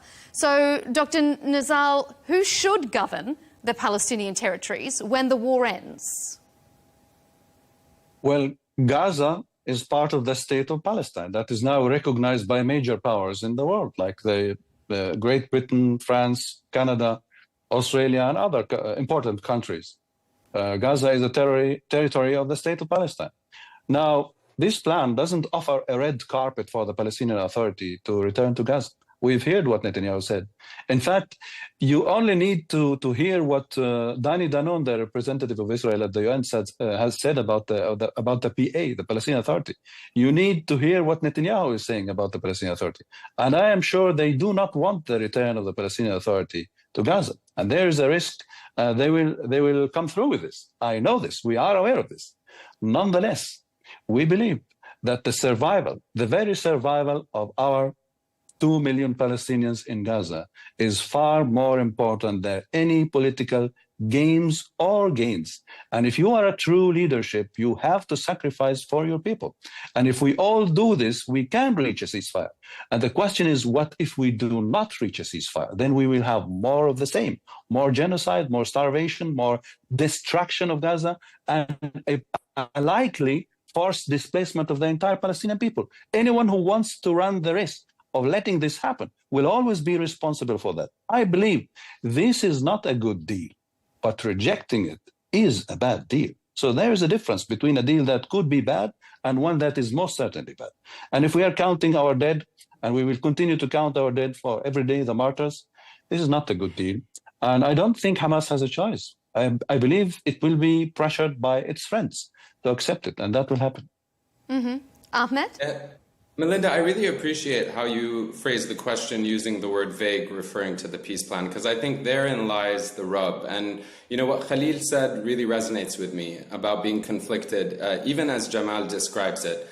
And that's my problem with this, if I'm honest. You know, we've come so far in terms of shifting people's minds and opinions around the world in a way we haven't for decades. I think we can all agree on that. And that might not seem like real political capital or agency, but I think it would be a shame to yet again not learn the lessons of history. As I was referring to Oslo earlier, we've seen in negotiations with the oppressors, with Israel, with the US, what did we really get from that? An airport? Who cares? What I'm trying to say is we can't allow this vague political horizon that is being discussed may be a pathway to statehood if the Palestinian Authority reforms to the satisfaction of those who armed and abetted the destruction of Gaza and the Palestinian people. So, you know, we should also consider, Melinda, and Jamal, maybe you think I'm wrong, but this trashes a real two-state horizon.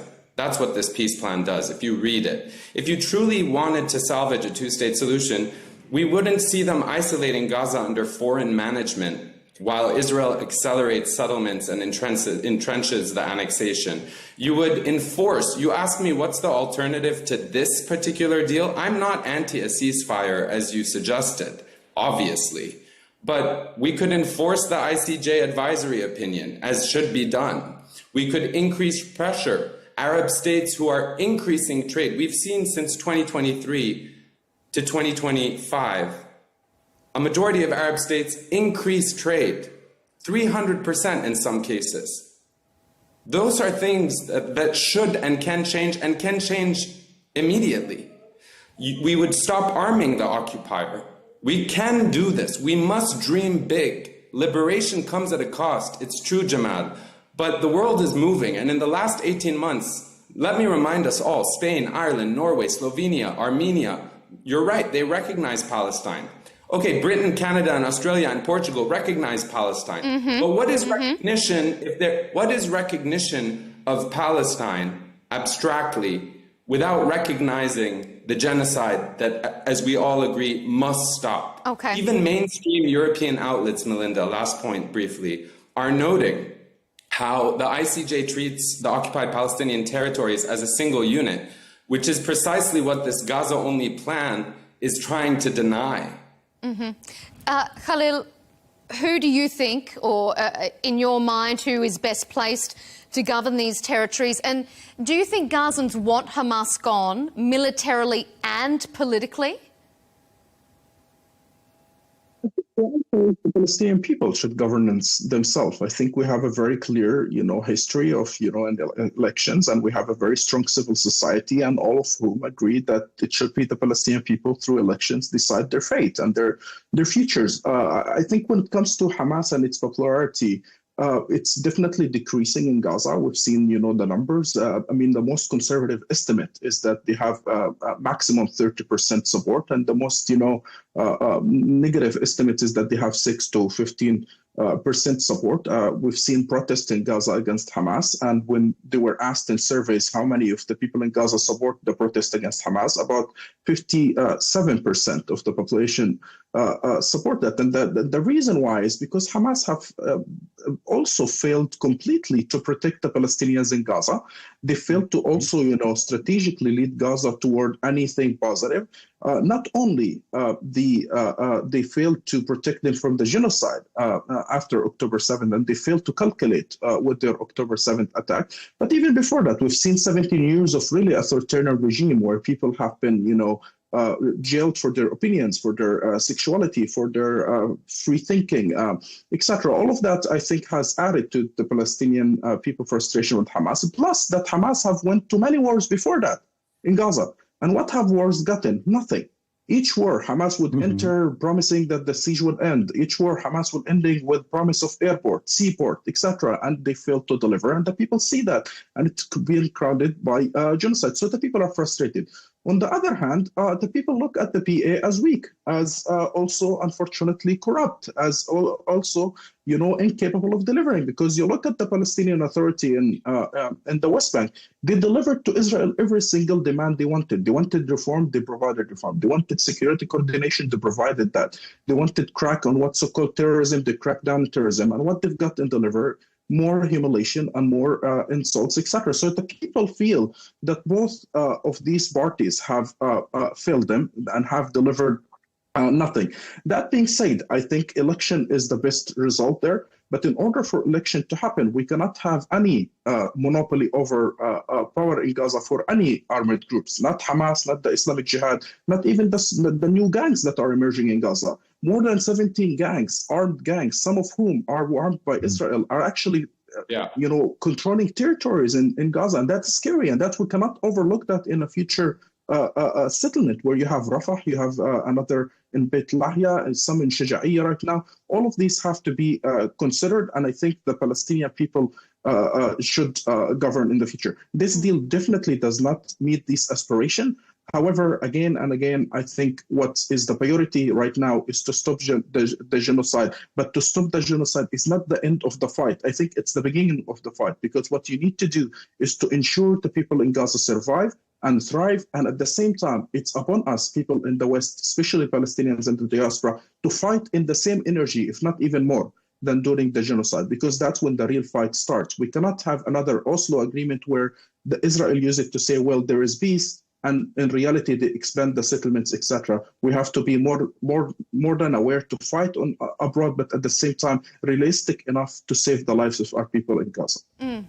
Jamal, respond to some of what Khalil has said there with regards to the concerns that people have about the legitimacy, the operations of the PA. Well, I agree with him. I agree with him completely, almost in everything he said, especially in the way how he described the bankruptcy of Hamas in Gaza. But also, he is right to criticize the PA, because Israel has done everything to weaken the PA. In fact, I recall a soundbite of Smotrich who said, he said, Hamas is our chance, whereas the PA is a threat. The PA is a liability to Israel. Hamas is a chance. Netanyahu was asked, why do you give money to Hamas? He said, anyone who does not want a Palestinian state must weaken the PA and strengthen Hamas. However, all of this whole situation has to be end. In my view, we need to have a ceasefire and stop the genocide, comes what may, because there is nothing more dear to us than the blood of the people, the innocent people who were not asked by Hamas if they want this war number 10 imposed on them by whoever it is. Hamas failed to calculate the consequences of this terrible genocide that has been unleashed by the worst army, the least moral army of the world, that is the Israeli army. They killed children, they sniped girls, they shot a girl with 300 bullets. Who does that? They do this in front of the cameras. They want the world to see this. This is pervert. They want the world to witness why they are killing children. Who does this? And who doesn't want this to stop? Ben-Gvir, Smotrich, and somebody else. I cannot fathom how anyone can wait a day longer to see this war end. It's not a war. It's a one-sided aggression by Israel. And yes, we opposed October 7th.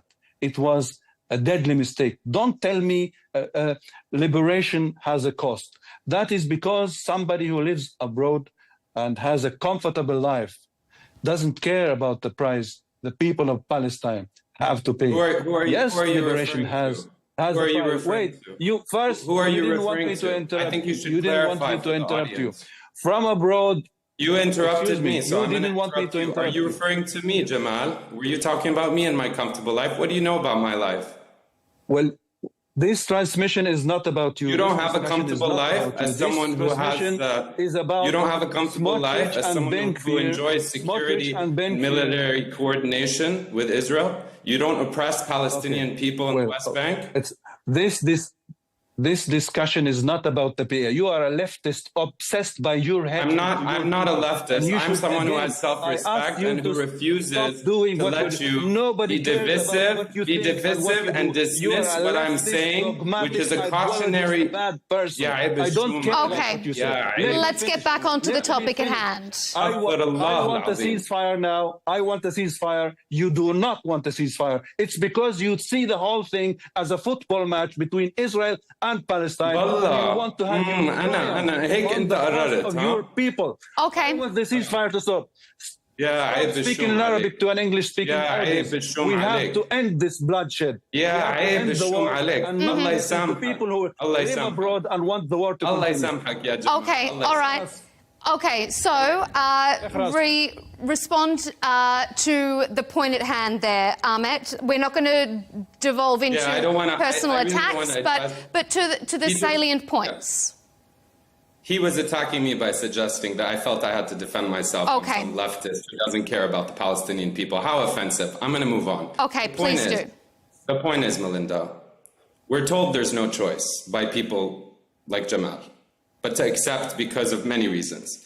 But for nearly 2 years, we've all watched proposals come and go. Families in Israel have also watched their own government torpedo deals, the US torpedo deals, the vetoes at the UN. We know that the world is cruel and it's unjust, and that it is disproportionately against us. That said, Israeli soldiers have been killing Israeli hostages. If not by mistake, we've seen that they don't care about the hostages. At least the three of us can agree on that.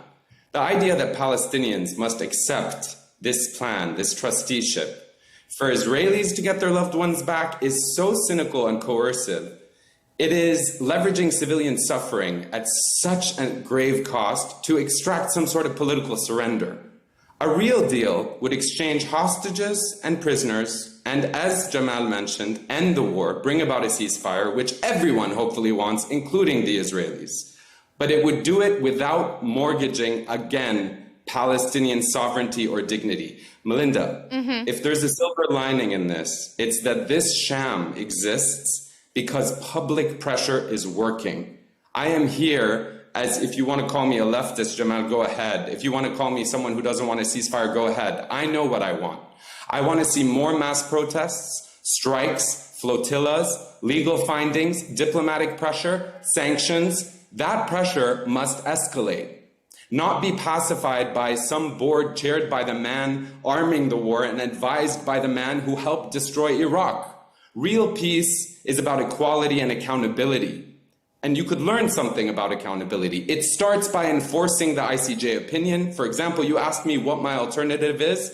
Respecting Palestinian self-determination across Gaza, the West Bank, and East Jerusalem, ending apartheid and occupation without preconditions, freeing hostages and prisoners through a negotiated exchange, and most importantly, rebuilding Palestinian leadership with international support that reports to us.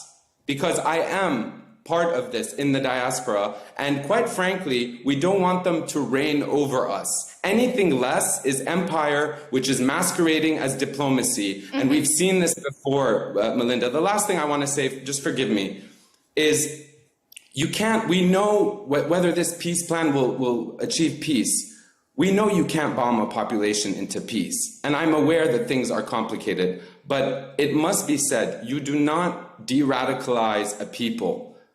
You do not de-radicalize a people and claim you will restore their rights when you have proven, the people involved in this supposed peace plan, that they've done the opposite for decades. There are so many other avenues to bring about not just a ceasefire, but liberation. And we were very close. UEFA was going to kick out Israel from UEFA. It was so close to happening. I have receipts.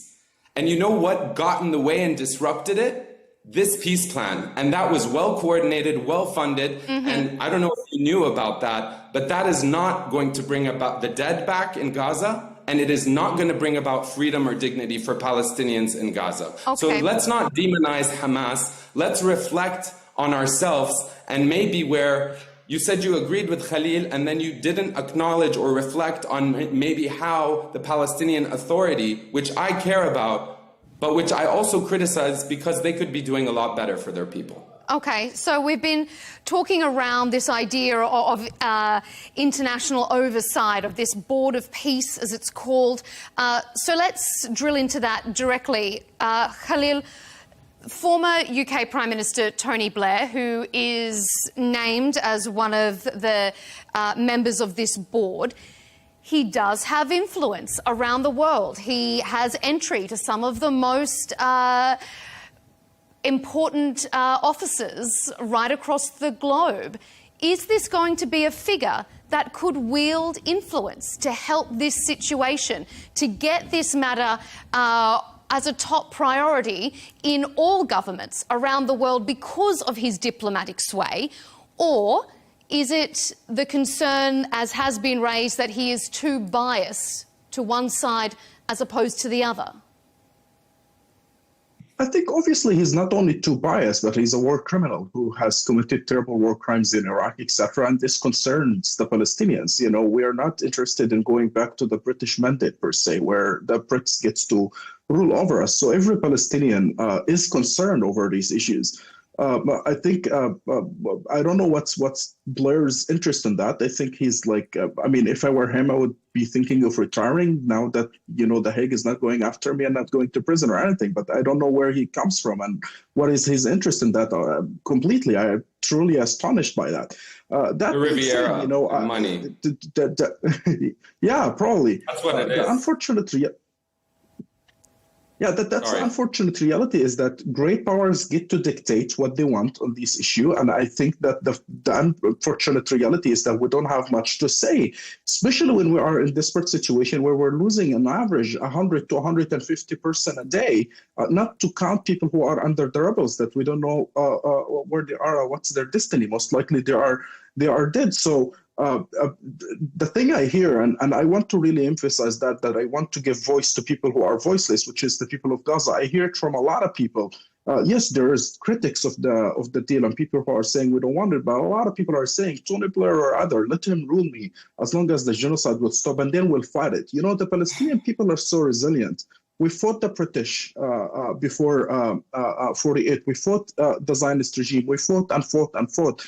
And many times we lost, but many times we won. I think whatever the new regime that's trying to be imposed in Gaza, we would still fight it until we get liberation and get our rights. The thing is, though, that we have to understand genocide as definitely it is a continuation and a natural conclusion to Nakba and to the history of colonialism in Palestine, yet at the same time, a very specific and unique event that has been worse than Nakba in the sense of the casualties, that has been worse in its devastation. And I think the priority of the Palestinian people is to get out of that. It's where we're not going to liberation tomorrow. We have to just be realistic about it. But we have to get the ceasefire and prepare for what could be liberation at the end. Because here's the thing. If we spend 2 more years in this war, waiting for the international community to sanctions, waiting for protests, waiting for more flotillas, etc., all of which are excellent. I don't object to all of those. In 2 years, Gaza will be, it's already devastated. We don't know when the border opens how many people would leave already because it is devastated. But in 2 years, I can guarantee you that we will be no one left in Gaza when the borders open. I think that's my fear. That's my concern. The schools haven't operated for 2 years in Gaza. Can you imagine? The Palestinian people are one of the most educated in the world. We had literacy rate of 99.8. That's unprecedented. For 2 years, our children in Gaza haven't gone to school. And there is no school. The schools are destroyed. And those who exist were turned to shelters. Okay. All these need to be stopped because the power of the Palestinian people in their survival and staying in their land, the power of the Palestinian people in their education, etc., all of this can be guaranteed. Even under colonialism or apartheid, we have to consider it so that people would survive and then fight. That's, I think, that's why calling it peace deal is dangerous. It's not a peace deal. Okay. It's a ceasefire in order to fight back. I will end with that. Hamas have gotten to many wars before and got a ceasefire. And none of the ceasefire Hamas has gotten before has guaranteed the rights of the Palestinians, and none of them even connected it to the West Bank. Okay, Dr. Nizal, I'm going to bring you in here to see your point of view. I just do need to, again, clarify for the sake of accuracy and balance. The UK's Iraq Inquiry report in 2016 did give a damning assessment of Blair's role in the Iraq war. It found that there were war crimes committed, but former Prime Minister Tony Blair has never been charged or convicted of being a war criminal. So I just need to put that on the record. Dr. Nizal, give us your take on the role that Tony Blair can play. There are concerns, there are criticisms, but he's friends with powerful people. Can he really push the agenda like maybe no one else can? I don't know if the name Tony Blair brings back good memories, but I think he should be given a chance. He should be given a chance, and it doesn't come down to names. Don't think it's about names. And Ahmad mentioned something about the ICJ. I want to tell you this little anecdote. Back in 2009, I was the Chargé d'Affaires of the State of Palestine in the Netherlands. We didn't have an embassy, and when the war started, Israel started killing a lot of people. We contacted the ICJ, and they told us, "You're not a state. You can go home. You cannot charge Israel for war crimes." So what did we do later?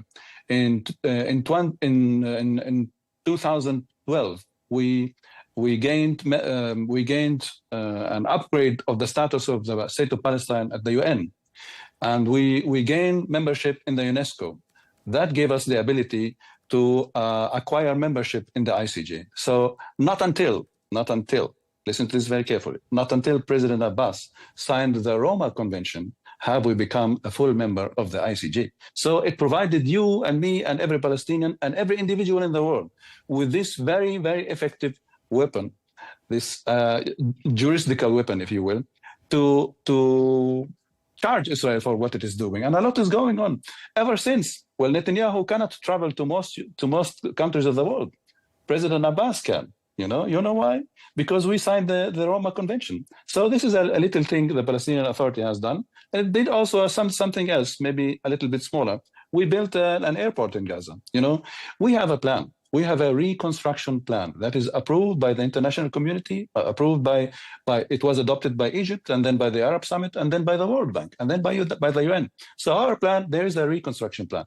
Are we concerned that they might turn this into an international colony like Hong Kong? It could be. You know, there is the risk that they are planning something like that. It is dangerous. As I told you before, nobody has paved the way of the PA to go back to Gaza. Nobody has paved the red carpet for the PA. And Israel could exclude the Palestinian Authority completely. However, I repeat myself, to me, the Palestinian blood is more important than any other thing. There is no other priority ranking higher on our agenda than stopping the bloodshed. And it is worth. And do we have a choice? What is the choice? Not accepting this means that Khalil's family could face the worst. Famine, genocide, blockade, anything. So we shouldn't be divided into good and bad people, especially in this panel. Those who want this to end are good people. Those who are concerned, no, you do not agree that we are good people. Well, Khalil said he wants to end. Khalil said he wants to end this. And you don't want to end this. Ben Gvir and Smotrich don't want to end the war either. Yeah, I'm just like Ben Gvir and Smotrich. Okay, Ahmet, we're almost out of time, so Ahmet, respond directly to our discussion about former Prime Minister Tony Blair. Should he be given a chance? As Jamal says? Yeah, I think his legacy speaks for itself. This is a man that's now proposing to manage Gaza. He's overqualified in condemning people in the Middle East to despair and oppression. He's completely unqualified to decide the future of the Palestinian people, which is the role that was suggested. Netanyahu and Blair should be mentioned in the same sentence, only at The Hague. Instead, this proposal suggests that they should plot the future of the Palestinian people in a vacuum. And quite frankly, I agree with Jalal on one thing, that the divisive nature with which we've seen in this panel and accusations of me, this and that, is not constructive. Again, what is constructive... But you started it. Okay, that's fine. Can I finish my point again? I don't want to repeat myself, but I will say there is so much hope, even if it's taken this long. Let's not forget, it's taken over 75 years. And we're still here with the Nakba continuing and the genocide continuing. So making the same mistakes with the same usual suspects who have proven that they care about profit, not people, let alone the Palestinian people, does not feel like a path to either a ceasefire, liberation, or dignity. I think, and I agree and really respect my fellow panelist, Khalil, and I defer to him on what should happen in Gaza. That said, if there's any hope here, it's in the cracks that are deepening, that are appearing in the empire's facade. It's in the hundreds of thousands marching today, yesterday, and that will be marching tomorrow across the world, including in Europe. It's in the unions that are striking in Italy. It is in the flotillas, there will be more flotillas, mark my words. And it will not happen fast, but it has been 76 years. It is in the governments that stop trading with Israel because they are committing genocide.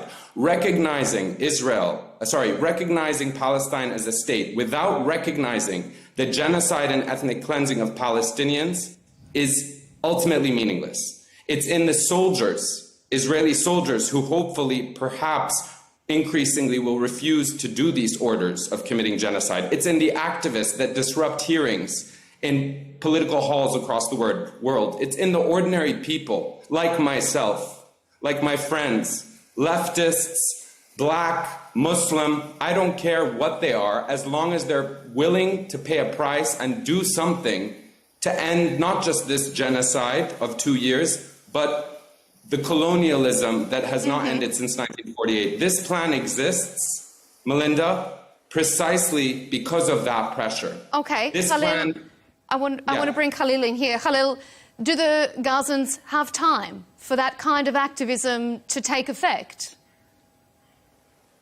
Unfortunately, no, because the genocide is still going on and people are losing their lives. We're not talking only about the direct killing that Israel is literally murdering people, including children and women, but we're talking about all sort of indirect killing. the famine, the deprivation of medicine, the bombing of hospitals, the fact that people cannot go abroad for medicine or education, etc. All of this is literally shrinking. I mean, if you look at the numbers, even like, the population is decreasing. People, you look at the pictures, you see people are getting weaker and weaker. Their bodies. There are some people I know in Gaza personally, literally people close to me, died because of the amount of time they walked in the displacement. You imagine this, you're displaced 10 times. Each time you have to walk 10 miles or 5 miles or whatever the new evacuation order. People are literally dying as we're walking there. That's why, again, I reiterate what I've said before. My view is very precise, and it comes from observing the experiences of people in Gaza. We should stop it at any cost, even if it's a compromise. I know, like, that's not the glorious, win. No. I don't want to... And then continue fighting. Khalil, can I just clarify?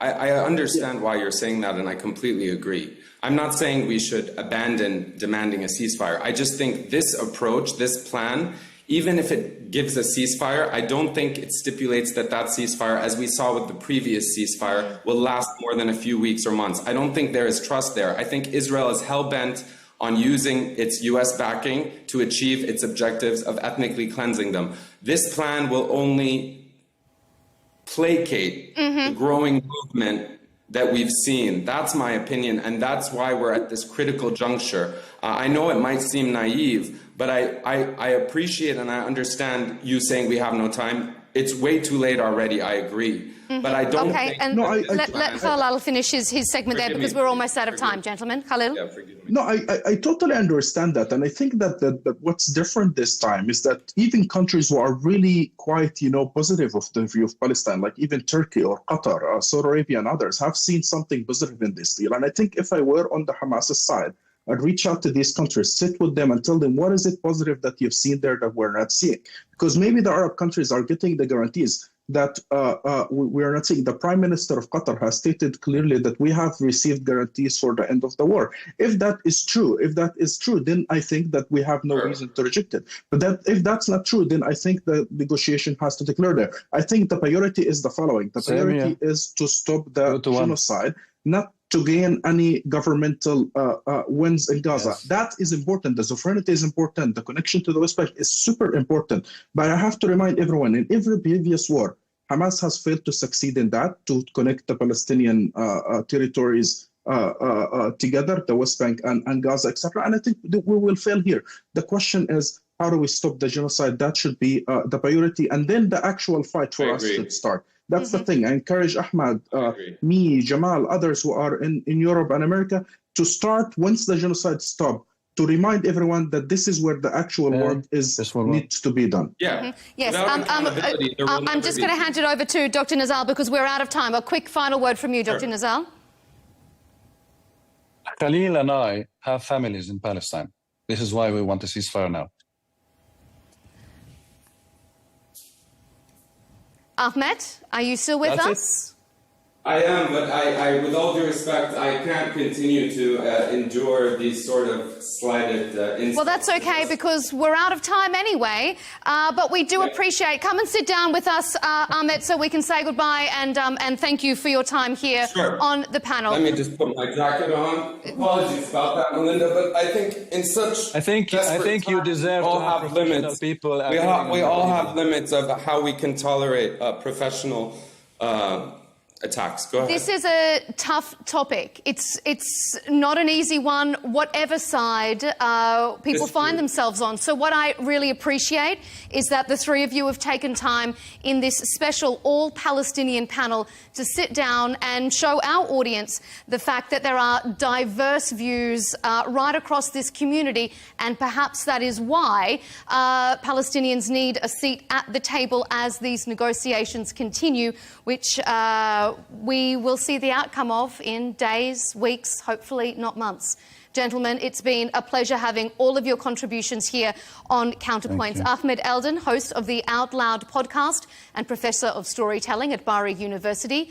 Khalil Sayeh, Executive Director of the Agora Initiative, and Dr. Jamal Nazal, spokesperson for the Palestinian political party Fatah. Thank you for being with me here on Counterpoints.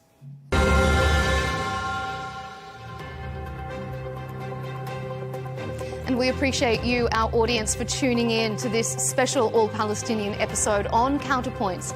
To keep up to date with our latest debates and special interviews, be sure to subscribe to Al Arabiya English on YouTube. And, of course, follow us on X and TikTok. We have plenty of content there for you. We'll see you next time.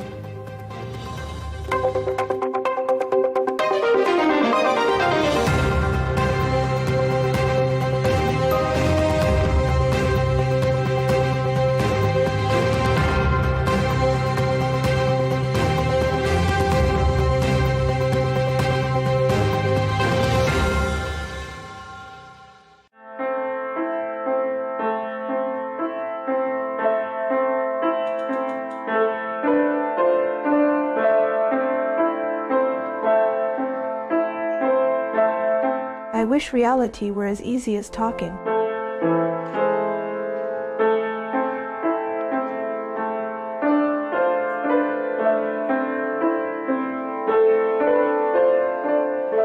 He grows up but keeps that innocence. That's the instinct God created us with.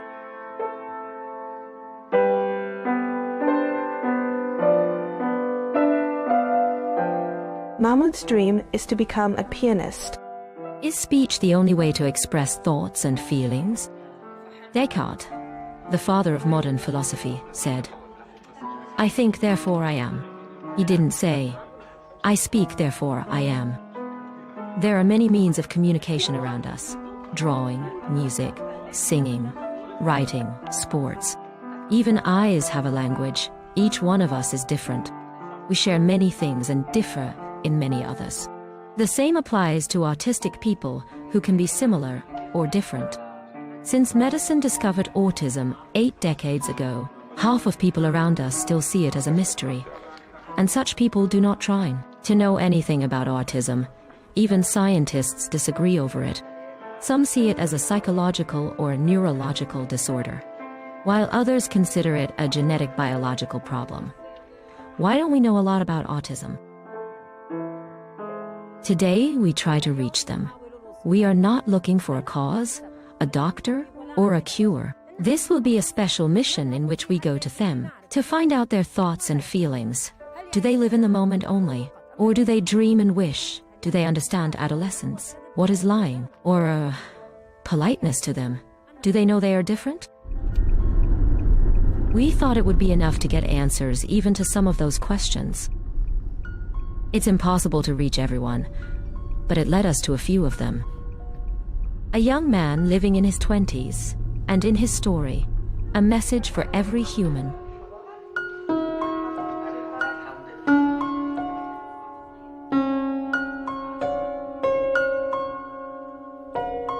I exactly experienced the entire 5 stages of Kubler-Ross.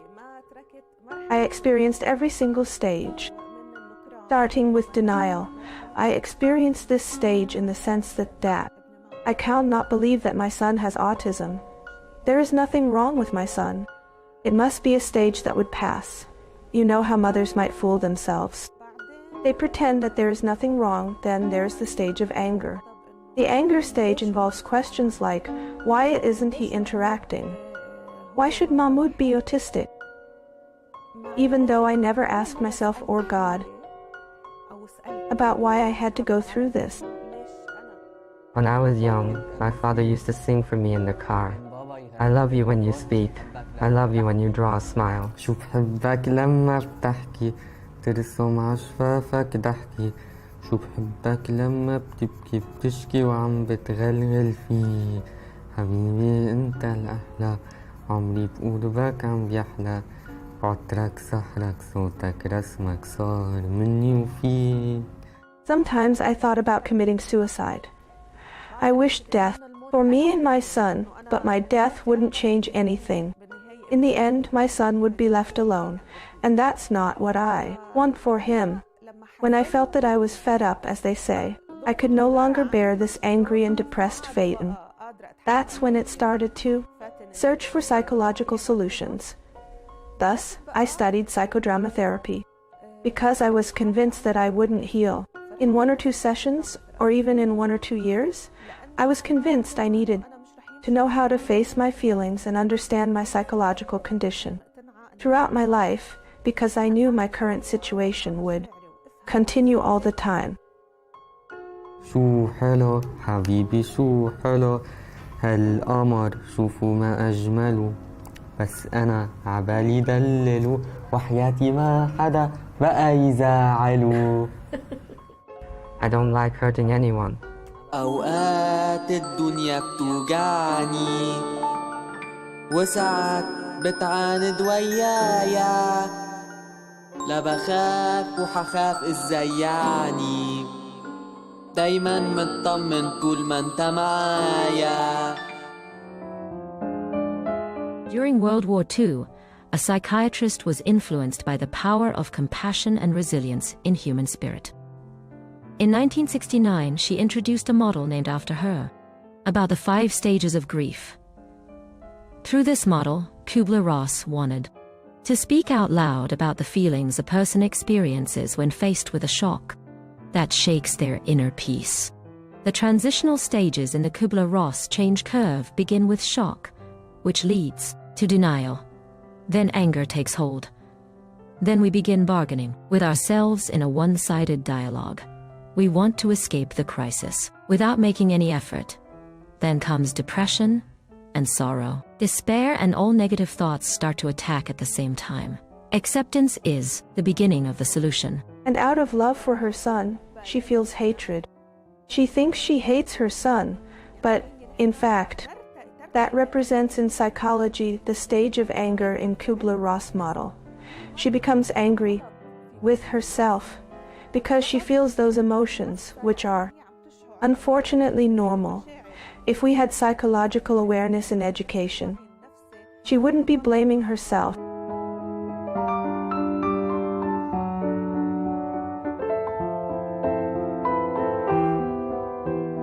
Once I reached the stage of acceptance, he started to show results that I had been waiting for years of effort. He started to show me those results. I reached a state of acceptance that it's over. I accepted him however he is, whatever progress he makes or doesn't make. That's it. This is my son, and I want to love him just the way he is.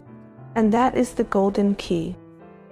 I accepted Mahmoud as he is, like any mother who wanted him to lean on her. But what happened was the opposite. Fatin's dreams of Mahmoud graduating from university with a postgraduate degree did not come true. Mahmoud opened a door to his world for her, and he amazed her and made her forget the routine life and the struggle, competition, and racing against time in everything. I used to be afraid that something might happen to me. And how would Mahmoud eat? He doesn't know how to say, I want to eat. He wouldn't say, I'm thirsty. I have to bring him water. But what worries me is his perseverance. Mahmoud has overcome it, thankfully. Thank God, you could say. Do you consider that the great achievement was by Mahmoud or Fatin? It was definitely by Mahmoud. We honor mothers in our society, and we see the efforts made. But, unfortunately, we don't understand the value of that effort because they struggle just like we do. They struggle with themselves. It's not something easy for them from the start. It's not easy for them because we are breaking their nature. In fact, I'll tell you more. We are distorting them.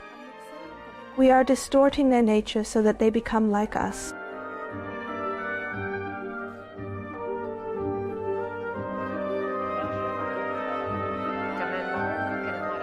Due to the commonalities within the stories, we went to Niraj, a young boy who is talented in drawing and video games, a boy no older than 12, who speaks, reads, and writes. He has a small home, with a family, school, and friends.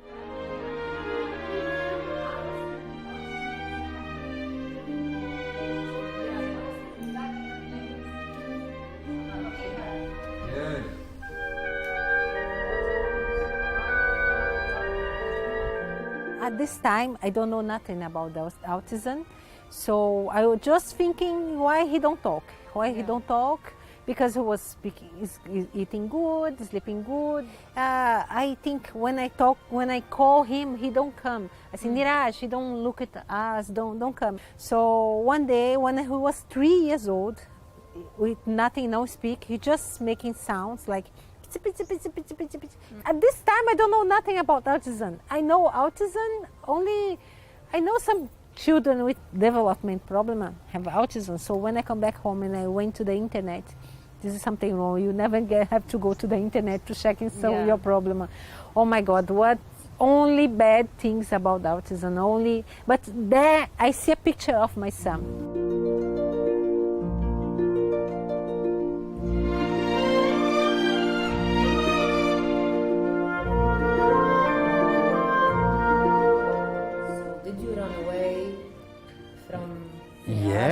Yeah, I would say so. Yeah, I would say so. I would say that, I mean, being in denial is kind of running away, isn't it? It's an indirect way of saying you're running away if you are in denial.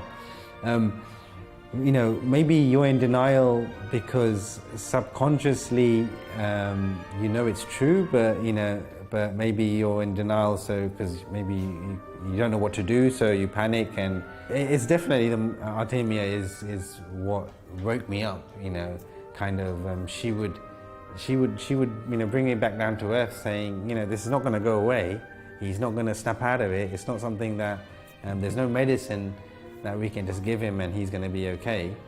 And then I would see what she's doing. And that's, then that was like kind of the inspiration to, I want to be part of this journey and help where I can.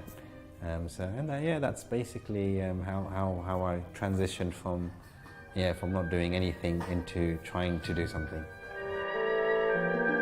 I see myself as a father to Niraj, not as an autistic child, but as a normal child, which gives me an over-sensing comfort. So it's not, I should do more with Niraj because he's autistic. It's more, I should just do more with him just because he's just another child. So I think now I'm not beating myself up because he's autistic, and I think that's a testament on how far he's come.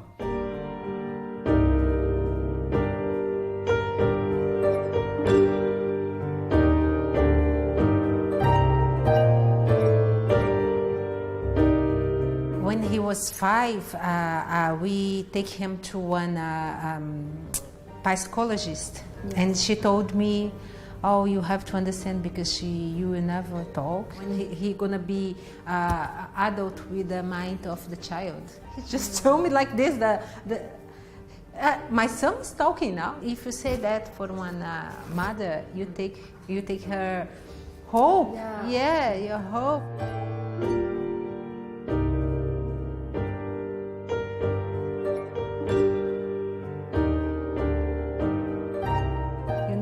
You need to give hope. You need to say, "Oh, buy this book. Oh, do this, do that. Come back here. Let's do something." They need to be positive.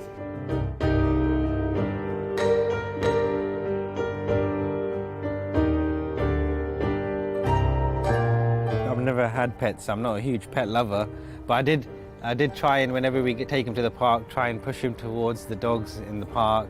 And yeah, he liked them a lot.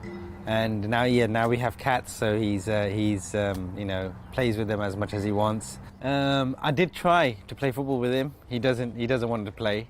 So then I just kind of revert back to what he's interested in, and because at the end of the day, that's how you maximize engagement with anyone.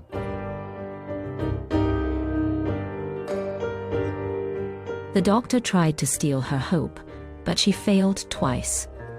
As a doctor, and as a human, that's what happened to Artemia. She lost herself chasing books and sources for guidance to reach her son. Her mission wasn't easy, and notably, the majority of books written about autism were written by autistic people themselves. One of the therapists told me we have to make some exercise with him. You put some up with hot water, no, very hot water.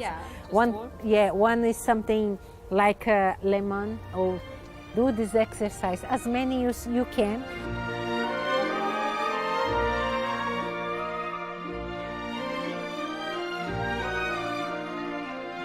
Okay, show me phone. Good work. Show me cooking. Good work, Niraj. Show me jumping. Good work. Coloring pencil. Good work, Niraj. She pulled hope out of pain to get her son to read, write, and draw, and express himself, even participate in competitions with others. They are not in their own world. They are in ours. How did they help, Niraj? Oh yeah, definitely. So when we have games that involve, but mainly those kind of group games, is definitely you bring them in, and the kids don't know they're doing it. The kids don't know they're helping. For them, they're just playing. Was very difficult, was very depressed in the beginning. And now I see my son, he can talk, he can ask what he wants, he have good behavior outside, he learning many things. I like my son like this, I want him like this, I don't want another son. I don't want a perfect Niraj. He's perfect for me. They don't know they are different. We are the ones who create the difference. Many realize this truth. Nahed, the mother who wants to help them reach their fullest potential, to discover their skills without differences and bullying.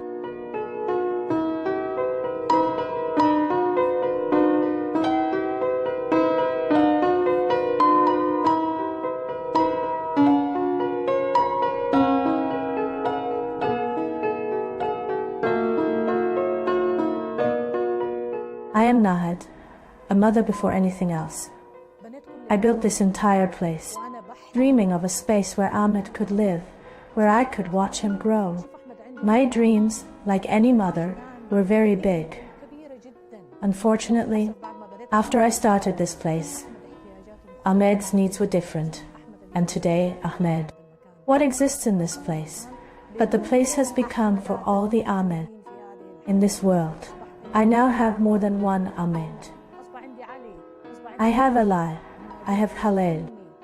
They call me Mom, and my son does not talk. After my long journey with Ahmed, he stayed the same. I was the one who changed. So I wanted to change Ahmed, but Ahmed won't change. Ahmed granted me exponential strength to be the person I am now, capable of helping all these people. I really do not see myself as strong. Is there a greater strength than that? This is Ahmed's strength, although considered as disabled, but they are not weak. They deserve to live. We all have our own kind of disability.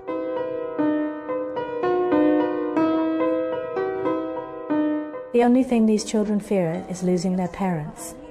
They fear because we have become their safety, not the society. The community as a whole must change so that children feel safe. Then comes competition, and there comes desire to achieve self-worth. Children do not feel safe. Their safety is us. So we must give our children safety before we ask society to give them safety.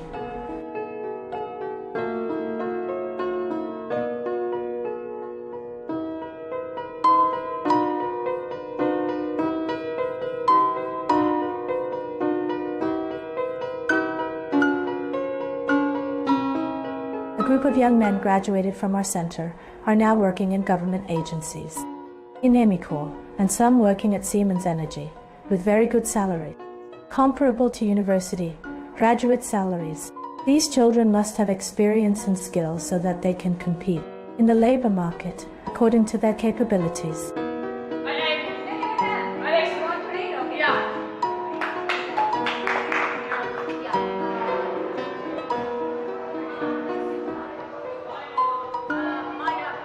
My name is Andrea, and I'm 18 years old. I consider myself as a kind person. I love helping everyone who seeks help. I enjoy spending time with my family. I believe there is love inside every person. Each person has a beautiful soul within them.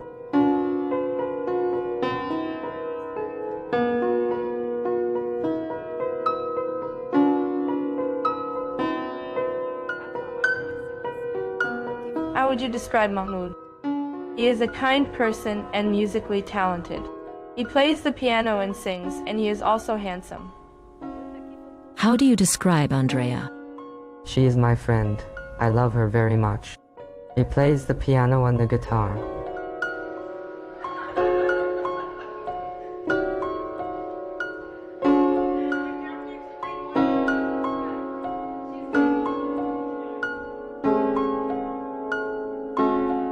I was studying a major that I love. I was easing my conscience as a mother by studying something that could help my son.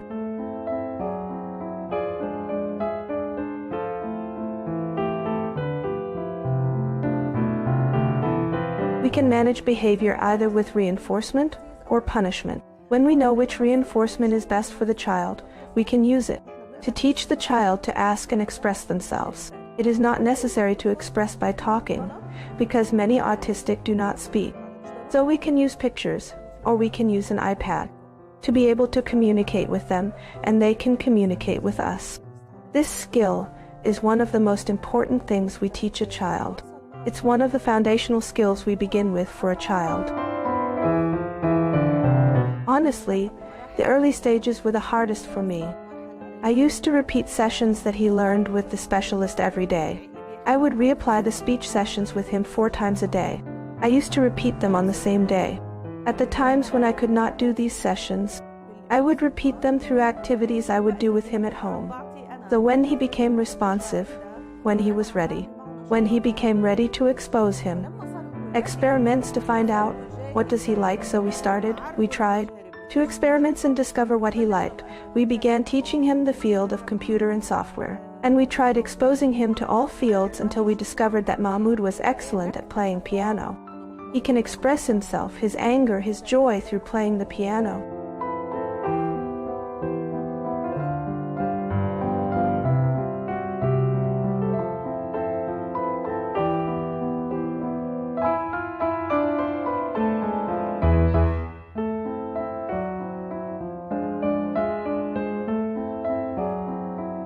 What if we were asked to pause for a moment and put on the shoes of this mother or sister or that father or brother just for a moment? What if we realized that one of our children is on the autism spectrum? Everyone we spoke to never wished to switch roles. Instead, they asked of those around them or those they encountered on the street or in the store or the cinema or school. Anyway, they wish to grant these passes by the children with autism a little understanding and a little love. It pains me to see him grow up, still with that same innocence and childlike nature. Maybe because I'm afraid for him, afraid of his innocence, the purity of his thinking, his unconditional love for people, and his lack of awareness of the evil in this world. The initial phase is exceptionally challenging, initiating them with their first word, the first letter. It's a very challenging stage. It's one of the most challenging stages. The challenge of adulthood is also affected. And I want to say to the ones who abandon their children, go back to them. They need you. Do not be ashamed of your children. Your son may not be what you dreamed of, but they become something you never dreamed of before.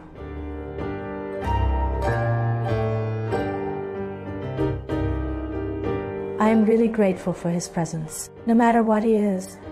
Of course, I wish he does not suffer from autism. I cannot imagine my life without his presence.